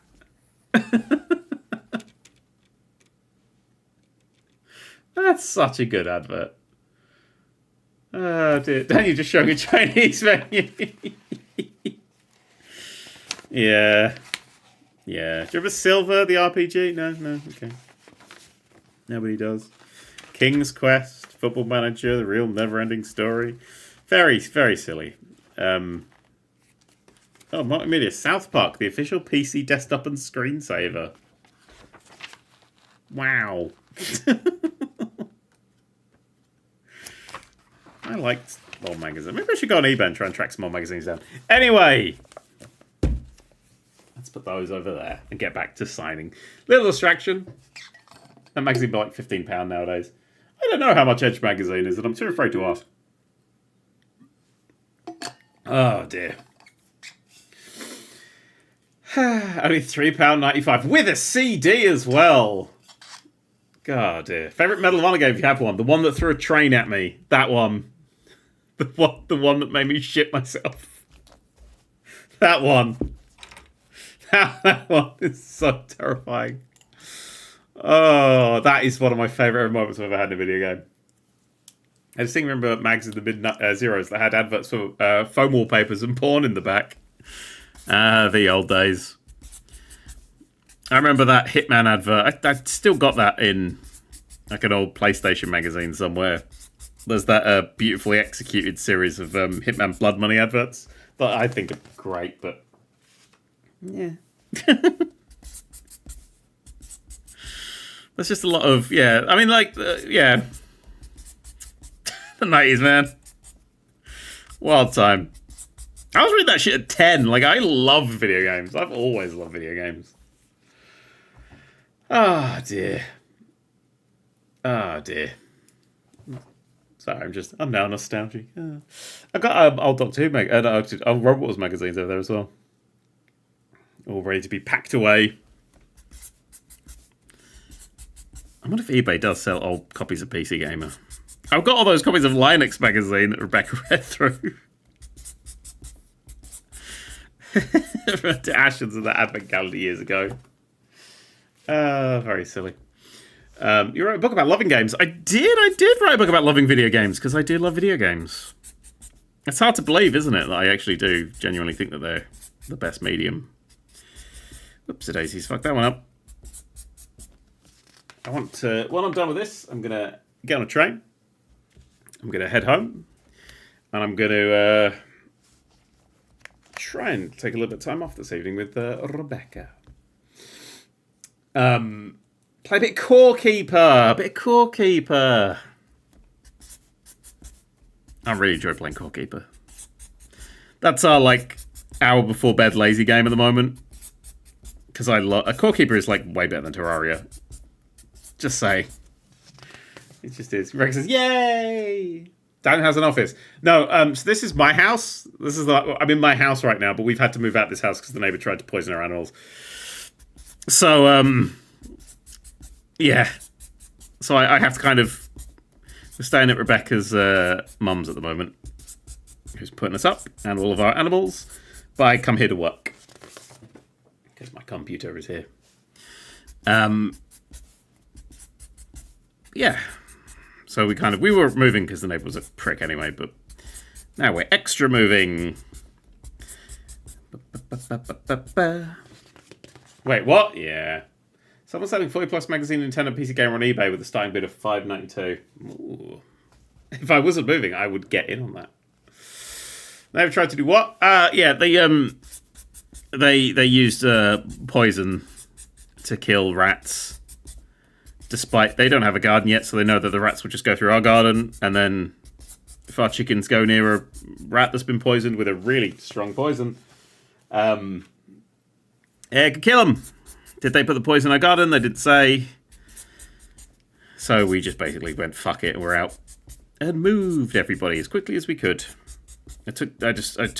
Dismantled the chicken coop and rebuilt it that night. Overnight. Didn't sleep that night. Get my little ladies all tucked in and happy. They're doing okay now. Twinkle's in a broody time, so she's a big puffed up ball of yolk, but she's alright. The book has a lot of empty pages. Says the book! But yeah, it's fine. Yeah. It's tiring, man. It's tiring. Wait, how old's that PC game on eBay? I'd love stuff that was like earlier than the ones I've got. I'd love to read sort of like early and mid 90s, because I've read 80s ones and I've read 2000s, but the 90s was sort of, you know, I was a child. I didn't read any of that shit, so I haven't really found many. There's probably like an upload somewhere. Did you get angry at them? No. Anger doesn't solve problems. I take anger and angry feelings and I put them into useful energies, like dismantling an entire chicken coop and rebuilding it overnight. I did tell them via messages that, you know, because I'd already told them to not ever use poison for anything and to let us know and all this sort of stuff, but of course they don't listen because they're pricks. And why take the nice action when you can take the lazy action? I'm not going to think about them anymore today. Hi everyone, how are we doing? Let's talk about something else. Literally anything else. God, my wrist is starting to feel it now. Whoa, we're starting to feel it. We are starting to feel it. When you leave, throw eggs all over the house and next door. No, I'm not going to do anything. They're not part of my story. They're not part of my story. I don't want them to be. I'm going to leave. They won't notice I've gone. Lovely stuff. But yeah, at the moment, I'm sort of commuting back home. I do spend some nights here. But, oh, Jesus, Lord, no. Not you. Not you. Get out of my life. At least fight in their general direction. Oh, I've done that. Love your Sonic figurine. Thank you. I have a lot of them. I have a Super Shadow. Should we put Super Shadow in the shot? He's kind of a bit too big. Maybe there. That's cool. Okay, Super Shadow, you stay there. Put him up. I'm an adult. Really enjoying your co-series. Thank you very much. IGDW2. You're not supposed to have the password as your username. I'm just letting you know that. Just letting you know that.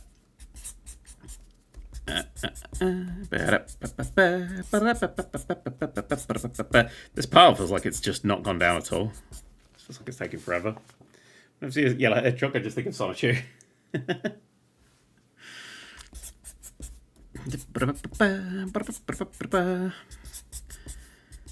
I'm starting to feel it a little bit now. There comes a point during a long stream where my brain's like, okay, stop now. Stop, please. How many are you going to sign? I've got to sign this many, apart from off this pile, just this many more. This was taking up the whole camera before, so about quarter left. So that many more. And that's all individual pages, so yeah. Whew. Okay. It stands for, if God didn't want us to snort worms, he wouldn't have made them cylindrical. That's fucking wild. I love you. Absolutely fucking wild. Do you ever read that book as a kid? There was a book called How to Eat Fried Worms or something like that? That was good. I liked that book a lot. It had a swear word in it. I really like that. It's about these two kids and one guy's got like a they have a bet of who can eat worms. And they have to eat like X amount of worms over X days, like one a day. It's just two schoolboys having a schoolboy thing. But books like that are great when you're little. But my favourite book growing up, my most beloved book. I think I mentioned it before. But my most beloved book was Sophie's Adventures by Dick King-Smith. There's 6 little books that tell the stories of this little 4-year-old girl. She was 4 to 8 is her ages in the books. And her growing up and wanting animals and loving animals and stuff, and ends up moving to a farm. And I'm like, that's just become my life. I've just modelled myself over that. So, which is very, very nice. Oh, hello, we got a raid from Dodger's Lot. Hey, Dodger's Lot, how y'all doing? Yes, I'd love to be on the Geekenders. Just gonna wait a while because I'm kind of up to the neck in things at the moment. For those of you who've just joined, I'm currently signing book plates for my gosh darn book. The Paradox Paradox. I've written this chunky-ass sci-fi novel that is out tomorrow, officially. And it's taken 5.5 years to write. It's a bit Star Trek, a bit Doctor Who, and a bit fucked up. And yeah, it's... look at it. Oh, so many words. And that's out tomorrow, and I'm signing book plates for it, because they're coming out a little bit later. Oh, it's finally out. Tomorrow officially is the publication date, but the copies get shipped later, and etc., etc., etc. The publisher Unbound actually went into administration a few months ago, so yeah, that's all basically gone to pot. It's great. So I'm just signing these plates. Fucked up is a massive selling point to me. What I love about it is when people read it, because the ebook's been out since December, is when people read it, they kind of go, yep, that's a perfect description. So I'm signing book plates to go in there. How's the wrist doing? It's going okay. We're only about 4.5 hours into these signings now. But I think I should be done by sort of 6.5, 7 hour mark. I thought it'd be about 8 to 10, so I'm pretty happy with how it's going. And we've just been talking and talking and talking. I found some selling PC Gamer cover discs, 1996 to 2001, for £325. Yeah, we briefly talked about old PC Gamer magazines that I have. Cover looks beautiful. Thank you. I didn't draw it. Hey, don't sell a pre-ordered it. Excited for you, bud. Congratulations. Oh, thank you so much. it's my second book. It's my first novel, though. My first one was like a weird comedy book about video games because I just like video games. You know, I just like video games. Oh, and these are my mascots for the day. I don't know why these are my mascots for the day, but yeah. Oh dear, oh dear, oh dear. Are you doing a Paradox book tour? No, not at the moment. I'm currently in the process of trying to move house.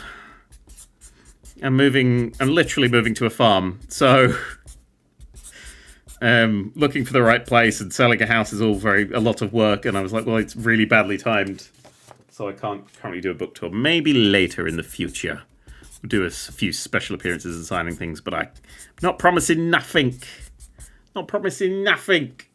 Yeah, Get says, having read it, it's an excellent book. Thank you. I did an extra excellent next. I stumbled.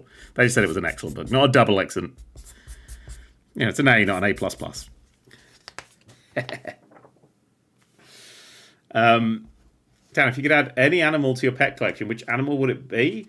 Oh, DJ Carrot King, right. Because I currently have chickens and guinea pigs and dogs and budgies, almost all of which are rescues. I have an absolute love of lizards, monitor lizards, fucking turtles as well. I love turtles. I would love to own turtles, but I do want to just do sort of rescues. So I'll have to find some like rescue turtles, but I want them to be set up properly first. So yeah. That's a whole fucking thing. I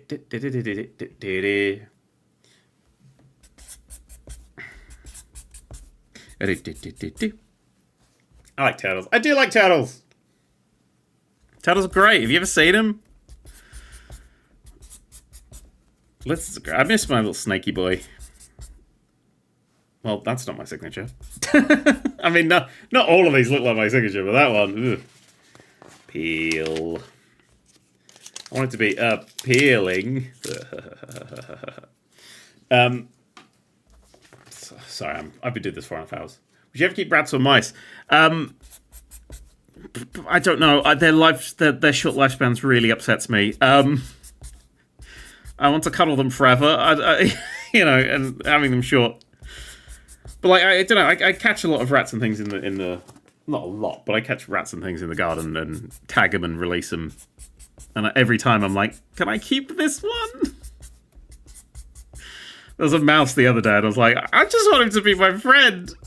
He's so adorable. What happened to Eli? Eli passed, I'm afraid.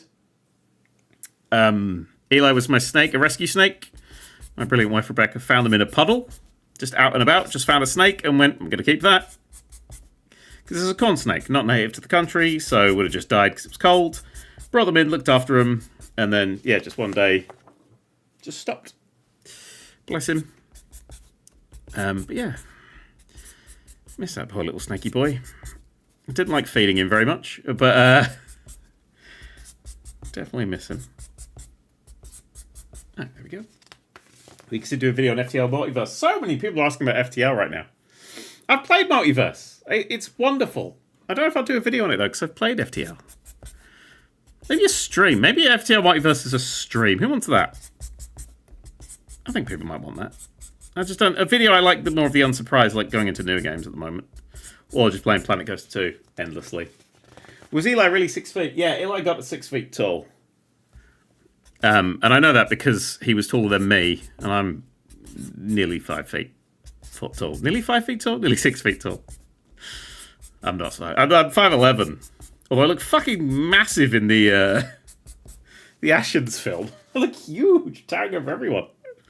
It's good. You're just gonna have a short cast, yeah. I'll only work if it's a short cast of people. Yeah. Ooh.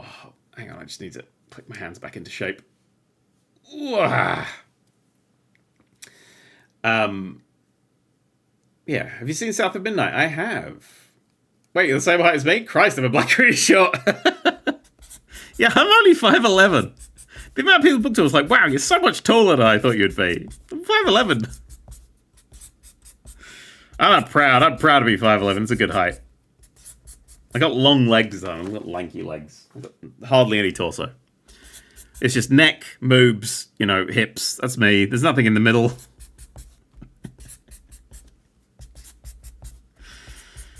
Is that on? Yeah, that's still on. Okay, cool. You might get that one. Oh, hey, that's still as fuck. I am 5 foot. Oh dear. Oh. Damn, being that tall does not compute. Yeah, 5'11" is not that tall, right? Is it? Put me further term rests. That I do. I'm going to put what's left of this pile on top. When all of these are done, we are done. It's going to still be a while because there's still a big chunk. But we're 11. I don't know. 5'11" is average. Is 5'11" the average height? I am the average height. I'm the average everything. Tell you what, I'm going to open another Lego minifigure and then we'll have one at the end. Bam! Who we got? Oh, who are you? Oh, you're the one with the little cool parrot guy. Ooh, and a secret thing. I'm also opening Lego minifigs during these. It's fine. It's all fine. Everything's fine. No, I've lost our head. Where's your head? Here it is. So this is it's a pirate. It's a pirate. So what's in your little box, little pirate friend? It is. Oh, it's a little capey thing for your bum. Hang on, let me just get the instructions out to make sure I do it the right way round. Oh, there it is. Okay, I was thinking it was right around. Good. Let's put this on. Any duplicate minifigs yet? No, not from this series. I think these are the only ones I've got from this series so far. And there is one I'm looking for, so I'll try and track her down, but we will see. We will see. Sergeant Walker says, I don't do blind bags because I have terrible luck. I brought a D&D minifig and got some Hermione Granger-looking witch instead of cool elves and such. What I do is, with a blind bag, is I'll buy them until I get a duplicate and then I stop. So I'll be a bit more happy than shouty.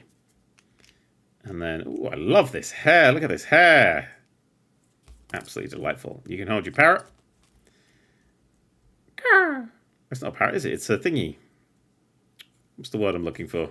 You can hold one sword. The other sword I'm going to give to somebody else. Cockatiel, is that the word I'm thinking of? I think that's the word I'm looking of. Cockatoo, that's the one. Ha-ha! I mean, I can't change the focus, but there we go! Little pirate person with wonderful hair. That's really cool. I'm going to put you on my pirate set. Oh, sorry, stamp Togepi in the face. Don't do that, it'll get it angry. You won't like that Togepi when it's angry. From this set so far, the one I'm looking for, the one I want to get is this one here. With the little cuddly things. That's the one. That's the one. Right! The last set! The next hour and a bit of my goddamn life. At least you can scan those now and see what's inside. That is true.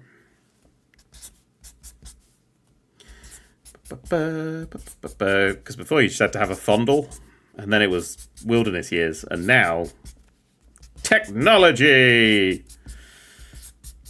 But I bought these ones online, off of the Lego website, because I was buying my Wrestlemania Lego, because I like to do Lego while I'm watching Wrestlemania, because I live the fucking high life. Actually waiting for my hard copy to arrive after discovering I don't enjoy reading off my phone. Me neither. But I very much enjoyed the first couple of chapters I read. Can't wait for the rest soon. Ooh. What's your Wrestlemania this time? I've got the 2 Knuckles Sonic sets. So the Knuckles mech and his Master Emerald thing. Just smaller sets, because again, moving, and I'll need to dismantle it and remantle it. But that's all I'm doing for the WrestleMania this year. I assume there's only a few matches that I don't really give a fuck about, and that's when I would do the most building. Otherwise, I'm watching it, but like whoever Logan Paul's wrestling, sorry, but I'm not watching that shit. I'll skip you, my boy. Actually, I don't actually know the card. I only know the Punk, Rollins, Roman, and Cena Cody. I literally don't know. AJ Styles! Absolute skip. Great. Oh, that's fucking brilliant. I'm going to build a whole fucking set during that match. No interest in that whatsoever. I've never enjoyed AJ Styles. Don't really give a fuck. That's a great combination for me. Not taking anyone good out of the thing. Dan, where can you get the audio version of Paradox Paradox? You can't get it anywhere yet because it's still in my editing suite because I'm a couple of weeks late on it because life. The title of this live is a little misleading. I mean, I'm signing 5,000 books. This is the book. But I'm signing book plates to go in the books. And I didn't want to explain that in the title. At that point, the title gets too long. And people don't know what book plates are. And I didn't know, actually, to be perfectly honest, it was because I didn't know if book plates had a space, a hyphen, or a gap, and I decided I didn't care enough to write it in. Oh, dear. Oh, dear. Yeah, what are the matches? Has anyone got the list of the thingies? Wait, Dad, the digital copy? Does that mean I can read it on my Kindle? Yeah! The digital copy of Paradox Paradox came out in December. Yeah. To be fair, you did specify on the YouTube post and on the Blue Sky post. I did! I did. Thanks, Rebecca. Rebecca's my super hot wife, for those of you who are new here. Because I'm fucking married and I've been for a while. So many years. Oh, ahaha. The 80s no longer look like that to me. Yeah, I have to kind of think about it. This is my first WrestleMania. Got into it because of Netflix. Ooh, Captain Conan. Lovely stuff. Should be a good one. Coney versus Cena should be, if not the greatest wrestling spectacle in the world, should just be a good storytelling time. Some fun stuff can come out of that match, so that's always fun. Becca with the laughing. Super hot wife, she only moves when time moves. They only move when time moves, and also, yes, that's how everyone moves. How did you feel about Katy Perry going into space for 11 minutes? Well, for a while I was hot on it, and then I was cold on it. Damn it, I'm going to do that joke to someone else. Is just PC still with you? And if so, can we see it? It's over there. I'm trying to flick light particles. It's a big black box. There's nothing interesting to see on it. Okay. And then...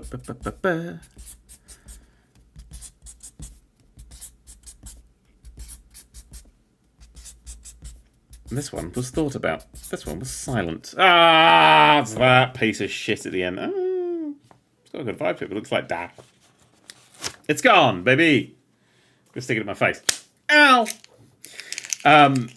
Wasn't able to sleep one night over Netflix and the Rumble was on the front page. It's all madness, but I'm slightly hooked now. That's how the wrestling gets you. You go, hey, this isn't terrible.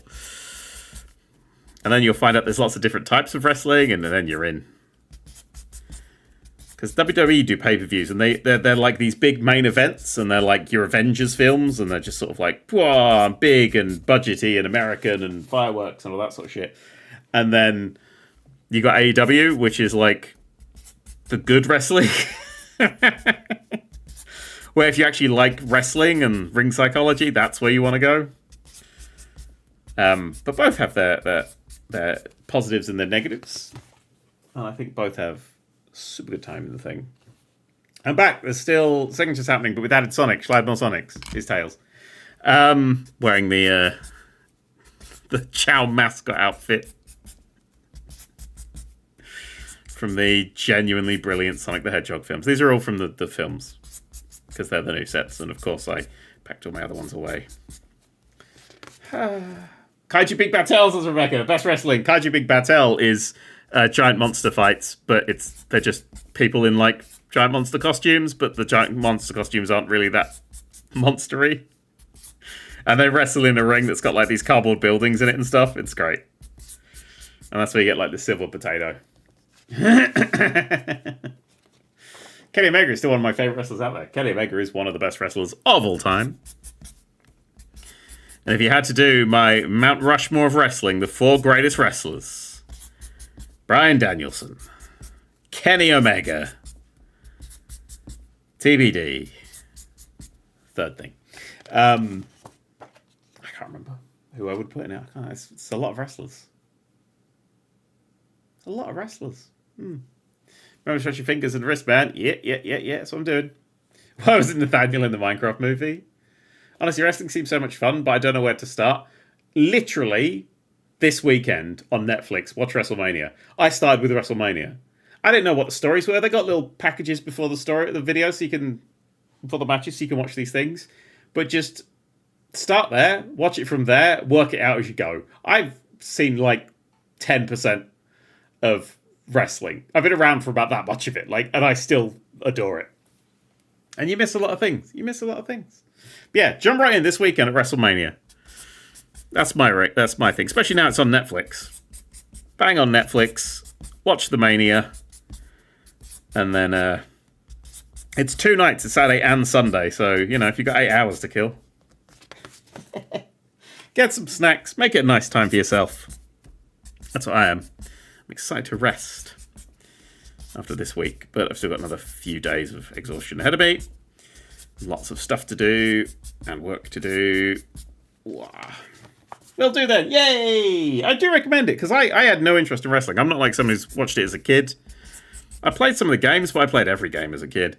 But when I was in my 20s and I was living in London, I was living next to the O2 and they had WWE there that night. I was looking for something to do and I went, what? I'm going to go out just by myself, just me. Just bought a ticket up in the gods.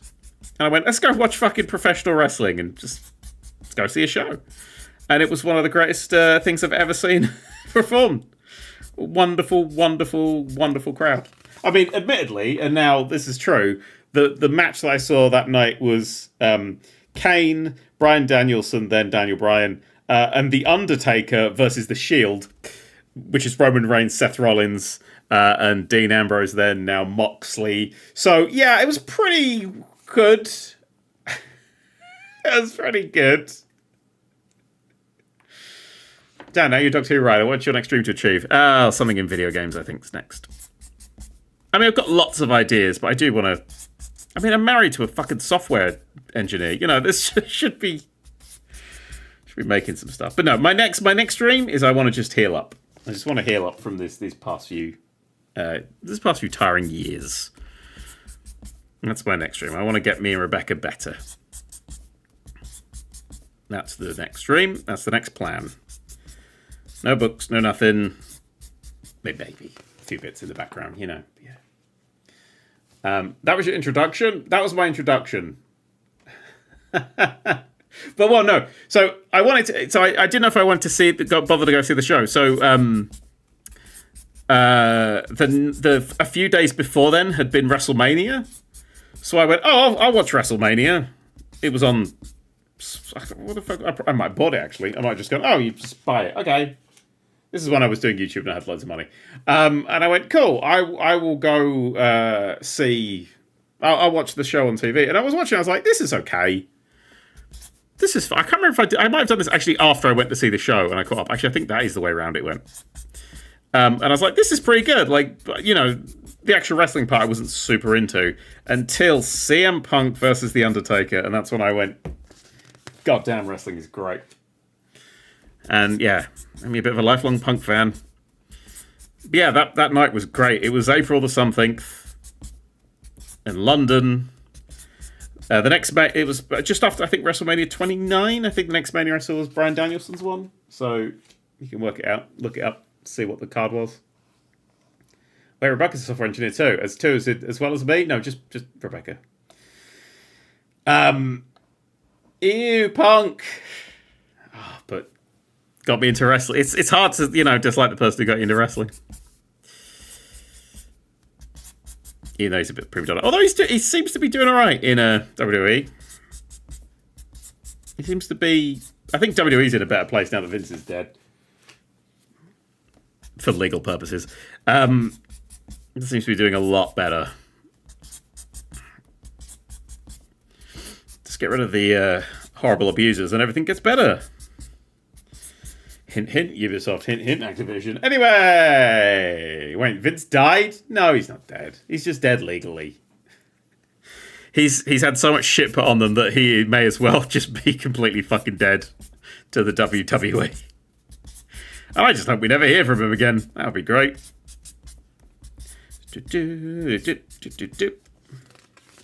Jeff Hardy will forever be one of our favourites. Yeah, we've all got our problematic faves. So who's running it now? Triple H.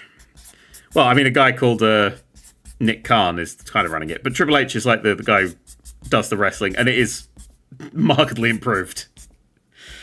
Like, yeah, there's definitely some huge improvements have happened over WWE since Triple H took over. And since Shawn Michaels took over NXT. Because that was doing really well under Triple H. But then Triple H got sick and Vince decided to gut the fucking thing for some reason. Hey, I'll never understand it. But yeah.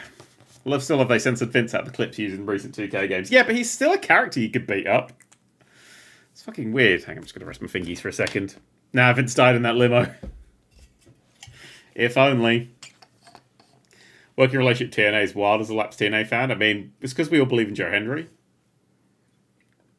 But yeah, if you want to see the shit that Vince has done, watch the Vince McMahon documentary on Netflix. Fuck me. Did you see the current US Department of Education Secretary is Linda McMahon? I also saw they shut down the Department of Education, so fair enough. Fair enough.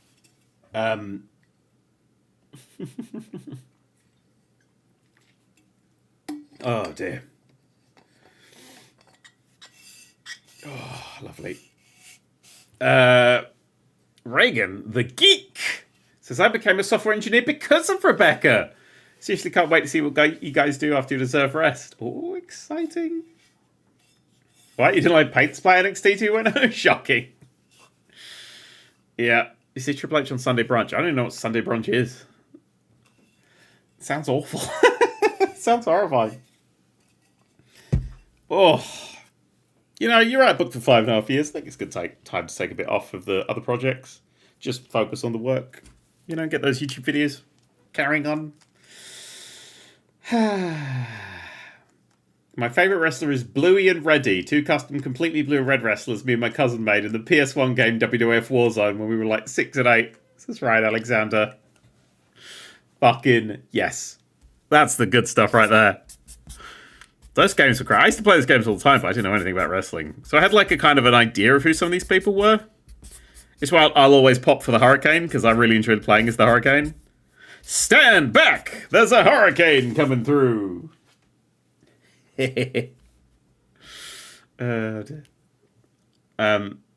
Awful weekend morning TV. He was peeling potatoes with his bare hands. Just rubbing them. The roughness taking them off. But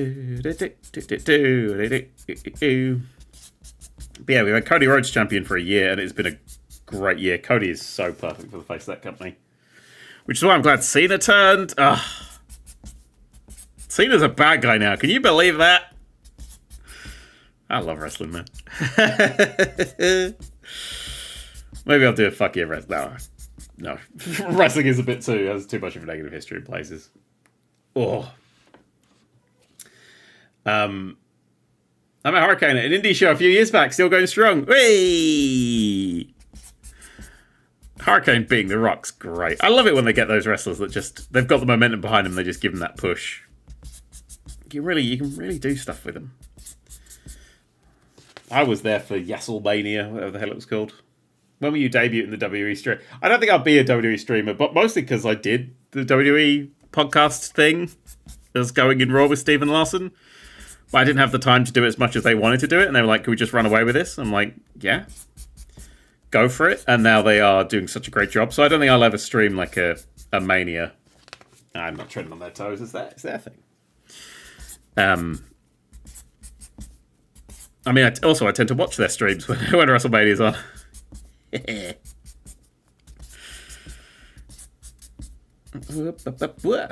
Lovely. I climbed into the ring at TNA show and tripped over the second rope. Good time. This is Cage Veronica. That's delightful. That's delightful. Barry Production says, politics. Dan, help, make me laugh. Shadow on a motorbike. I don't think that was going to make you laugh, but just flop my cock out.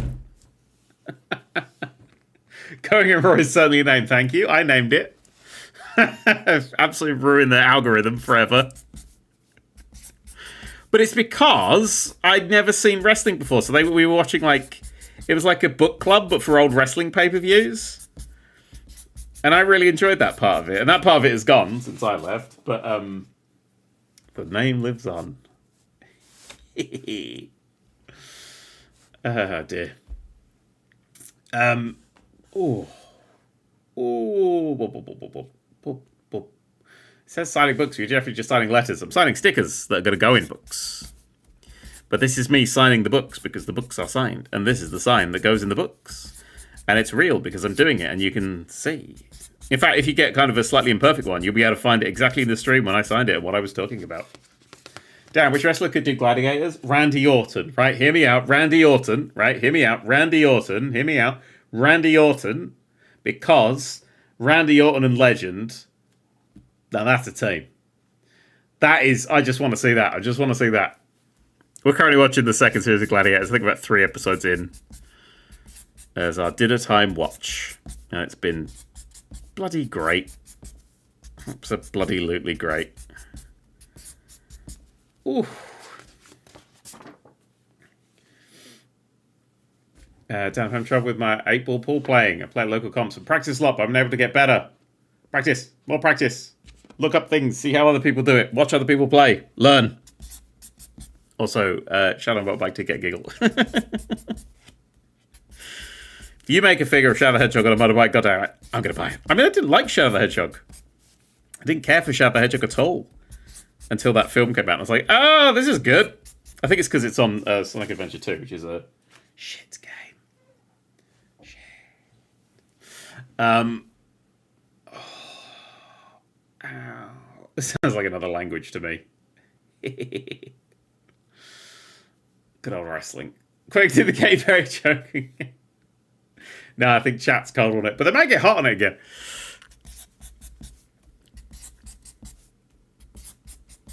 I mean, they're both yes and no. I only know it because it's the theme of Australian MasterChef. Oh, dear. How many are you signing? Holy moly. 5,000? 5,000 we're signing. I'm currently... I've only got this many left to sign. We're 5 hours in now. But yeah. It's good. Having a good time. Having a good time chatting. I just wanted to chat while doing this, otherwise I'll just have films on in the background. I figured this way, people will get to see their things get signed. That's a lot of thousands. Yes, it is. I keep popping in out the stream whenever you make that joke. You're in and you're out then.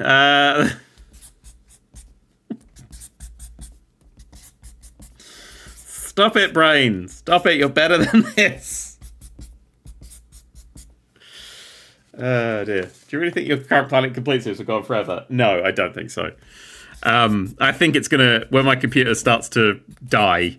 I have had to turn some of the graphics settings down recently, so... I think we might be able to make it to a year, but I don't know. If I upgrade my computer, though, which I am planning on doing, then there is a chance it can go on for quite a bit longer. Because it's very well optimized for the amount of shit that's happening in it.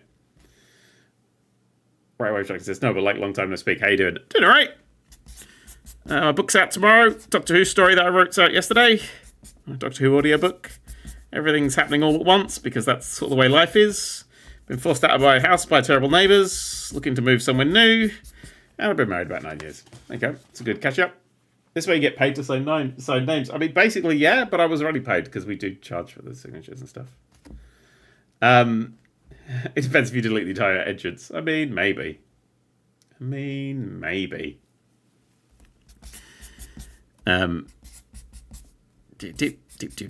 don't know how many sheets I've signed. I am going to sign all of them. I didn't know if there was, like, how many I'm supposed to sign, but I might as well sign them all. And then when I'm done with this, I get to go home and sign another 200. Still can't believe you officially got to do Doctor Who stuff. I know, right? It's available now! It's available now! I can put it on the screen. I forgot I could do that. Woo! That's the wrong one. Woo! Tales from the Vortex, short trips. It's on bigfinish.com. Started for time. Also, a little cube return with GTA 6. It could happen. I kind of would love to do... If GTA 6 has got that sort of the level building stuff and I could build challenges again... Stranger things have happened, my friend. Stranger things have happened. And that one seems like it might actually happen because it'd be really fun. I hope GTA 6 is good. I truly do. I mean, I'm not going to play the online apart from for doing stupid missions and stuff because after 5, you can't really be trusted. But I hope the game of 5's good, but it's definitely going to be I think they're never going to do the iconic again. Just because the amount of shit that was in 5 that never, like in the multiplayer, that never went to the single player. Could have been still playing that game. It's fucking gutting it is. Ah, dear. Oh. Boy from Mage says you should write a little heart on one. Okay. Yeah. There's a little heart on that one. That's the only one that's going to get a little heart. And I'm taking no more images. Got, I think, 3 or 4 smileys and a little heart. Ooh.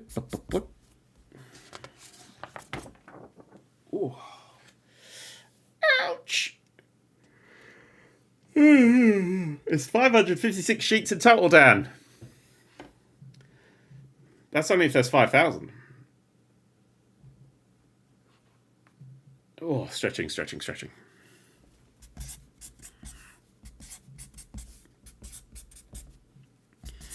It is 5 o'clock. Do you know where your children are? So how about that Oblivion remaster that comes out on the 21st? Whoops, is that a secret? Oh, big finish. Flash sale. I don't care about flash sale. I'm streaming.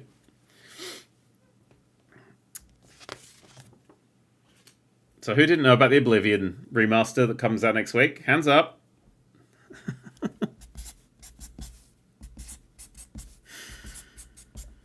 I'm interested to see if it is a remaster or a remake, because it looks quite different, and apparently there's improvements to stuff, so... It'd be nice to go back to the old one. The what? There's it looks like an Unreal Engine 5 remake of... Or remaster... That fucking signature's awful, I'm going to delete that one.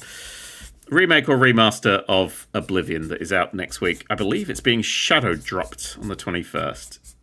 That's what Eurogamer were reporting. Kill that top one because it's a bit rubbish.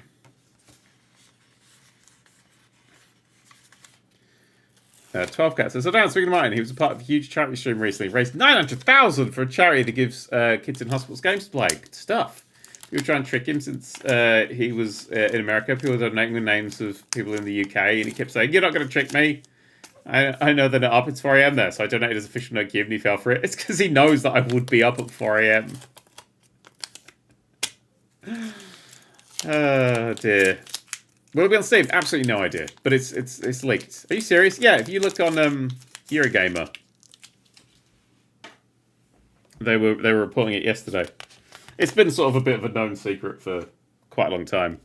But yeah, there's a... Oof, let's not get sore. Yeah, there's an official Oblivion remaster coming out next week. I just hope it's not Game Pass exclusive. That's my only... I know it's going to be on... Well, they've said it's going to be on Game Pass, but I just hope it's not Game Pass exclusive. Fuck's sake, don't your sleep balance as bad as mine. My sleep balance is pretty good, but I do spend some nights up late. Sometimes I just like working into the night, you know? Just doing stuff like this. None of these look the same. How many pens have you gone through? 3 so far. Then this one's nearly run out. Ooh. Are you more hyped for GTA 6 or Elder Scrolls 6? Well, after GTA 5 and Spacefall, what was it called? I've forgotten its fucking name. Starfield. Yeah, after those two, probably GTA 6, but... Well, actually, it wasn't GTA 5, was it? After Red Dead Redemption 2 and Starfield, I'm not excited for either. Oh, dear. Oh, as he says, Bethesda's current plan, and this is a quote, is to shadow drop the game next week on PC, PlayStation 5, and Xbox Series X/S, including via Xbox Game Pass. There you go. Yeah, it might just be I'll be honest, from this, because they're screenshots as well, they are very reddy orange. The first thing I will do is wait for a nice mod to restore the colour, because for me, Oblivion is a very green and blue game. Ooh, this one's nude. You know, it's got that real mystical sense to it. And I think it needs that. It needs that. Wait, Dan does not like Red Dead Redemption 2. I fucking hated Red Dead Redemption 2. Red Dead Redemption 2 was great! What do you mean? I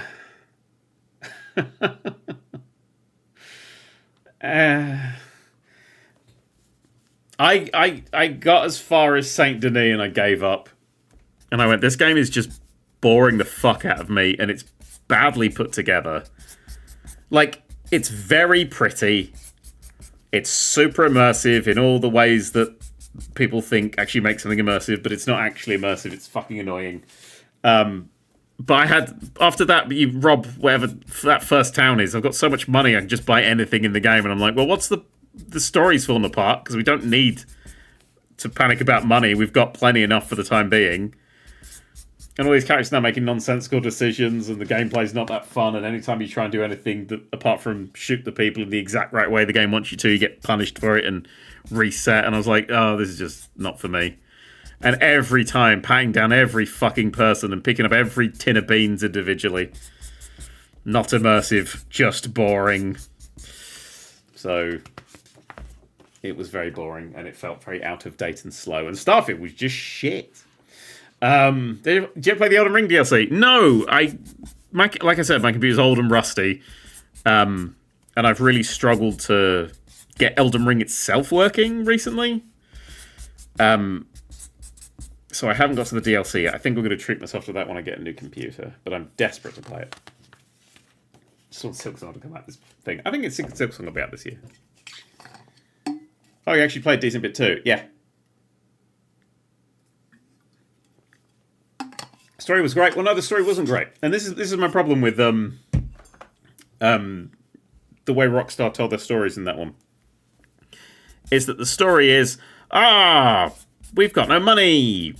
We need to do all these violent, horrible things because we've got no money. And there's me sitting on a massive pile of money that we as a team got. I'm like, we do have money. The game and the story are an absolute conflict at this point, and it's damaging both. So I stopped caring about the story, and once you stop caring about the story, it's like the gameplay's just go here, shoot the guy. It's not that interesting. I think it's just a bad video game. Honestly, just a bad video game.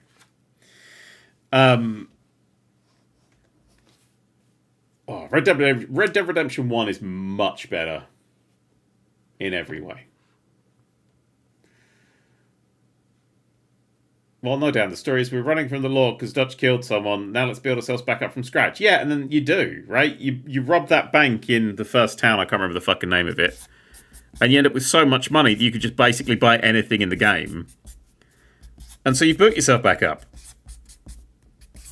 And you're fine. And then it's just a big fucking mess from that one on. Does the DH stand for Daniel Hardcastle? Yes. That would make sense, wouldn't it? Red Dead Redemption 1 mentioned, tempted to get the remaster on PC. It's very good. It's nice to go back.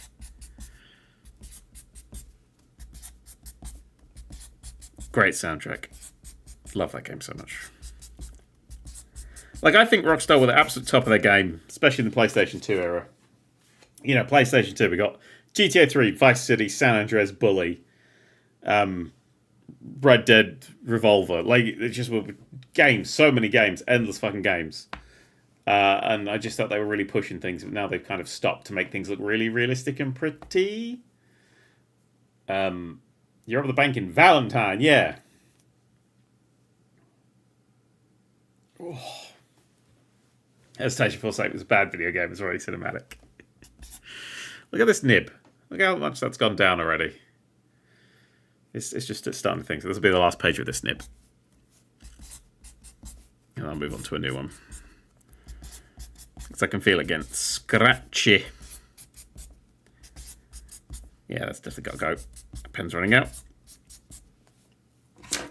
So this is a new one. There's a new nib versus my nib. That's worn down quite a bit. I'm quite heavy-handed though. So. Thank you, pen. That's 4 pens down. This one will take us to the end, I think. Ooh. Poor nib. Rip nib. The hunt for graphics and realism in AAA games is what made me stop caring in the PS3 era. Absolutely, apparently, Shane. Absolutely. I mean, look at Free Radical Design. We went from Time Splitters to Haze. Do you remember Haze? No, nobody of us fucking Haze.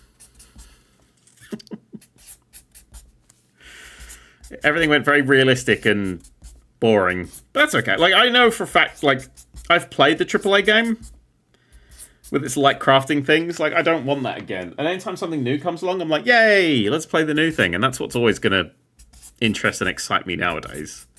Like the AAA game, the Ubisoft open world thing, I don't care about. It's not for me, and I'm not going to go, it's awful, and for me it is. And I know it's a lot of work, and in some cases masterpiece, but not for a thing. Roughly how many left? I'd say roughly that many. We're getting there. We're getting there. Imagine if I was crafting a GTA 6. Fucking hell. Yeah, crafting and upgrading weapons and shit is just... I'm a bit done with it. It's not a thing I care for. It's not a thing I want to do. Weapon degradation's not a thing I want to fuck about with. I like Atomfall. I've had one cricket bat for the entire fucking game, and it's the only weapon I've used. Cricket bat and kicking people in the balls. It's great. Rebecca's going around like a fucking knifey stabber and stabbing everyone. Me and Rebecca sat down and talked about Atomfall. Rebecca was like, so, you were like, just saying sort of things we've done. Rebecca was like, well, I'm doing stuff for Molly. And I'm like, who the fuck is Molly? And it's like this character you meet right at the start. And I'm like, who? If you talk to this guy about this thing, they'll tell you about this person. I'm like, that guy never mentioned that thing. Atomfall's great. Really enjoying Atomfall.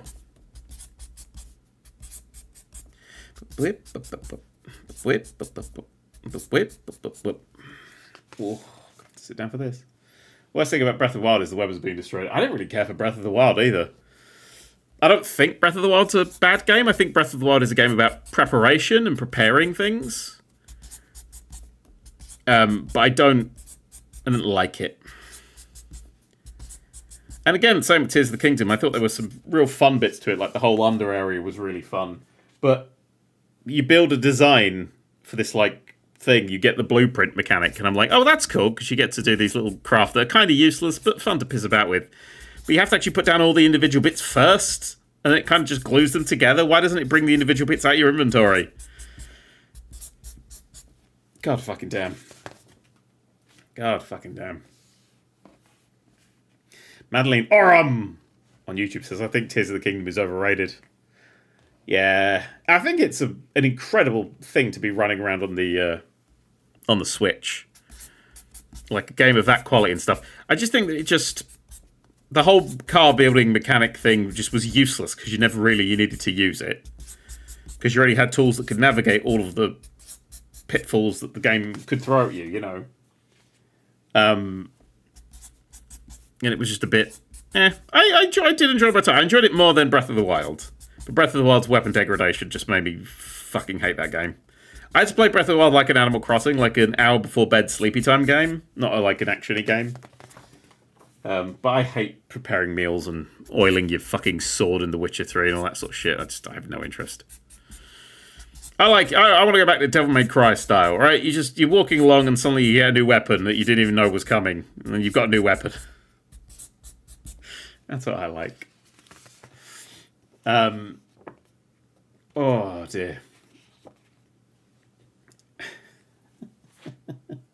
Rekka's being a creepy stabbist in the chat.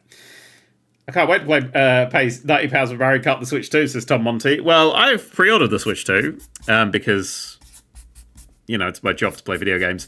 But in the UK, at least, the bundle with the Switch 2 and Mario Kart means that Mario Kart is only 30 quid. So that's not bad. 30 quid for Mario Kart. Ooh. Have you watched the Devil May Cry show? I haven't. The anime one. I have not. Apparently it's quite good, but I haven't seen it yet. Devil May Cry is not something I exactly play for the story, so... What's the update on the books, Dan? Oh, here's the update on the books. Here it is. It's out tomorrow. Officially, that's its publication day. And I'm signing these copies, shipping them unbound. They're getting stuck in, get the last bits all put together, and then they're going out. So they should be with you soonish. I don't exactly know the exact times right now, but it's almost done. And I would love to be more excited about that, but I am tired. Oh dear. Oh dear. What does the book smell like? It smells like a new book. I was going to say an old book, but it smells like a new book, like when you used to get them from the shops. Oh, I love new book smell. New book smell's the best smell. Oh, yeah. Oh, yeah. Oh, my throat's getting sore. I'll have to wait a million years it'll take to get the book out to the US. Well, backers in the US should get it before it comes out in the US, because the official publication date is July the 15th. In America. I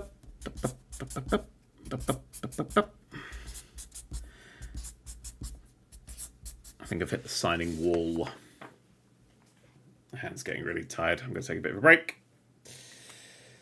Oof, I heard Nick Frost is now playing Hagrid in the Harry Potter reboot. Yeah, it's disappointing, isn't it? Oh, dear. But I suppose the amount of fucking money that he'll make... But also, yeah, sorry to ask, because you mentioned earlier, but how will we be able to get the Paradox audiobook? How it will be on the Unbound website. I don't know if it's going to be everywhere else, but you'll be given a notification when it's available for download. But before then, I need to actually finish it.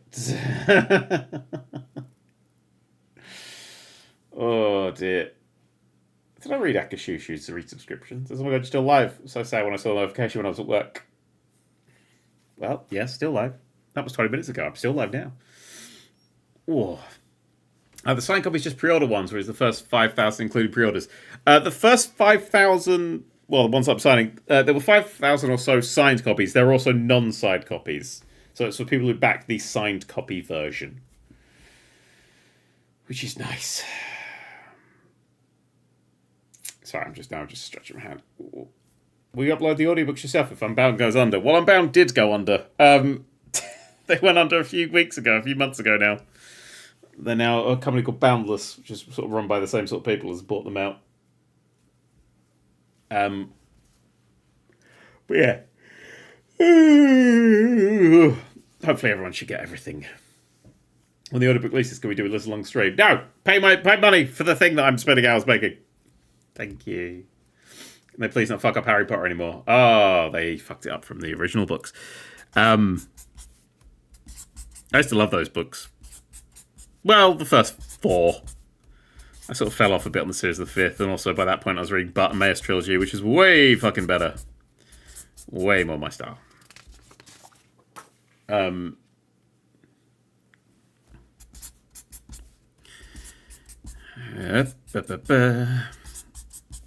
Yeah, Harry Potter and HBO. Who gives a fuck? I'm not going to watch it because if it's anything like the films, it'll be shit. I'm looking forward to the show gets to the slavery isn't evil actually bit. Yeah, I hope they get the new Snape to say those lines. That's an interesting place to put the only black character in the entire thing, isn't it? Severus Snape. The kid that was relentlessly picked on by Harry's dad. For no reason. Damn, play Schedule 1. I'm not playing Schedule 1. I don't want to deal drugs to the Roblox men. I got other games to play. I got blueprints to play. I've got a hand to rest. Oh, yeah. That is so good.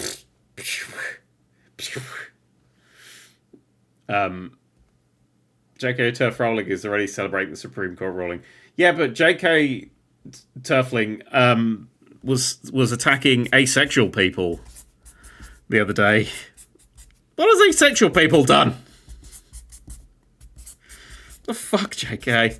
Imagine, you know what I would be, right? I'll tell you one thing. If I because I said if I win £1 billion at some point, if I earn £1 billion, if I became a billionaire, it's not going to happen. It's an if. I'd basically be doing the same thing. But I'll tell you what I wouldn't be doing. I wouldn't be being so fucking boringly, twattishly stupid. You would, I wouldn't be on fucking Twitter. You'd never see me on that shit. Be like, here's what I think. Fuck it, I've got £1 billion. It doesn't matter what I think anymore. I'm going to buy a yacht just to have a yacht to wee in. That's... Nah, I'd get seasick. But then I'm right next to a bathroom. Oh, that's great. They're pretending to be oppressed, she said, while pressing them. Yeah, because she's thick as shit. Look, do you want to argue with mold? No. And don't think about J.K. Rowling. That's all she is.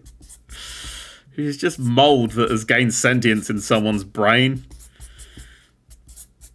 It's just controlling the bits of it can get working. Oh, dear.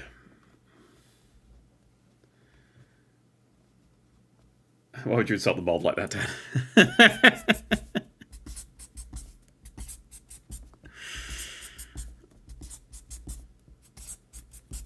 Some good signatures going on this page. They got energy, they got vibe.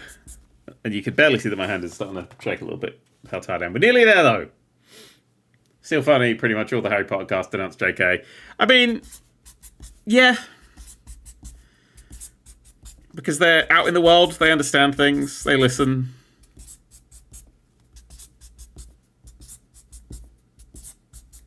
Kindness doesn't hurt.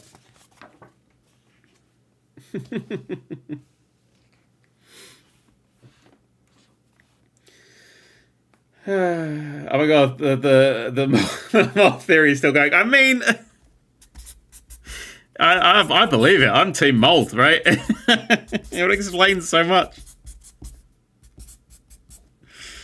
I think J.K. Rowling should be rooting for the mold theory as well, because it's better. I think it's better to be infected with a mold that gives you fucking trans-hating dementia than to just be a miserable cunt all day.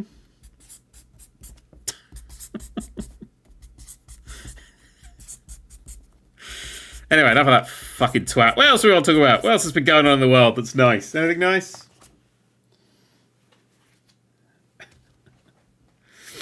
Oh dear. Oh dear, oh dear, oh dear. I saw Dandelions yesterday. It says, onotomatopia. Onotomatopia. Or onotomato. I'm trying to pronounce it. Oh no! Tomato! P! That's it. Oh no, tomato P! Oh dear. Today I'm celebrating being out for 2 years now! You should probably go home. You catch a chill. Being out that long. Oh, I get it. Congrats, 2 years. It's pretty good.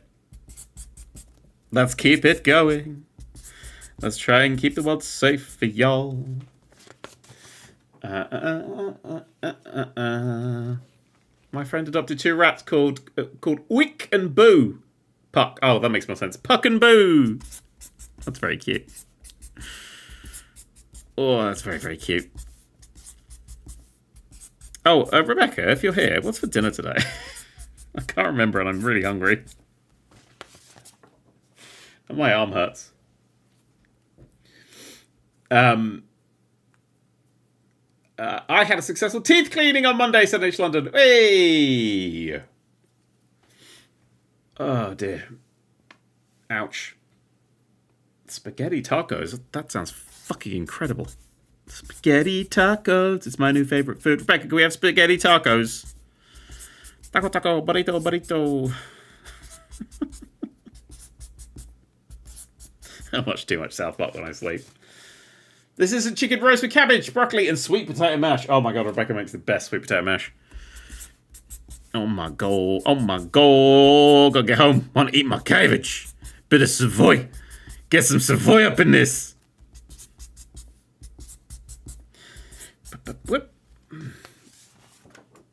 Oh dear. I did sneeze. Hebba. Hey, fuck me. So these ones have been sneezed on.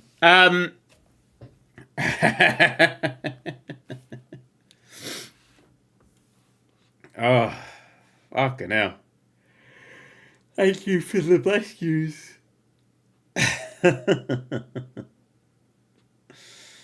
Oh. Dan's DNA on the sheets. Still go around to cooking the recipe for fucking video games. What are you doing, Cornelius Dubious? Tortilla lasagna all the way.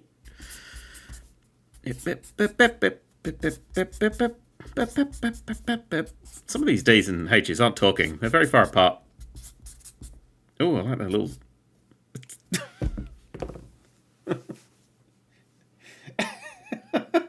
Now, Daniel, yes, Brain. What have you done there? It's a T, isn't it? Yes. What's your name again? It's Daniel. Yes. Could you pop the T in it anywhere? There's one in Hardcastle. Yeah, but it's in the middle, isn't it? I don't think it counts. Okay, we're just going to get rid of the Daniel one. Put that on your face. We'll move on. Oh, dear.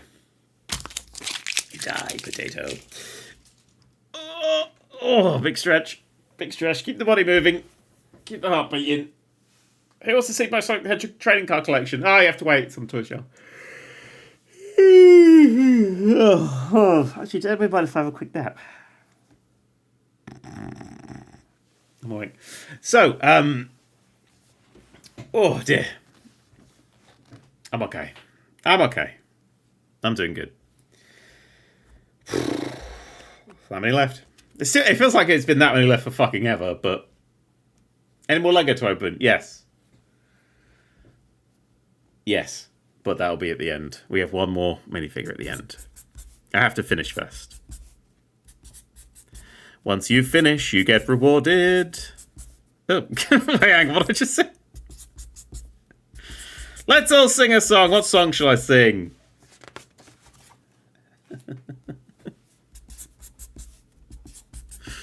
That's how you know my voice is starting to go. I'm like, please just give me something where I don't have to talk.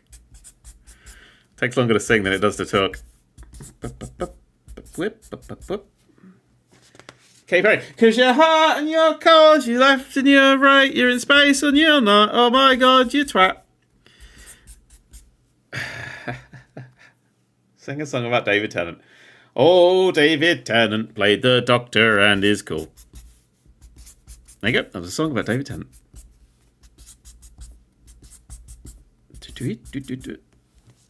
Okay, my name doesn't begin with a P either. Starting to fall apart. I'm starting to fall apart. Do through the fire and the flames. Okay.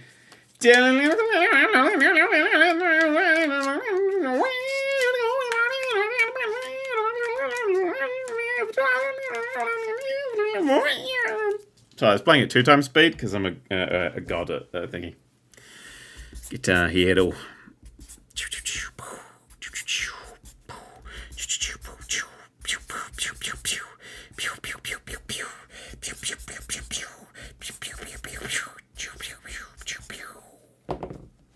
Ooh. Starting to get wounds appearing on my hands. We're getting there. I'm a tractor driver song. Find that cute. I do not remember those songs. Do you think Dave Tennant be the 14th Doctor took away from his 10th ending? Absolutely 100% not.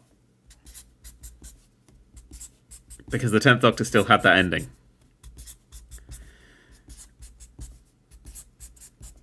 The 14th Doctor's a different incarnation of the Doctor who is different. And I think it shows sort of what the Doctor has learned since then. I think it was a really interesting way of doing it. Also, there is a joke in Paradox about David Tennant playing a future Doctor, and I wrote that joke before he was cast as the 14th Doctor, and I was like, shit, is this still funny? Is it funny a different way? That might be one of the best I've done. Any excitement for Wolverine's Insomniac's next Wolverine game? Yeah, the Spider-Man games are great, so give me some Wolvie, baby. 5 hours still going, 5.5, yeah. Whew. I've got a flat mate, and he said that space doesn't exist. Well, he's a fucking idiot. What does he think stars are? It's just a big glittery curtain. Oh dear. I want blood in the Wolverine game to Spieler, and I agree. I want limbs being ripped apart. I want shred. I want a proper 18 rated slice them up. Like that Wolverine game from the PlayStation 3, I think it was. Time with Wolverine, I think it was better than the film. Oh, stretch. How the hell did you possibly understand Doctor Who without fully watching it? I fully watch it. That's the secret, you see. Oh, I don't want to go. This is the second win, so the signature's 10 out of 10. I agree. Also,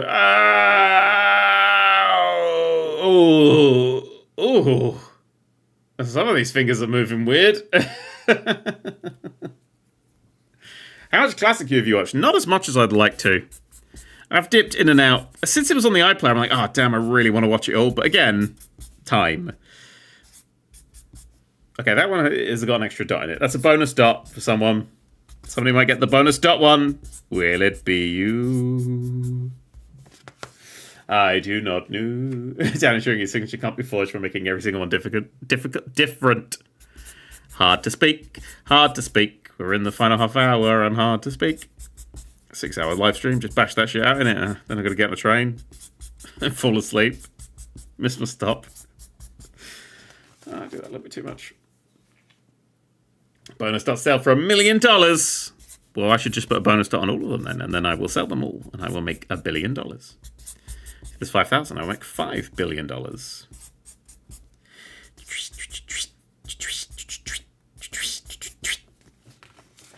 Oh, everything about finishing get to work. Oh, that's what I could stream. Actually, not. Hang on, let me check. Yeah, maybe not this week.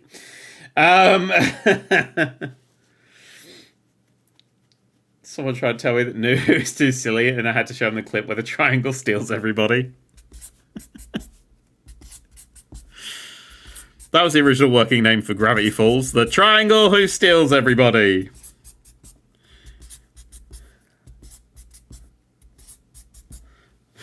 He's little.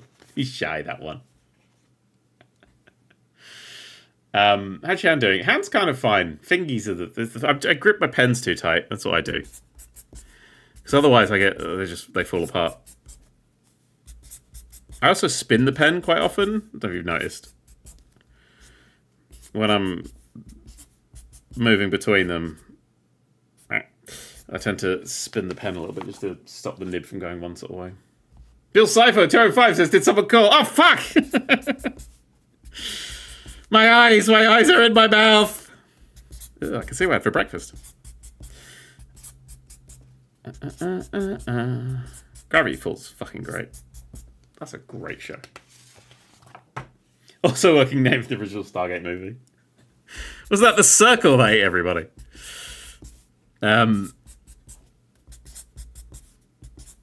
Stargate, now there's a series I'd bring back. That was a great fucking show. Hope you're having a lovely day, says Crow Gimmick. I am, thank you very much. No, FTL stream this week. You promised. I didn't promise fucking shit. I didn't do shit. Will this book be coming to stores in New Zealand? Some people have said it's already in Australia, and New Zealand's what? Like, next to Australia-ish? Hey, everybody! I'm a Simpson.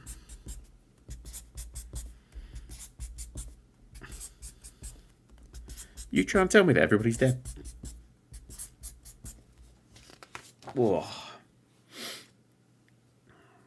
There's a joke in Community about how everyone hates the female inspector, not because they're sexist, because they were bad. The joke was years before Jodie is announced as Doctor.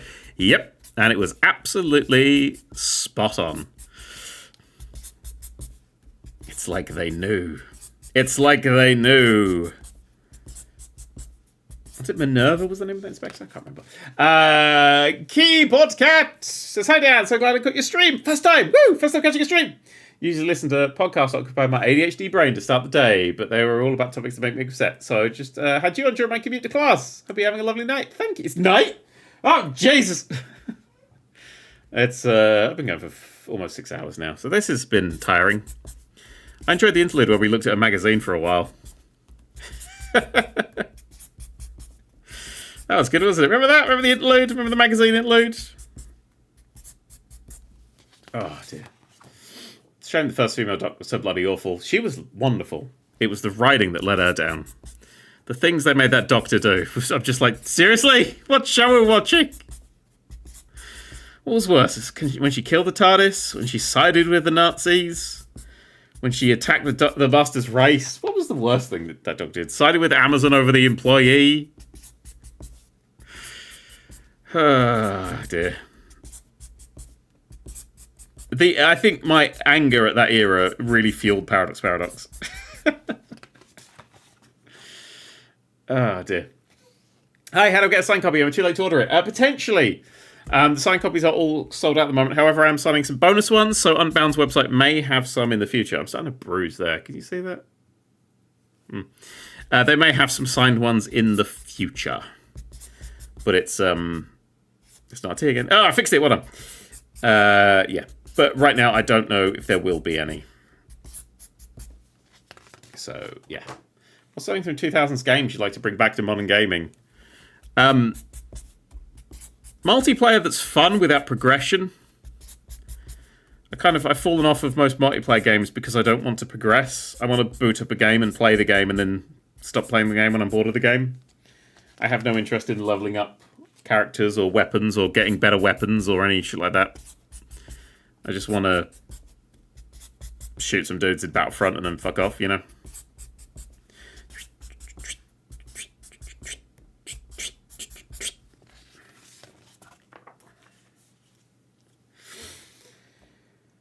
Whew. Is the 13th Doctor's bit angry phase or something? No! No, it was just shittily written. It was written with a lack of care. I mean, Chris Chibnall even admits that the finale of the first series that he wrote, they filmed the first draft of that script. You couldn't have waterboarded the first draft of Paradox out of me, I swear to God, right? I swear. There is so much wrong in a first draft. If you read my first draft, you go, oh, you can't write. And I'd be like, I can't write.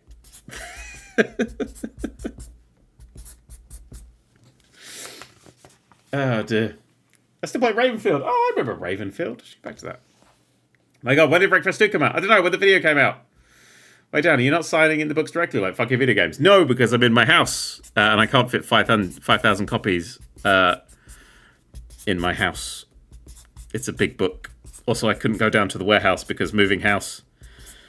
So, time being the thing that it was, I opted for a book play option, which I have enjoyed because it's been a lot more signing, but a lot less time to do the signing. And I don't need... Last time we had 2 assistants as well. 2 people were helping us do it all, and currently it's just little on me, so... You know... For the current situation, this is what we're doing, and this, for me at least, is much better.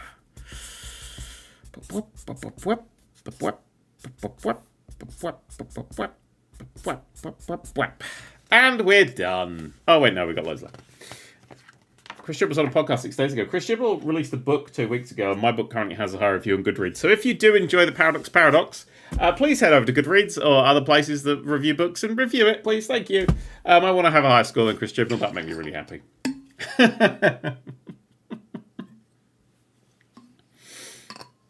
Oh, dear. Did you have to cut any long meandering tangents? I mean, yeah, a few trips to the past. and no, what I do enjoy is that like hardly any, shall we say, of the time travel trips are, even though they go back in time, there's none to the past, like our past. It's all to the future, which I thought was very fun. But yeah, there's a few that I think 3 ended up getting in various forms. Ended up getting cut. One I particularly really enjoyed. Oh dear. Is there a plot point about Chris Chibnall? No, it's a good book.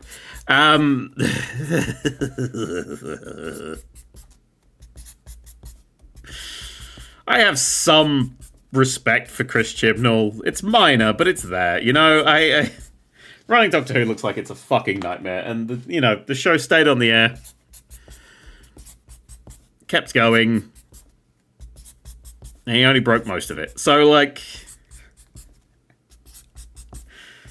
that's where I'll soften.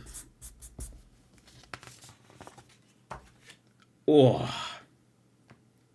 What's the Chibnall book? How Not to Write Time Travel? Oh, I think it's just like a murder detective thing, like Broadchurch. Which is the thing that, Chibnall can write that shit very well, just not time travel.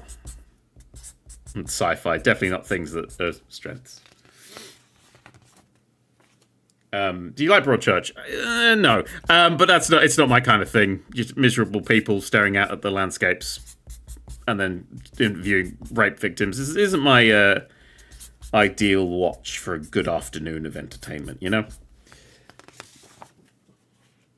And now Doctor Who is dead. No! Doctor Who is alive! And will be forevermore. And if it stops being on the TV for a while at any point, some fucking nerd will bring it back. I have a name. I heard that Broadchurch could have different endings. Yeah, he wrote multiple endings. And it could be any of the people, which meant that it wasn't really any of them. Paradox had one ending, and I wrote it before I wrote anything else. Actually, the very first scene I wrote for Paradox, the thing I was like, this is the moment that we're working towards, isn't in the book. That is true. I can't say what that scene is because it's very spoilery, but it's not in the... It did make it. The original idea, the original concept that formed the Paradox is not in the book. Yep. Clue did that, so nobody else needs to. Yeah, but Clue did it in a funny, silly way. Do you remember the video you made when your internet went down? Yes, the day the internet stood still. The vlog I made when I lived in London. Why, I ate, like, some burgers.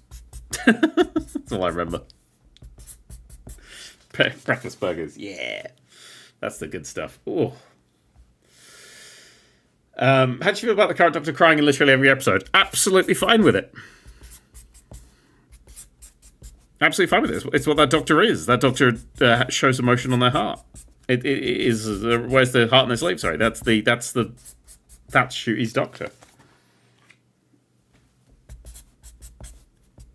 You know, it's like saying, but Capaldi was snarky in every episode, or 11 did some clever time travel shit. Or Tennant was charismatic. Yeah, it's just kind of what that Doctor does. It's how that Doctor processes what's happening. Is to lose a tear. Was that the thing you thought Loki was going to do? No, the thing I thought Loki was going to do ties into the chapter on Venus.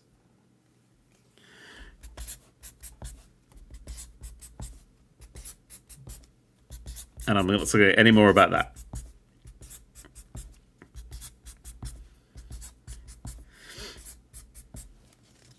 And people who have read the book will kind of get it now, I think, if they've seen that and done thing. Have you seen FAQ about time travel? I have. I read the script for that before it was a film. Because Watt's dad was going to be in it. As one of the little backgroundy characters. It's all with Chris O'Dowd, isn't it? Do you think you'll be writing Doctor Who in your sleep tonight, Dan? DH, sorry, Doctor Who. Fuck me. No, I think I'll be resting my hand in some ice. Just to cool it off. Because I can feel it really starting to cramp up now. But we're nearly there, so I might as well just get these done. I'll rest my hand. Rebecca's going to have to play games while I shout advice and support, I think. I'm going to eat some tasty wine gums. I'm going to have a nap. It's all going to be good.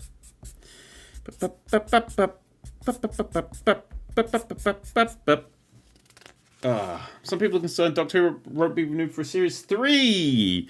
That's up to Disney at the moment, isn't it? I don't think that's... I don't know. Maybe the show takes a hiatus. I mean, it's not like we don't have any Doctor Who stuff with Big Finish and etc. is leading the way. And I think Doctor Who will come back. But there's always that worry. Doctor Who is the show that has been on the verge of cancellation since Eccleston, so... I mean, it's before Eccleston, I meant since it's come back. Every year has been, this is it, this is the end of Doctor Who, and it's been going for 25 years, like, you know. Or 20 years, I don't even fucking know. 20 years, yeah. And if Disney pull out, then, you know, Russell's get the money elsewhere. Russell loves the show and what it is, so I think it's in safe hands right now. I'd be more worried if it was someone like Chibnall. If it was someone who just felt like another job too, I'd be more worried. Alright, Doctor Who is controlled by Disney now? No, Disney just funds some of it in exchange for it being broadcast worldwide on Disney. If you're in America, you can watch it on Disney Plus. Or I think anywhere in the world, it's all on Disney Plus. That's why it's called Season 1 and Season 2, even though it's the 15th and 50-something series. And, is there an audiobook version of your book? There will be! So people still mistake you for Jeff Lynne. No, a lot of my hair's gone. They did for the longest time. But I don't look like ELO frontman Jeff Lynne anymore. Which is nice. Also, you've been here since Mercury Red on the PSP game. We do a video on that. Apparently it's been getting decent enough viewing numbers on Disney, but people are subscribing to watch it and then cancelling, so they're not happy with that. I think a lot of these apparently we don't really know what they're going to do. So we'll just wait. How'd you get the opportunity to be a Doctor Who writer? That's a great question. So every year, sort of May time, I think, I can't quite remember. Big Finish, the people who do the Doctor Who audios, run a competition where you can enter a script, and they have rules and things like that. And you write a little a 500-word excerpt from a story and a 500-word synopsis of your story. And they pick the best ones to win, and I've never won it. Unlike Ben fucking Ted's. But I entered it a few years running, and basically I think my stories, they got attention. So I got a message from somebody who worked at Big Finish saying, hey, you've kind of entered consistently interesting stories. Do you want to pitch any ideas to us? So I did. And here we are. And that is how I became the Doctor Who writer. It wasn't the fact that I had a big YouTube channel. Because I don't really. Yeah, so that's how I managed to do that. Just basically entered the competition they had.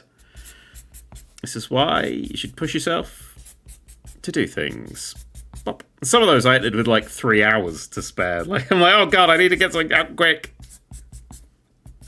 I've totally forgotten about it. But yeah. Hey, Dogs Not Games. Dogs Not Loving Games. Been a fan of you for ages. It's your VR vids. I haven't done any VR vids for ages because my bloody lighthouse, the thing that detects my VR headset, broke. Which is a fucking shame.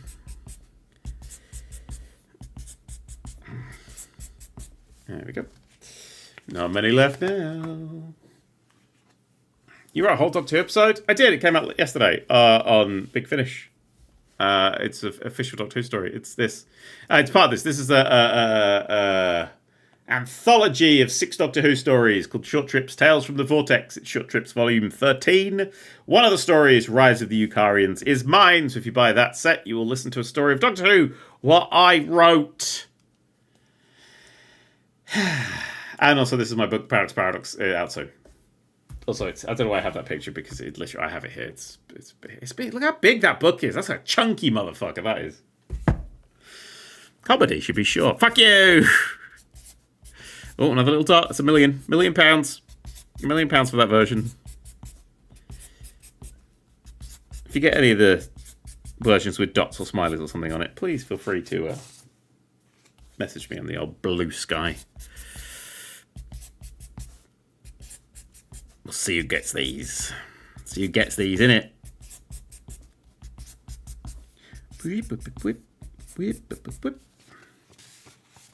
Supplies got up, they're only worth 10 pence each now. Damn it!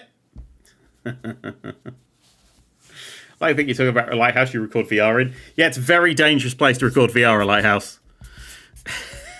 You fall down the stairs in that, you are gone for a while. Someone comes up to offer snacks. Boom! You're going down fucking 6 stories, man. What's on there? Oh, goop. Generic goop.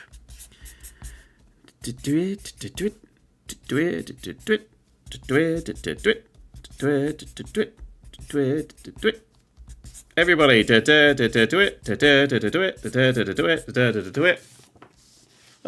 left. That's it, 2 left. If you could write for any pre-existing Doctor Who villain, who would it be? The Daleks. Daleks are great fun. Why would you not want the Daleks, you know?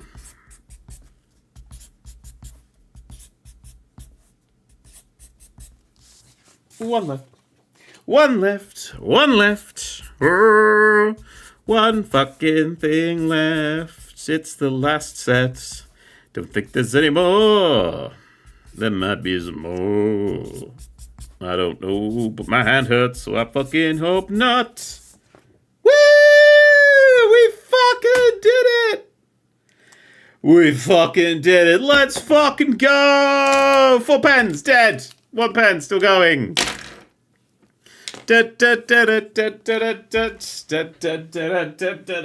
Oh, fuck me.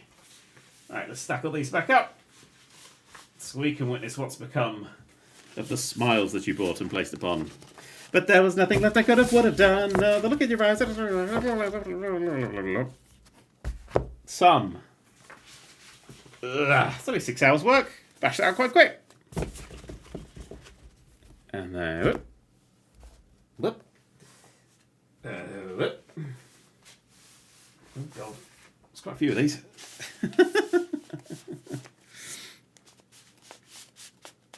What do you think of every Doctor starting back at season 1? So the future say Gatwa season 2 or Ellis season 1, Tom Ellis, if that's a 5-cup showrunner. I really like that idea. I think it's hard for non-fans to get that idea. But I would do something quite similar to that, yeah. Ugh. Getting it. Just gonna put this shit up. Quickest way to get carpal tunnel. Hey! Please look up some finger stretches. I did finger stretches before we started. I look after myself. I've danced this rodeo many fucking times. I wonder how many things I've signed in my life. It must be like 40,000? That's quite a lot. That's quite a lot. Yeah, no, my hand is fine. It genuinely, like, they go, it's pretty good at taking, but it's going to take a little bit of a toll because it's such a consistent motion, but right as rain, it'll be right as rain in a couple of hours. Hello, Bobby! You were my favourite YouTuber growing up since, I don't know, I was like 10 or 11, now I'm 23. Just want to say, I love you and you make me feel old. Oh, and make you feel old. That's right. I can't make you feel old if you're 20 fucking 3. That's what alcohol's for. Anybody ever ask you to sign a body part? Yes, there's a couple of people who have my name tattooed on them from a signature. And one person who has got a drawing of mine on them. It's Mother of Snakes. Anyway. Whoop, whoop, whoop, whoop, whoop, whoop, whoop, whoop, whoop, whoop, whoop. Some of these feel shorter than the others. Oh, it's just not flat enough. It doesn't matter. As long as they all go on here.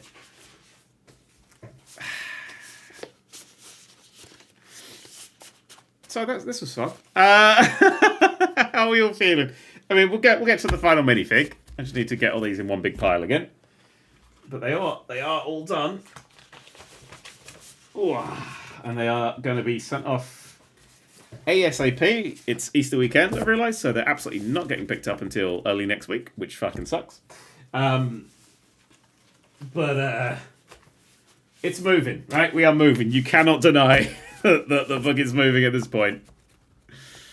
Dan, how much you since you played OMSI Bus Simulator? What have I missed? I've written 2 books. The next one's out tomorrow. Oh, I'm bored of showing off what I've done. Oh, hey-oh. 10 points. I hit 6-hour stream, made a good time. I really did. The being all sort of in one. So basically, I was budgeting 8 to 10 hours because that's kind of how long it would take me to normally sign this many prints. Just based on how long it takes me to sign things, etc., etc. But getting 9 on one page, that's how much swapping the pages adds. It's about a quarter of the time is just swapping pages. Yeah. It's Mother of Snakes. Just drawing of me, Tattoo too. Digital Dog says, Dear Nerd³, unfortunately, due to printing error, our logo is not displaying correctly in the proof provided. If you're autographing, we're sending you a new batch of proof. Please accept our apologies. Yeah, I would not be surprised. And I would not be surprised to receive an email that says, suck my cock. That's not happening in any way. Oh, dear. Who sticks the singers? I'll tell you who. Not fucking me.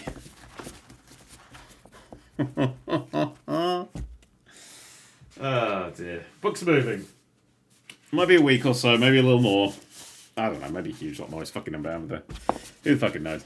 But that will be heading your way. I'm still going, by the way. There's still more. I've actually done a whole workday here. It's pretty good. 6 o'clock as well. That's a really good time to end. Because it means I'll just miss rush hour. So the trains will be less fucked up. They'll still be busy, but not that scary busy. Fuck.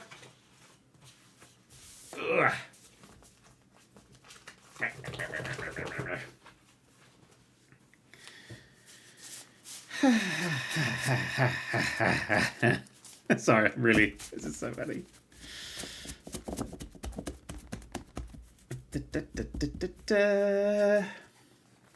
I'm thinking of getting a Steam Deck recently, says McBat. But hesitant, since I already have a good PC, would you still recommend getting one? Yes. I have a good good enough PC, but I always love handheld gaming. And I've really enjoyed the Steam Deck. It's a beautiful thing. It's a beautiful thing. Pop. Still going. Still got more to stack up at a time. It's getting close to the frame now. There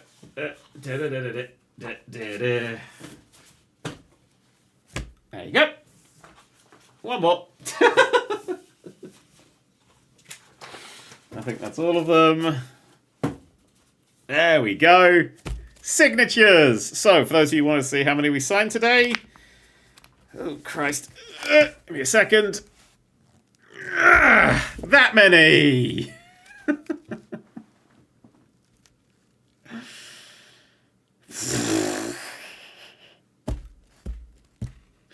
So, 6 hours well spent.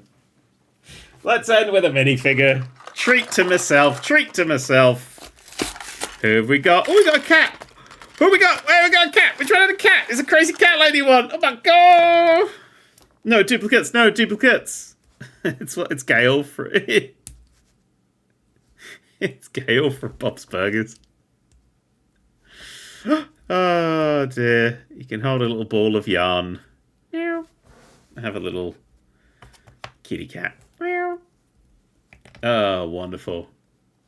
Tom Society, thank you so much for my birthday message last. Oh, it's gone. Okay, bye.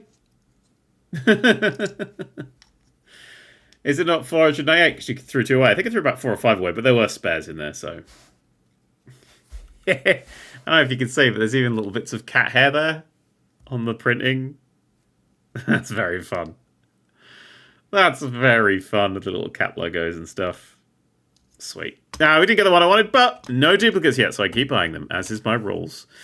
But that there is me done for a live stream. Oh, yes. Oh, yes. So, as a reminder, as if you fucking need it, my Doctor Who story, Rise of the Eucarians, part of Tales from the Vortex Short Trips, Volume 13, is available now, and you could listen to it. You can't watch it, it's audio. I suppose you can watch the waveform. Do you want to see my keyboard? There's my keyboard. So, yeah, there's that. And Paradox is available starting soon. But that's it. That's all from me for today. Let's hit up the end screen. Let's go to the end screen. Let's do a raid somewhere. Who are we going to raid? Who are we going to raid? Who are we going to raid? And let's go raid. Oh, Hannah's about to play Blueprints. If you want to go see Hannah playing something, let's raid Hannah. I raid Hannah for a little while. Oh, Lombardia. Ooh, I haven't played this game yet. Exciting, exciting, exciting. Right. Let's send you off in that direction. YouTube. Thanks for coming out. Twitch. Thanks for coming out. We are moving. The book is moving. I've signed some copies. It's lovely to hang out with y'all. Good night. I'll be back in a couple of days for something. I don't know what. Something will be streaming. You'll find out tomorrow when I put the thingy up, unless I forget. Goodbye! And